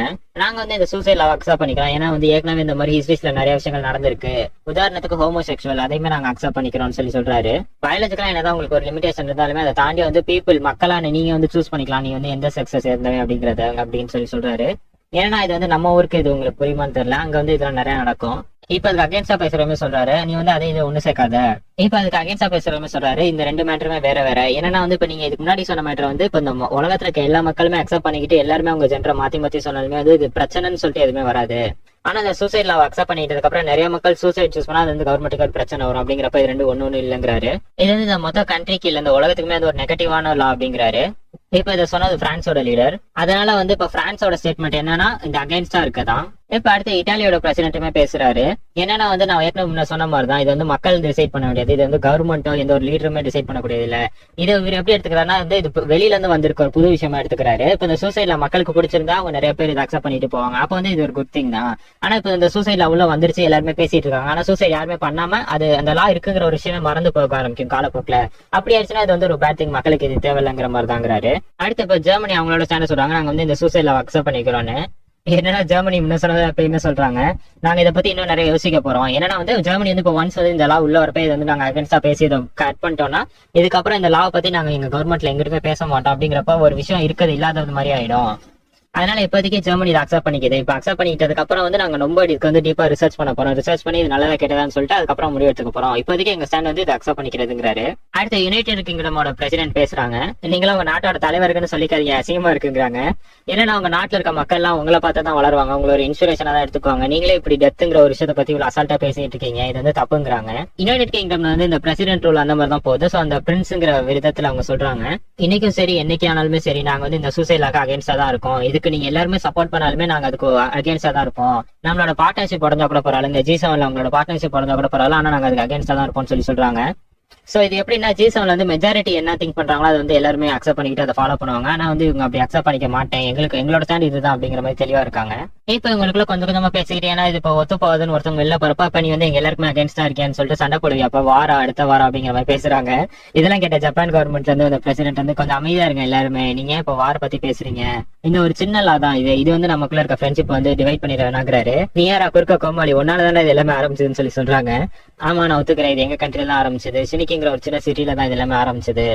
நாங்க இதுக்கான ஃபுல் பொறுப்பை எடுத்துக்கிறோம், ஏன்னா எங்க சிட்டி தான் ஒன்று பண்ணதுங்கிறதுனால இதுக்கு நாங்க ரெஸ்பான்சிபிலிட்டி எடுத்துக்கணும்னு வளவலன்னு பேசிக்கிட்டே இருக்காரு பாயிண்ட்டுக்கு வராம. இதை கேட்ட யூகேயோட பிரின்ஸுமே கேட்கறாங்க, இப்ப வந்து ஜப்பான் இதுக்கு வந்து சூசைட்ல அக்செப்ட் பண்ணிக்கிதான் டினை பண்ணிக்குதானு. இவரு வளவல குழப்பலன்னு பேசிட்டு இருக்காரு. அக்செப்ட் பண்ணதுன்னு சொல்ல மாட்டேங்கிறாரு, அக்செப்ட் பண்ணலன்னு சொல்ல மாட்டேங்கிறாரு.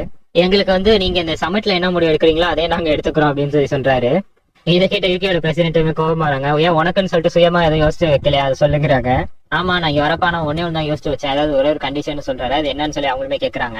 யுனானிமஸா எல்லாருமே என்னன்னாலும் சரி ஒரே விஷயத்துக்கு தான் அக்செப்ட் பண்ணிக்கணுங்கிறாங்க. அதாவது இந்த சமிட்ல வந்து ஆமான்னு சொன்னா ஆமா, இல்லன்னு சொன்னா இல்ல, ஏதாவது ஒரு பக்கம் முடிவு எடுத்து எல்லாருமே அக்ரி பண்ணிக்கணும்னு சொல்றாரு. இப்ப அப்படியே கொஞ்ச நேரம் எல்லாருமே சைலண்டா இருக்காங்க. இப்பதான் பக்கத்துல இருக்கிறமே சொல்றாரு, நாங்க ஏன் இவ்வளவு எல்லாருமே டேர்ன் எடுத்து பேசணும்னா உனக்கு கடைசியா பேசணுங்கிறதா, உனக்கு இவ்வளவு நேரம் யோசிக்க டைம் கொடுத்துட்டோம், இதுக்கு மேல யோசிக்க வேணாம், உன்னோட பாயிண்ட சொல்லுங்கிறாரு. இப்ப யுனைடெட் ஸ்டேட்ஸோட பிரசிடென்ட் அலெக்சாண்டர் டபிள்யூ வுட் பேசுறாரு. நான் இன்னைக்கு ஒரு நாள் எங்க சர்ச்ல அந்த ஃபாதர் கிட்ட பேசிக்கிட்டு இருந்தேன். அப்ப வந்து இந்த 10 கமாண்ட்மெண்ட்ஸ் பத்தி பேசணும், அது எல்லாமே கடைசியா கொண்டு வருது ரெண்டு விஷயத்துக்கு நடுப்புறதான். அது நான் போன எபிசோட்ல எக்ஸ்பிளைன் பண்ண மாதிரி தான். ஒரு வந்து என்னன்னா உங்க கூட இருக்க நெய்பர்ஸ் வந்து லவ் பண்ணுங்க, அவங்களுக்கு மேல வந்து அன்பு செலுத்துங்கிறது. இன்னொன்னு வந்து கடவுள் மேல அன்பு செலுத்துங்கிறது. இப்போ என்ன சொல்றேன்னா சூசைட் லவ் பத்தி நான் ரொம்பவே யோசிச்சேன், அதாவது ஒரு முடிவு எடுக்கலாங்கிறதுக்காக தான். ஆனா எனக்கு வந்து ஒரு முடிவு எடுக்க முடியல, அப்பதான் எனக்கு இது புரிஞ்சது, நான் உங்க கூட ஷேர் பண்றேன்னு சொல்றாரு. இப்போ நம்ம சூசைட் லவ் போறதுக்கு முன்னாடி வந்து நல்லது கெட்டது இதுதான் வந்து எல்லாத்தையுமே டிசைட் பண்ணுது. இதை நம்பிதான் வந்து ஹியூமன் பீயிங் ஒரு இன்ஸ்டிங்டே இருக்கு. அதனால இப்ப இந்த சமிட்ல நான் உங்களுக்கு வைக்கிற கொஸ்டின், எது நல்லது எது கெட்டது, நல்லதுன்னா என்ன கெட்டதுன்னா இதை பத்தி தான் நம்ம டிஸ்கஸ் பண்ண போறோம்னு சொல்றாரு. இதை கேட்ட மத்தவங்களும் சொல்றாங்க, அது வந்து நிலையா எடுக்க முடியாது, ஏன்னா வந்து எது நல்லது எது கெட்டதுங்கிறது வந்து ஸ்ட்ராங்கா சொல்ல முடியாதுன்னு சொல்லி எல்லாருமே கொஞ்சம் சலசலப்பு ஏற்படுது. அது பிரச்சனை இல்லை, எனக்கு ஒரு முடிவு கிடைக்காதுன்னா பரவாயில்ல, நம்ம எல்லாருமே ஒரு அற்புதமான கண்ட்ரியோட லீடர்ஸ் தான். நம்மளோட அடுத்து வரப்போற வருங்காலத்துல நமக்கு அது தெரியாது எப்படி நடக்க போகுது என்ன இருக்க போகுதுன்னா. ஆனா நான் என்ன நம்புறேன்னா இந்த உலகத்துல வந்து இந்த வரப்போற ஃபியூச்சர்ல வந்து ஒரே ஒரு சிங்கிள் கண்ட்ரி தான் இருக்க போகுது. அந்த ஒரு நாள் வரதுக்கு முன்னாடி வந்து நம்ம ஒரு யூனிவர்சலா வந்து ஒரு ஸ்டாண்டர்ட் எடுக்கணும்.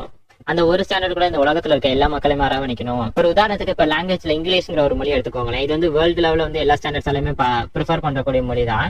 ஆனாலுமே இன்னும் நிறைய இடத்துல நீங்க வந்து பாத்தீங்கன்னா பிரெஞ்சு ஸ்பானிஷ் எல்லாம் கத்துக்கிட்டு இருப்பாங்க. ஏன்னா வந்து இன்னும் அந்த இங்கிலீஷ்ங்கிற ஒரு மொழி வந்து எல்லா இடத்துலயுமே போய் சேரல. யோசிச்சு பாருங்களேன், வாட் இஃப் இப்ப இந்த உலகம் ஃபுல்லா இருக்கவங்க எல்லாருமே இங்கிலீஷ் பேசினா அந்த மாதிரி வந்து ஒரு காமனான விஷயத்த வந்து எல்லாருமே பண்றது, அதை தான் அவர் பத்தி எக்ஸ்பிளைன் பண்ணிட்டு இருக்காரு. அதாவது ஒரே ஸ்டாண்டர்ட் குட் அண்ட் ஈவிலுக்கு. இதை கேட்ட யூகேட பிரசிடென்ட்மே ஓகே அப்ப நம்ம இதை பத்தி பேசலாம்னு சொல்லிட்டு அவங்களோட பிளாகையுமே டவுன் பண்றாங்க. இப்ப நம்ம இந்த குட் அண்ட் ஈவில பத்தி பேச போறோம்னா இந்த சமிட் வந்து இதோட உண்மையான பர்பஸோட ஒரு மிகப்பெரிய பர்பஸ்க்கு தான் வந்து பேச போறோம்.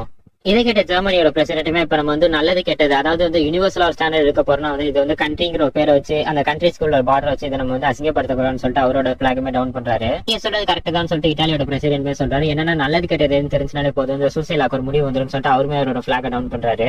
இப்ப எல்லாருமே பிரான்ஸை பாக்குறாங்க. என்னன்னா இவர் தான் ஃபர்ஸ்ட்ல இருந்து ஒரு மாதிரி கோளாரா பேசிட்டு தவிர போன எபிசோட்லயுமே பாத்தீங்கன்னா எனக்கு இதெல்லாம் பத்தி பிரச்சனை இல்லை, நான் எதுவுமே கண்டுக்க மாட்டேன்னு சொன்னவரு. சரி ஓகே எல்லாருமே ஏதோ பேண்டஸ் பண்றேன்னு சொல்றீங்க, சரி நானும் அதுலயே பங்கேற்றுக்கிறேன்னு சொல்லிட்டு இவருமே பிளாக் டவுன் பண்றாரு. இதை பார்த்த யூரோப்பியன் யூனியனுமே வந்து அவங்க பிளாக் டவுன் பண்றாங்க. இதை தான் இந்த மாதிரி சமிட்ல முதல் தடவை நான் அப்படி கேள்விப்பட்டிருக்கேன், நான் எதிர்பார்க்கல இந்த மாதிரி சமிட்லாம் இவ்வளவு ஃபன்னா போகும்னு சொல்லிட்டு கனடாவுமே டவுன் பண்றாங்க. இதை பார்த்தா ஜப்பானோட பிரசிடென்ட்டுமே இதை தான் நான் எதிர்பார்த்தேன், நம்ம எல்லாருமே வந்து ஒரு யுனானிமஸான அதாவது ஒரே ஒரு அக்ரிமெண்ட் வந்து எல்லாருமே சம்மதம் தெரிவிக்கிறோம்ல, இதுதான் எனக்கு வேணும் அப்படிங்கிறாரு. அப்படின்னு சொல்லி அவருமே அவரோட பிளாக டவுன் பண்றாரு. எல்லாருமே ஒரு விஷயத்துக்கு அக்செப்ட் பண்ணிக்கிறோம், அதுதான் எனக்கு வேணும்னு சொல்லிட்டு அவருமே அவரோட பிளாக டவுன் பண்றாரு. இது எல்லாத்தையுமே கேட்ட யூஎஸ் பிரசிடென்ட் அவரோட பிளாக டவுன் பண்ணிக்கிட்டே சொல்றாரு, இது கொஞ்சம் நேரம் ஆகும்னு நினைக்கிறேன் அப்படின்னு சொல்லி. இதுக்கப்புறம் ஒரு விஷுவல் சொல்லாமே அந்த ஒரு மாதிரி ஸ்பேஸை காட்டியா இருக்கும். என்னன்னா அவங்க மைண்டுக்குள்ள மனசுல நினைக்கிறத தான் வந்து எக்ஸ்பிளைன் பண்ணிட்டு இருக்காங்க. அதனால நல்லது கெட்டது குட் அண்ட் ஈவில் இது ரெண்டையுமே வந்து நம்ம ஒரே நேரத்தில் டிஸ்கஸ் பண்ணா அதுக்கு வந்து நமக்கு ஒரு தெரிவு எப்பயுமே கிடைக்காதுன்னு சொல்லி சொல்றாரு. இப்போ ஒருத்தர் இவர் யாரு என்னங்கிறதான் சொல்லிட்டு இருக்காங்க. ஜஸ்ட் அந்த கண்டென்ட் மட்டும் சொல்றேன், நீங்க அப்படி எடுத்துக்கிறீங்க. இந்த குட் அண்ட் ஈவில் ரெண்டுமே வந்து ஏன் பேரலா இருக்கக்கூடாது அப்படின்னு சொல்லி இன்னொருத்தவங்க சொல்றாங்க. நம்மளோட கவர்மெண்ட் லாஸ் படி பாத்தீங்கன்னா குட்டுக்கு, அதாவது நல்ல விஷயத்துக்கு தான் வந்து நம்ம ரூல்ஸ் அண்ட் ரெகுலேஷன் இந்த லாலாம் இருக்குது, கெட்ட விஷயத்துக்கு எதுவுமே இல்லை. அப்படிங்கிறப்ப நம்ம முதல் நல்ல விஷயத்துல இருந்து பேச ஆரம்பிக்கலாம்னு சொல்லி இன்னொருத்தர் சொல்றாரு. சரி, அப்ப முதல் நல்லதுன்னா என்ன, குட்னா என்னன்னு சொல்லி கேட்கிறாரு. ஆக்சுவலி இந்த கான்வர்சேஷன் ரொம்பவே சூப்பரா இருக்கும். எனக்கு இந்த கான்வர்சேஷன் உண்மையுமே ரொம்ப பிடிச்சிருந்துச்சு இந்த அனிமையில. அதாவது டிக்ஷனரியில நம்ம எடுத்து பார்த்தோம்னா குட் அப்படிங்கிற வார்த்தைக்கான அர்த்தம் என்னன்னு பார்த்தோம்னா மாரலி எதெல்லாம் நல்லதோ அதெல்லாம் வந்து குட், அதாவது மாரலா எதெல்லாம் கரெக்டா அதெல்லாம் வந்து நல்லதுன்னு சொல்லி அதுல போட்டிருக்கோம்னு சொல்லி சொல்றாரு. அப்ப மாரல்ங்கிற விஷயம் வந்து சோசியல், அதாவது அந்த சொசைட்டி எப்படி இருக்கோ அதை பேஸ் பண்ணி தானே உருவாக்கப்பட்டதுன்னு சொல்லி இன்னொருத்தர் சொல்றாரு. அப்ப நீங்க என்ன சொல்றீங்க, மாரல்ஸ்லாம் வந்து இந்த சொசைட்டிக்குள்ளே உருவாக்கப்பட்டதான்னு சொல்லி இன்னொருத்தர் கேட்கறாங்க. ஆக்சுவலி இதை சிம்பிளா புரிய வைக்கணும்னா ஒரு ஸ்ட்ராங்கான பேஸ் வேணும். அந்த பேஸ்ல இருந்து தான் எல்லாத்தையுமே அவங்க வந்து கிரியேட் பண்ணணும் ஒரு ஸ்ட்ரக்சரை. எப்படி நான் உங்களுக்கு எக்ஸ்பிளைன் பண்றேன். இப்போ ஒரு பில்டிங் இங்க கட்டியிருக்காங்க. அந்த பில்டிங் வந்து நம்ம இப்ப வந்து எப்படி கட்டினாங்கன்னு நமக்கு தெரியாது. ஆனா இப்ப நம்ம வந்து எப்படின்னு சொல்லி டீகோட் பண்ண போறோம். ஃபர்ஸ்ட் அந்த பில்டிங் உடைக்கணும். ஃபர்ஸ்ட் மேல இருக்க பெயிண்ட் வருது. அந்த பெயிண்ட் வச்சு நம்மளால எதுவுமே பண்ண முடியாது. ஏன்னா வந்து அது வந்து ஒரு விஷயமே இல்ல. அது அடுத்து வந்து சிமெண்ட் வரும், அதுவுமே ஒரு மேட்டர் இல்ல. அடுத்து வந்து பிரிக் செங்கல் வரும், அதுவுமே மேட்டர் இல்ல. அதை இன்னும் கொஞ்சம் உடச்சோம்னா வந்து மண் துகள்கள் வரும், அதுவுமே மேட்டர் இல்ல. இப்படி நம்ம வந்து அதை ஃபுல்லாவே டெப்தா அனலைஸ் பண்ணோம்னா வந்து கடைசியா அதுல வந்து நமக்கு மோஸ்ட்லி எல்லாமே கிடைக்கிறது மண் துகள் தான். அப்ப அது எங்க இருக்குன்னு பார்த்தா வந்து இந்த இடத்துல இருக்கு. சோ இந்த எர்த்துங்கிறவனை பேஸ் பண்ணி தான் அந்த பில்டிங்கே கட்டிருக்காங்க. அந்த நிலப்பரப்பை பேஸ் பண்ணி தான் அந்த பில்டிங்கே கட்டிருக்காங்கிற ஒரு அண்டர்ஸ்டாண்டிங் நமக்கு வரும். உங்களுக்கு இது புரியுதான்னு எனக்கு தெரியல, இருங்க இன்னும் சிம்பிளா எக்ஸ்பிளைன் பண்றேன். இப்போ இந்த டிஸ்கஷன் எடுத்துக்கிட்டீங்கன்னா வந்து யூஎஸ் சொல்றதான் எல்லாருமே கேட்பாங்க. ஏன்னா யூஎஸ் கிட்ட வந்து அதிகமான பவர் இருக்கு, அந்த கண்ட்ரோல் பண்ற பவர். நான் அதை கெட்ட விதமா சொல்ல, நல்ல விதமா சொல்றேன். எப்படின்னா வந்து அங்கதான் வந்து எல்லாத்தையுமே அந்த ஆர்கனைஸ் பண்ற பவர், அந்த ரிசோர்ஸ், அந்த வெல்த் எல்லாமே இருக்கு. இப்போ வந்து அடிப்படையான ஒரு விஷயம் சொல்லி நமக்கு தேவை. எப்படின்னா இப்ப நெருப்பு மூட்டை எப்படி விறகு தேவையோ அந்த மாதிரி வந்து ஒரு மனுஷன் வாழ்றதுக்கு வந்து என்னென்ன தேவைன்னு சொல்லிட்டு வந்து சர்ச் பண்ணிட்டு இருக்காங்க. அப்படி சர்ச் பண்றப்ப வந்து எது வந்து ஒரு பொருள் கிடைக்குதோ, அதாவது வந்து நீ இப்படிதான் பண்ணணும்னு சொல்ல ஒருத்தர் சொல்லுவாரு. அப்ப வந்து அவர் எந்த அளவுக்கு நல்லவர், அதை பார்த்து அவர் ரொம்ப நல்லவராக இருந்தா அவர் சொல்றது வந்து நம்ம ஃபாலோ பண்ணுவோம். அதுக்கான ஒரு உதாரணம் தான் இப்ப நமக்கு படிக்கிற திருக்குறள், திருவள்ளுவர் சொன்னது. ரொம்ப பழமையானது. அதே மாதிரி வந்து அதுல வந்து வாழ்க்கைக்கு தேவையான எல்லாமே இருக்குன்னு சொல்லியிருப்பாங்க. அதுதான் இதோட பேசிக்கான ஐடியாலஜி. அதை நீங்க அண்டர்ஸ்டாண்ட் பண்ணிக்கோங்க. திருக்குறள்ல இருக்க எல்லாத்தையுமே நீங்க பிரிச்சு பாத்தீங்கன்னா வந்து அந்த வயசுக்கு ஏற்ற மாதிரி இருக்கும். எப்படின்னா சின்ன பையனுக்கு ஏற்ற ஒரு நெறிமுறைகள் அப்படின்னு சொல்லிட்டு இருக்கும். அதே மாதிரி டீனேஜர்ஸ்க்கு ஏற்றது இருக்கும், கல்யாணம் ஆனதுக்கு அப்புறம் இருக்கிறது இருக்கும், அதே மாதிரி வயசானதுக்கு அப்புறம் ஆனது இருக்கும், இறப்புல ஆனது இருக்கும். இந்த மாதிரி அது ஒரு ஆர்டரா இருக்கும். சோ இந்த ஆர்டர் ஃபுல்லாத்தையுமே கவர் பண்ணி அதுவுமே அது சொல்ற கருத்து எல்லாம் கரெக்டா இருக்கிறதுனால வந்து திருக்குறள் வந்து வேர்ல்டு ஸ்டாண்டர்ட்ஸ்ல அக்செப்ட் பண்ணிக்கிட்டாங்க. சோ அந்த மாதிரி இப்ப வேர்ல்டு ஸ்டாண்டர்ட்ஸ்ல அக்செப்ட் பண்ணிக்கிட்ட திருக்குறள்ல இப்ப உங்களுக்கு தேர்றதுக்கான ரீசன் இப்ப இந்த ரிசர்ச் பண்றாங்கல்ல சூசைட்ல நல்லதா கேட்டாங்க, இதை பத்தின ஹிண்ட்ஸ் வந்து அதுல எழுதியிருப்பாங்க. சோ அதை வச்சுதான் இதை வந்து டிசைட் பண்ணுவாங்க. சோ அந்த பேஸ் லைனா எதை எடுக்கலாம்னு சொல்லிட்டு தான் இப்ப இவங்க டிஸ்கஷன் பண்ணிட்டு இருக்காங்க. ஏன்னா மாரல்ங்கிற ஒண்ணு எதனால வந்துச்சுன்னா மக்கள் தொகை அதிகமா இருக்கப்ப அதுக்கு ஏற்ற மாதிரி தான் மாரல்ங்கிற ஒண்ணு வந்து பேசப்படும். அதுக்குதான் இன்னொருத்தவங்க சொல்றாங்க வந்து நம்ம வந்து மாரலை வந்து இதுக்கான பேஸ் லைனா எடுத்துக்க முடியாது. ஏன்னா இப்ப ஒரு மனுஷன் இருக்க அந்த உலகத்துலனா இப்ப அவனுக்கு ஏற்ற மாதிரி மாறினாலுமே நல்லது கெட்டதுங்கிறது நல்லது கெட்டதுதான், அது மாறாதுங்கிறாங்க. ஆனா ஒரு மனுஷன் இருக்கப்ப அவனுக்கான மாரல்ங்கிறது மாறும். இப்ப அவங்க சொல்றாங்க ஆக்சுவலி இந்த குட் அண்ட் ஈவில் நம்ம வச்சதே வந்து நம்ம வந்து கடவுள் பாத்துக்கிட்டே இருக்காருங்கிறத வச்சுதான். கடவுள்ங்கிற ஒருத்தர் நம்மள பாக்குறாங்கிறதுனால தான் நம்ம வந்து நல்லது செய்யணும். ஏன்னா அவர் நம்மள பாத்துக்கிட்டே இருக்காருங்கிற ஒரு மாரலை நம்ம வச்சிருக்கோம். மத்தபடி இதுதான் இல்லைங்கிறாங்க. இதே கிட்ட யூஎஸ் பிரசிடென்ட்டுமே அப்ப இந்த குட் அண்ட் ஈவில்னு நம்ம பிரிச்சு பாக்குற எல்லாமே மனுஷங்களுக்குள்ள மட்டும்தான் இருக்கான்னு சொல்லி கேட்கிறாரு. அப்ப மக்களால நம்ம வந்து ஒரு குரூப்பா எல்லாருமே ஒண்ணு சேர்ந்து வாழ்றப்பதான் இந்த நல்லது கெட்டதுங்கிறத வச்சுக்கிறோம்னா அப்ப வந்து குரூப்பா வாழ்ற ஏதாவது ஒரு அனிமல்ட்ட வந்து நம்ம பார்ப்போம். அந்த குரூப்பா வாழ்ற அனிமல்குள்ளயுமே ஏதாவது நல்லது கெட்டது இருக்கும்னு சொல்லி சொல்றாரு. அதாவது எலிபென்ட்ல கூட்டமா வாழும், அதே மாதிரி மக்கீஸும் அப்படிதான் கூட்டமா வாழும். இப்ப அவங்களுக்குள்ளே வந்து குட் அண்ட் ஈவில்லாம் இருக்கு, நல்லது கெட்டது செய்யணும் செய்யக்கூடாதுன்னு சொல்லி இருக்கு அப்படிங்கிறாரு. இப்ப இந்த பக்கம் காட்டுறாங்க, இப்ப இந்த பக்கம் சூசைட் சமிட்டையும் காட்டுறாங்க. அதை பார்த்துட்டு இருக்க யூஎஸ் பிரசிடென்டோட ஆஃபீஸ் எல்லாமே சொல்றாங்க நம்ம வந்து பேசுறது வந்து நல்லா லிசன் பண்ணும். இதை மட்டும் இல்ல ஃபுல் செக்யூரிட்டி எல்லாமே டைட்டா இருக்கணும். ஏன்னா இவன் கொலர் பிடிச்சவன் எப்ப எதை சொல்லுவான் இவனுக்கே தெரியாதுக்கிறாங்க. இப்ப நமக்கு திரும்பி அந்த G7ஓட கான்செப்ட்ஸ்குள்ளே போறாங்க. ஏன்னா இந்த குட் அண்ட் ஈவில்ங்கிறது வந்து நிறைய விஷயத்த வச்சு மாறுபடுது. என்னன்னா வந்து ரேசிசம் பேஸ் பண்ணி இருக்கு, கல்ச்சரை பேஸ் பண்ணி இருக்கு, ரிலீஜியனை பேஸ் பண்ணி இருக்கு, ஒவ்வொரு நிலப்பரப்பை பேஸ் பண்ணி மாறுது.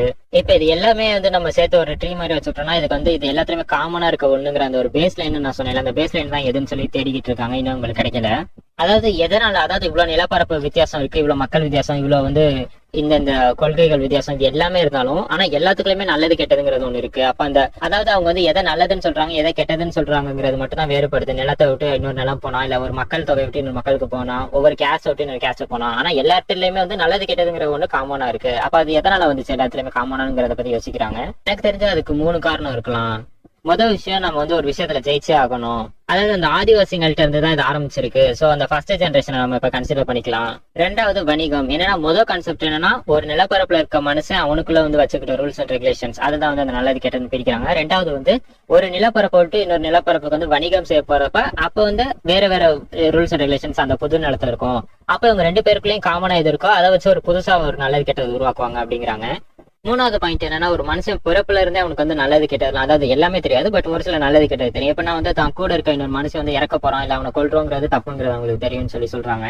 இப்ப இருக்க காலத்துல இருந்து ரொம்ப நாளுக்கு முன்னாடி இல்ல, ஆனா ஒருத்தர் சொன்னாரு சூசைடுங்கிறது வந்து ஒரு கெட்ட விஷயம், அது வந்து ஒரு தீய சக்தின்னு. அப்ப அது கெட்டதுன்னா வந்து அப்ப மக்களுக்கு நல்லது செய்யறது அதெல்லாம் வந்து அப்ப தூய சக்தியா? அப்ப சூசைட் பண்றதுங்கிறது தீய சக்திங்கிறப்ப அப்ப மக்களுக்கு நல்லது பண்றதுலாம் தூய சக்தியா? அப்ப ஒருத்தன்ட்ட நம்ம ஒரு விஷயத்த கேட்கறோம்னா அவன் வந்து பொய் சொல்லாம இருக்கிறது வேற, உண்மை சொல்றது வேற.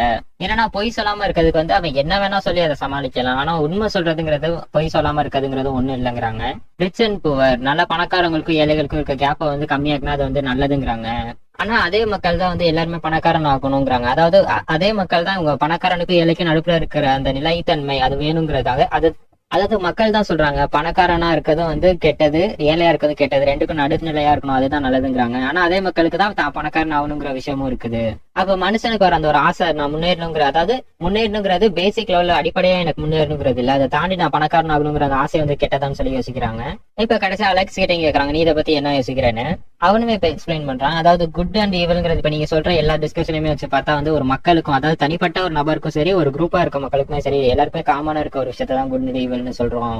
அப்ப நல்லது கெட்டது அப்படிங்கிறது வந்து ஒரு மக்கள் குரூப்பா இருக்கவங்களுக்குமே சரி தனியா இருக்க இண்டிவிஜுவலுக்குமே சரி எல்லாருக்குமே வந்து அது உதவுது. அதனாலதான் வந்து அதை இன்னுமே வச்சுக்கிட்டு இருக்கோம் நம்ம. அப்ப அங்க ஒருத்தர் சொல்றாரு உங்க எல்லாருக்குமே இந்த ட்ரெயினோட கதை தெரியும் தானே. அதாவது இப்ப ட்ரெயினுக்கு பதிலாக ஒரு ரேலி மாதிரி ஒண்ணு காட்டுறாங்க. இப்ப இந்த ரேலிங்கிறது ட்ரெயின் ட்ராக்ல வந்துகிட்டு இருக்கு. நம்ம வந்து அந்த கீரை மாத்தலன்னா அங்க ட்ராக்ல வேலை செஞ்சுட்டு இருக்க 5 எம்ப்ளாய் இறந்து போயிருவாங்க. ஆனா இதை மாத்தணும்னா ஆப்போசிட் ட்ராக்ல வேலை செஞ்சுட்டு இருக்க ஒரு எம்ப்ளாய் இறந்துருவாரு. இப்ப இந்த இடத்துல கேள்வி என்னன்னா இந்த லிவரை நீ பிடிச்சி இழுப்பியா மாட்டியாங்கிறது தாங்கிறாரு. இதை கேட்ட என்ன தெரியுமா, அப்ப எந்த சைடு மக்கள் அதிகமா இருக்காங்களோ அந்த சைடு தான் நம்ம சூஸ் பண்ணணுங்கிறாரு. அப்படி நீ சூஸ் பண்ணினா அப்ப அதுல வந்து அப்ப நிறைய மக்கள் எதை சொல்றாங்களோ அதுதான் நல்லதான்னு சொல்லி இன்னொருத்தருமே கேட்கிறாரு. சரி இந்த சம்பவம் விடுங்க, அடுத்த ப்ராப்ளம் நான் கேட்கிறேன். ஹாஸ்பிட்டல்ல நடக்கிற கண்டிஷன், அதாவது ஒரு ஹெல்த்தியான ஹியூமன் பாடி இருக்கு, அதாவது ஒரு ஹெல்த்தியான ஹியூமன் நபர் இருக்காரு. அதே மாதிரி ஒரு 5 பேர் வந்து 5 ஹியூமன் இருக்காங்க. அவங்க 5 பேருக்கு வந்து 5 விதமான ஆர்கன் வந்து இன்ஜூர் ஆயிருக்கு. இப்ப அந்த ஒரு நபரை நம்ம கொண்டு அவரோட ஆர்கன்ஸ் எடுத்து இந்த 5 பேருக்கு வச்சா 5 பேரை நம்மளால காப்பாற்ற முடியும். இப்ப இதை பத்தி உங்களோட கமெண்ட்ஸ் சொல்லுங்கன்னு சொல்லி கேட்கிறாரு. இல்ல இது என்னால அக்செப்ட் பண்ணிக்கவே முடியாது, இது ரொம்ப தப்பு, இது பேர் தான் மர்டர் அப்படிங்கிறாங்க.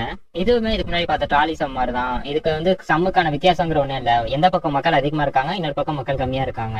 இதை கேட்ட இன்னொருத்தருமே சொல்றாரு, அதாவது நம்ம ஒரு மக்களை காப்பாத்துறதுக்காக எடுக்கிற ஆக்ஷன்ங்கிறது என்னைக்குமே நல்லதுதான், ஆனா அதுக்காக இன்னொரு உயிரை பலி கொடுக்கணுங்கிறதுங்கிறது தான் சின், அதுதான் தப்பு, அப்படி பாவம் அப்படிங்கிறாரு. இப்ப இது எல்லாத்தையுமே பார்த்தா பிரசிடென்ட் ஆஃப் யூஎஸ்மே வந்து திங்க் பண்றாரு. ஏன்னா இது 2 ப்ராப்ளம்லயுமே காமனான இருக்கிறது எதுன்னு பாக்குறாரு. அதாவது மக்கள் தான், அதாவது ஒரு பீப்புள் வாழ்றது, அந்த ஒரு பீப்புள் இன்னொரு மக்களை வாழ வைக்கிறது. அப்ப நம்ம பேசலைன்னா ஏன் உயிர் வாழ்றதை எடுத்துக்க கூடாது. இப்ப நம்ம வாழ்றதுங்கிறத வச்சு பார்த்தா சூசைட்லாங்கிறது கரெக்டான்னு சொல்லி யோசிக்கிறாரு. நான் ரொம்ப கிட்டத்துல வந்துட்டேன், இன்னும் கொஞ்சம் ஸ்டெப் தான் நம்ம அவையில இருக்கும், அதாவது எனக்கு ஒரு ஆன்சர் கிடைக்க போகுதுன்னு சொல்லி அவருமே யோசிச்சுட்டு இருக்காரு. இப்ப டக்குனு அவர் எல்லாருமே எழுப்புறாங்க அலெக்ஸ்னு. என்னன்னா இப்ப இந்த டெத் சமிட் நடக்கிற இடத்துக்கு வந்து நம்ம பிரசிடென்ட்டை கூட்டு போய் காமிக்கிறாங்க. அந்த இடத்துக்கு எல்லாம் அந்த டெலிகாஸ்ட என்னன்னா ஈட்ஸுக்கே கால் பண்ணிருக்காங்க அந்த பிரசிடென்ட் ஆஃப் யூஎஸ்க்கு. ஈட்ஸுக்கு ஸ்பெசிஃபிக்கா அந்த G7ல பார்ட்டிசிபேட் பண்றவங்களால என்னால ஸ்பீச்சை கேட்க முடியாது, அவங்களுக்காக நான் ஸ்பெஷலா ஒரு விஷயம் சொல்லணும்னு சொல்லிட்டு இதை சொல்லிட்டு இருக்காங்க. என்னன்னா இப்ப ஈட்ஸுக்கு பாட்காஸ்ட் பண்ற இடத்துல வந்து கீழே நிறைய மக்கள் இருக்காங்க. இவங்க எல்லாருமே வந்து சில பேர் வந்து சூசைட் லாக்கு சப்போர்ட் பண்றவங்களாம். இப்ப இந்த கூட்டத்துல இருக்க ஒருத்தர் வந்து சூசைட் பண்ணிக்கணும்னு நினைக்கிறாரு. அவர் வந்து ஆனா ஒரு பில்டிங் மேல இருந்து கீழே குதிக்க தான் விரும்புறாரு, ஒரு ட்ரக்ல போய் அடிபட்டு சாவாம. அதாவது ஒரு ட்ரக்ல போய் அடிபட்டு சாவுறது ஒரு பாசிபிலிட்டி, அதே மாதிரி ரூஃப் டாப்ல இருந்து கீழே குதிக்கிறது ஒரு பாசிபிலிட்டி. ஆனா இவர் வந்து இந்த ரூஃப் டாப்ல இருந்து கீழே குதிக்கிறதான் சூஸ் பண்றாரு. இப்ப அந்த ஒரு பர்சனுக்காக வந்து நாங்க இந்த ரூஃப் டாப் ஓபன் பண்ணி வைக்கிறோம், அவங்க கீழே குதிக்க ஆசைப்படுறாங்கன்னு சொல்லி ஓபன் பண்றாங்க. ஆனா இதுல வந்து ஒரே ஒரு சின்ன ப்ராப்ளம் மட்டும் இருக்கு, அதாவது ஒரே ஒரு சின்ன ப்ராப்ளம் இருக்குங்கிறாரு. அந்த பர்சன் இன்னொரு முடிவு எடுக்கல, நான் வந்து உயிரோட இருக்கணுமா இல்ல சாகணுமாங்கிறதுன்னு சொல்றாரு. என்னன்னா இவன் மட்டும் குழம்புறது இல்லாம போட்டு G7க்கு அந்த எல்லாருமே போட்டு குழப்பி விடுறான். தனி பர்சன் ஒரு இண்டிவிஜுவல் வந்து சாகணும்னு முடிவு பண்ணிட்டா அவன் போய் செத்துடணும், இல்ல சாவக்கூடாதுன்னு முடிவு பண்ணிட்டு அவன் சாவாம இருக்கணும். ஆனா ஒருத்தன் இப்ப சாவக்கூடாதுன்னு முடிவு பண்ணிட்டு அவன் செத்துட்டானா அதுதான் தப்புங்கிறான். ஏற்கனவே உங்க சினிக்கிற இருக்க முக்கியமான ஆட்கள் எல்லாம் பேசிட்டாங்க, அதாவது இந்த சூசைடை பத்தின டிஸ்கஷன். அவங்களுக்கு வந்து ஆனா ஒரு சரியான கிளாரிபிகேஷன் கிடைக்கலையா. இப்ப இந்த பொண்ணுக்கு எப்படின்னா சினிக்கில இருக்க மக்கள்கிட்ட எல்லாம் டிஸ்கஸ் பண்ணிட்டு அவங்க எல்லாருமே வந்து இந்த பொண்ணு வந்து சாகதான் சொல்றாங்க.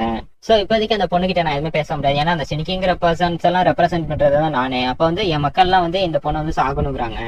என்னன்னா இப்ப அந்த ஷினிக்கிங்கிற ஒரு இடத்தோட பிரசிடென்ட்டா வந்து நான் அந்த பொண்ணு கிட்ட பேசி பார்த்துட்டேன். அதாவது இந்த மக்கள் சார்பா நான் பேசிட்டேன். அந்த பொண்ணுக்கு வந்து மைண்ட் மாறல. அதாவது நான் பேசின வச்சு அந்த பொண்ணு வந்து இப்ப இறக்குறேங்கிற முடிவு எடுத்திருக்கு.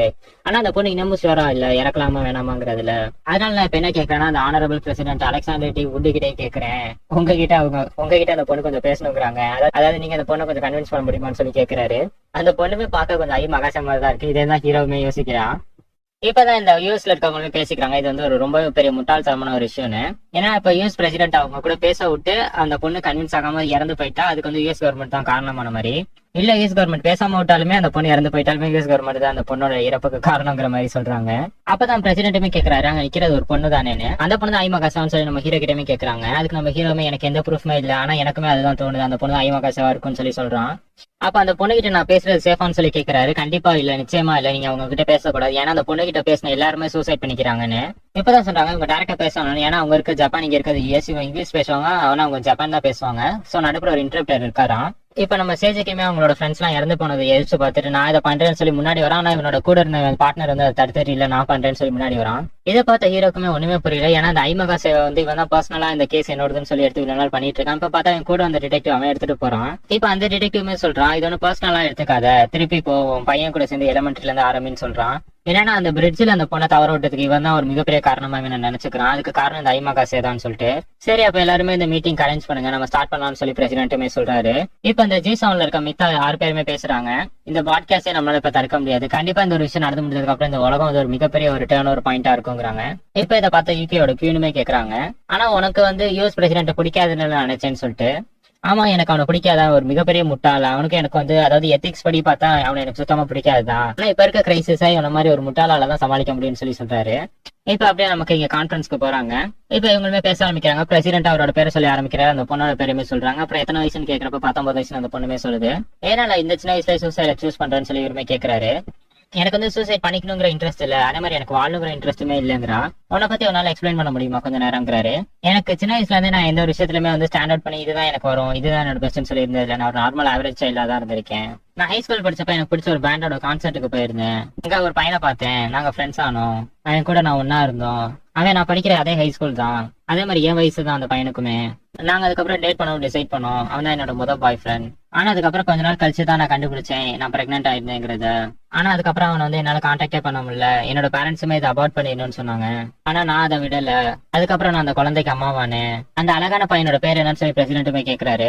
அந்த பொண்ணுமே அவனுக்கு நான் ஹாருன்னு சொல்லி பேர் வச்சேன். ஹாரு ரொம்ப அமைதியான ஒரு நல்ல பையன். அவன் கொஞ்சம் ரொம்ப தொந்தரவு பண்ற மாதிரி இருந்தாலுமே நான் அதை ஹேண்டில் பண்ணிக்கலாங்கிற மனநிலையோட தான் இருந்தேன். அதுக்கப்புறம் ஒரு நாள் நான் ஆர்வ கூப்பிட்டேன். அவனா வந்து நவரவே இல்லை, அசையவே இல்லை. இதை வந்து சடன் டெத் சிண்ட்ரோம்னு சொன்னாங்க. எனக்கு ரொம்ப வருத்தமாயிருச்சு. நான் அதுக்கப்புறம் ரொம்ப நாள் அழுதுகிட்டே இருந்தேன். அதுக்கப்புறம் அப்படியே நான் ரொம்ப அமைதியாயிட்டேன். இது வந்து நான் ஒன்னும் சூசைட் பண்ணிக்கணும், நான் இறந்து போகணுங்கிற அளவுக்கு ஸ்ட்ராங்கான ஃபீலிங்லாம் இல்ல, ஆனா ரொம்ப லைட்டான ஃபீலிங், ரொம்ப அமைதியா இருந்தது. மிஸ்டர் பிரசிடென்ட் நீங்க சொல்லுங்க நான் என்ன பண்றது அப்படின்னு சொல்லி கேக்குறா. ஏய் கனாய், அதாவது அந்த பொண்ணோட பேர் கனாய், உனக்கு எனக்குமே ஒரே சிச்சுவேஷன் தான், நம்ம 2 பேருமே ஒரே விஷயத்தை பத்தி தான் வருத்தப்பட்டுக்கிட்டு இருக்கோம்னு சொல்லி சொல்றாரு. அதாவது நம்ம 2 பேருமே எது நல்லதுங்கிறத பத்தி தான் விசாரிச்சுக்கிட்டு இருக்கோம், அதாவது அதை பத்தி தான் தேடிக்கிட்டு இருக்கோம். ஆனா நீ வருத்தப்படாத, அதாவது என்கிட்ட இந்த பதில் வருதுன்னு வருத்தப்படாத, எனக்குமே வந்து எது நல்லதுங்கிறது தெரியல, அதனால எனக்காக கொஞ்ச நேரம் வெயிட் பண்றியான்னு சொல்லி கேக்குறாரு. என்னன்னா நான் முக்காவாசி வந்து அந்த ஆன்சர் கிட்ட பக்கத்துல வந்துட்டேன், அதாவது எது நல்லது கெட்டதுங்கிறத கண்டுபிடிக்கிறதுக்கு. அதனால எனக்காக கொஞ்ச நேரம் மட்டும் வெயிட் பண்றியான்னு சொல்லி கேக்குறாரு. அதாவது நீங்க என்ன சொல்றீங்கன்னா எது நல்லதுங்கிறத பத்தி நான் யோசிச்சுக்கிட்டே வாழணும்னு சொல்றீங்களான்னு சொல்லி கேக்குறா. இல்ல நான் அப்படி சொல்லல, எனக்கு கொஞ்சம் டைம் கொடு, நான் வந்து எது நல்லதுங்கிறத வந்து ஃபிகர் அவுட் பண்ணிக்கிட்டு இருக்கேன், அதை கண்டுபிடிச்சு மட்டும் சொல்றேன். அப்ப நான் சொன்னதுக்கு அப்புறம் நீ சூசைட் பண்ணிக்கணும்னு நினைக்கிறது நல்லதா இருந்துச்சுன்னா நீ சூசைட் பண்ணிக்கோ அப்படிங்கிறாரு. ஆக்சுவலி அதுக்கு நான் வேற ஒரு பிளான் வச்சிருக்கேன், அப்படி அந்த சூசைட் பண்றது நல்லது இருந்துச்சுன்னா நானும் உன் கூட சேர்ந்து இறந்து போறேன்னு சொல்றாரு. இது அங்க இருக்க யாருமே எதிர்பார்க்கல, எல்லாருமே பிரசிடென்ட பாக்குறாங்க. இதை கேட்ட அந்த பொண்ணு சிரிக்கிறா. இதை பார்த்த உள்ள G6ல இருக்கவனுமே இப்ப சொல்றான், அவன் ஒரு முட்டாளு, நான் சொன்னேன்ல உங்கள்கிட்ட, ஒரு முட்டாளாலதான் இப்பெல்லாம் யோசிக்க முடியும்னு சொல்லி சொல்றாரு அவரும். அப்ப நான் சூசைட் பண்ணிக்கிறது தப்பு இல்லையான்னு சொல்லி கேட்கிற அவளுமே, சூசைட் பண்ணிக்கிறது நல்லதுன்னா அதுல என்ன தப்பு இருக்குன்னு சொல்லி கேட்கிறாரு இவருமே. அப்ப நான் உங்களோட பதிலுக்காக காத்துக்கிட்டு இருப்பேன் மிஸ்டர் பிரசிடென்ட், தேங்க்யூ அப்படின்னு சொல்லிட்டு அவளுமே இறங்குற அந்த இடத்த விட்டு. இதை பார்த்தா எல்லாருக்குமே இப்பதான் கொஞ்சம் மூச்சே வருது, நல்ல வேளை பிரசிடென்ட் இதை சமாளிச்சுட்டாருன்னு சொல்லிட்டு. ஏன்னா கொஞ்சம் ஸ்லிப்பா இருந்தாலும் இந்த பொண்ணு வந்து இப்ப அக்செப்ட் பண்ணல, அதாவது பிரசிடென்ட் சொல்றது வந்து கேட்காம குதிச்சிருந்தாலும் பிரசிடென்ட்டுக்கு தான் கெட்ட பேரு, இல்ல கேட்டு அக்செப்ட் பண்ணதுக்கு அப்புறமே வந்து குதிச்சிருந்தாலுமே அதுக்கு பிரசிடென்ட்டுக்கு தான் ரொம்ப கெட்ட பேரா இருக்கும். இப்ப டிரான்ஸ்லேட்டர் அதுக்கு நடுப்புற இந்த ரிஸ்க் எடுத்த வரைக்குமே எல்லாருமே பாராட்டுறாங்க. ஆனா நம்ம ஹீரோ இன்னும் விடல, இதுல ஏதோ ஒன்று தப்பா இருக்கேன்னு சொல்லி யோசிச்சுக்கிட்டு இருக்கான். ஏன்னா இப்ப அந்த பொண்ணு கிட்ட வந்து நான் கொஞ்சம் டைம் கேட்டிருக்கேன், அப்ப அந்த டைம் கேட்கறதுதான் வந்து உண்மையிலுமே வந்து நல்லதான்னு சொல்லி யோசிக்கிறாரு. ஏன்னா இப்ப நம்ம வந்து சர்வைவல் ஆஃப் த ஃபிட்னஸ்ல தான் ஆரம்பத்துல இருந்தே இருந்திருக்கோம். அப்ப வந்து ஒரு மனுஷனை வந்து எவ்வளவு நேரம் உயிரோட இருக்க முடியுமோ அதுதான் அப்ப நல்லதா. அதாவது இப்ப ஒருத்தன் வந்து ரொம்ப நாள் உயிரோட இருக்கானா அப்ப அதுக்கு அவன் என்ன பண்ணணும், அந்த விஷயங்கள்லாம் நல்லதுல வருமானு சொல்லி யோசிச்சுட்டு இருக்காரு. சோ அந்த மாதிரி பார்த்தோம்னா வந்து எதெல்லாம் அழியுமோ அதெல்லாம் வந்து அழிஞ்சுக்கிட்டே தான் இருக்கும். ஆனா எது வந்து நிலைச்சு நிக்குதோ அது நிலையா நிக்கும். அப்ப நிலையானது எது நிலைச்சு நிக்குதோ அதெல்லாம் தான். இதுக்கு வந்து ஏதோ ஒரு வார்த்தை சொல்லுவாங்களே, அது என்னன்னு சொல்லி யோசிக்கிறாரு. நம்ம சேசிக்கு சொன்ன ஆன்சர் தான் ஜஸ்டிஸ். அதாவது எது நல்லதுன்னு சொல்லி நம்ம அதை கண்டினியூ பண்ணி யோசிக்கிறோமோ அதுதான் ஜஸ்டிஸ்ன்னு சொல்லியிருப்பான். இப்பதான் இருக்குமே அந்த ஆன்சர் கிடைச்சிருக்கு. அதாவது அந்த கண்டினியூ பண்ணணும் ஜஸ்டிஸ் மூலியமா. அந்த கண்டினியூங்கிற அந்த ஒரு வார்த்தை தான், அதாவது குட் நல்லதுங்கிறதுக்கான அர்த்தமே வந்து கண்டினியூ பண்றது தான். அதாவது சிம்பிளா உங்களுக்கு புரியுற மாதிரி சொல்றேன். அதாவது இப்ப மக்கள் தொகைங்கிறது முன்ன வந்து ஒரு 10 பேர் தான் உயிரோட இருந்திருப்பாங்க. அந்த 10 பேர் வந்து ஒரு 10 வருஷத்துக்கு உயிரோட இருக்கிறதுக்காக என்னென்ன பண்ணிட்டு வந்தாங்களோ அது எல்லாமே நல்லது. அதாவது இன்னைக்கு நான் ஒரு விஷயத்த கண்டினியூஸா பண்றேன், அதை கண்டினியூவா பண்றதுனால நான் உயிரோட இருக்கேன்னா அது வந்து நல்ல விஷயங்கள். இதே நான் கோளாரா ஏதோ ஒண்ணு பண்றேன் அதனால என் உயிர் போகுதுங்கிறப்ப அதெல்லாம் கெட்ட விஷயங்கள். சோ இப்படிதான் நல்லது கெட்ட பிரிச்சு வச்சாங்க. நான் கண்டுபிடிச்சிட்டேன், இதுதான் என்னோட ஆன்சர் அப்படின்னு சொல்லிட்டு அந்த ஹெட்போன் எடுத்து காலையில மாட்டி நான் இதை அவள்கிட்ட சொல்லணும்னு சொல்லிட்டு கனெக்ட் பண்றாரு.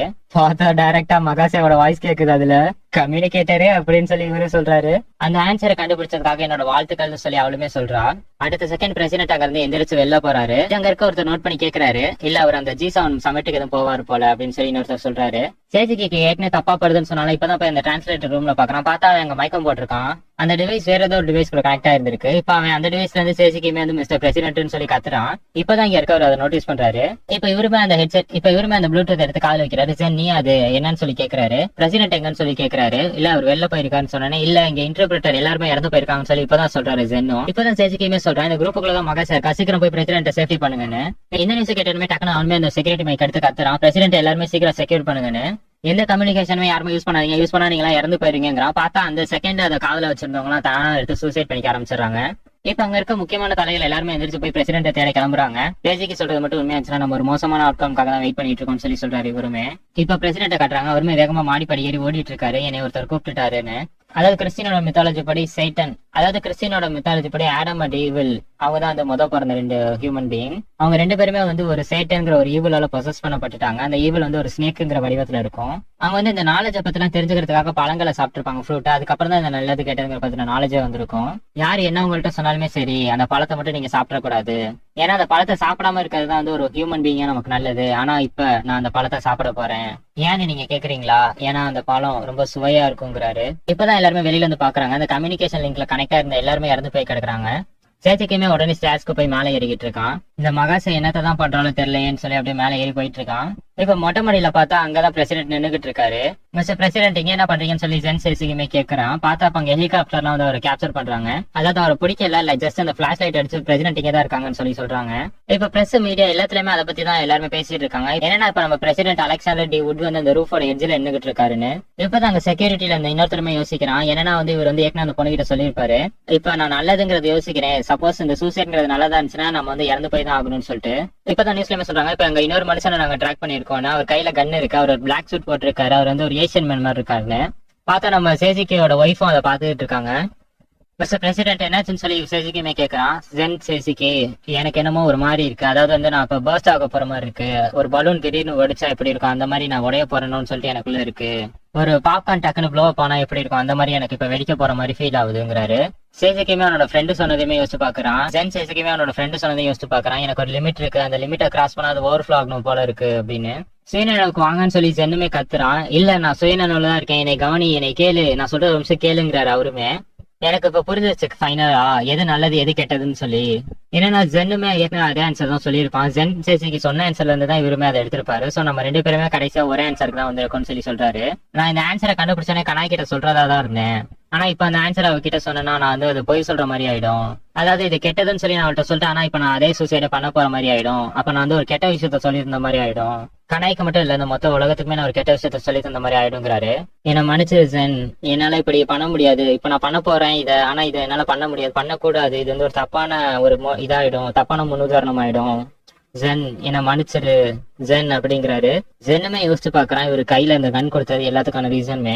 ஜென்னுமே ரொம்ப எமோஷனல் ஆயிரான். கோவத்துல அப்படியே அந்த ட்ரிகர் அழுத்துறான். பிரசிடென்டோட உடம்புல இருந்து அப்படியே ரத்தம் வருது. அவர் அந்த பக்கம் கீழே விழுவாம இந்த பக்கம் உள்ளே விழுந்துடுறாரு. President of the United States சுட்டுட்டாங்கன்னு சொல்லி நியூஸ்லயும் அனௌன்ஸ் பண்றாங்க. இது எல்லாத்தையுமே சேச்சிக்கோட ஒய்ஃப் உட்காந்து டிவில பாத்துக்கிட்டு இருக்கா.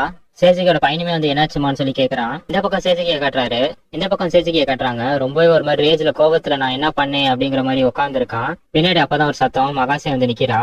மிஸ்டர் சேசிக்கி, நீங்க ரொம்ப கெட்ட பையனா இருக்கீங்க. சேசிக்குமே அவன் மேல பிஸ்டலை காமிச்சு ஐ மகாசேன்னு மொத்த ரேஜோட காட்டுறாரு. மகாசவுமே அவ கையை துப்பாக்கி மாதிரி வச்சுக்கிட்டு நல்லதுன்னா என்னன்னு சொல்லி கேக்குறா. நல்லதுன்னா நம்ம வாழ்க்கையை அடுத்தது கண்டினியூ பண்றதுங்கிறாரு. சேசிக்கி அப்ப கெட்டதுன்னா என்னன்னு சொல்லி கேக்குறா. ஈவல்னா அந்த லைஃப கண்டினியூ பண்ணாம முடிச்சுக்கிறதுங்கிறாரு. இதை கேட்ட மகாசவுமே ஆமா உண்மைதான், ஏன்னா என்னை மன்னிச்சிருங்க அப்படின்னு சொல்லிட்டு அப்படியே கையை காட்டுறா. ரெண்டு பேருமே அப்படியே ட்ரிகர் அழுத்துற மாதிரி வராங்க. பேங் அப்படின்னு சொல்லிட்டு மகாசவுமே சொல்றா. அப்படியே இந்த சீன் கட் ஆகுது. இப்போ ஒரு காட்டுக்குள்ள இருக்க ஒரு நல்ல வில்லேஜ் மாதிரி ஒரு இடத்த காட்டுறாங்க. செம்மையா வெயில் அடிச்சுக்கிட்டு இருக்காங்க. இப்போ அந்த பஸ் ஸ்டாப்ல வெளியில இருந்து ஒரு டூரிஸ்ட் இறங்குறாங்க. அவங்களோட தொப்பி பறந்து போய் கீழே விழுவுது. சோ அங்க லோக்கல்ல இருக்க ஒரு பையன் இந்த தொப்பி எடுத்து கொண்டு போய் அவங்கள்ட்ட கொடுக்குறான். அவங்களுமே அந்த பையனை பார்த்து நீ ரொம்ப நல்லா பையங்கிறாங்க. பார்த்தா அது நம்ம ஐ மகாசே. இதோட இந்த அனிமையுமே முடியுது.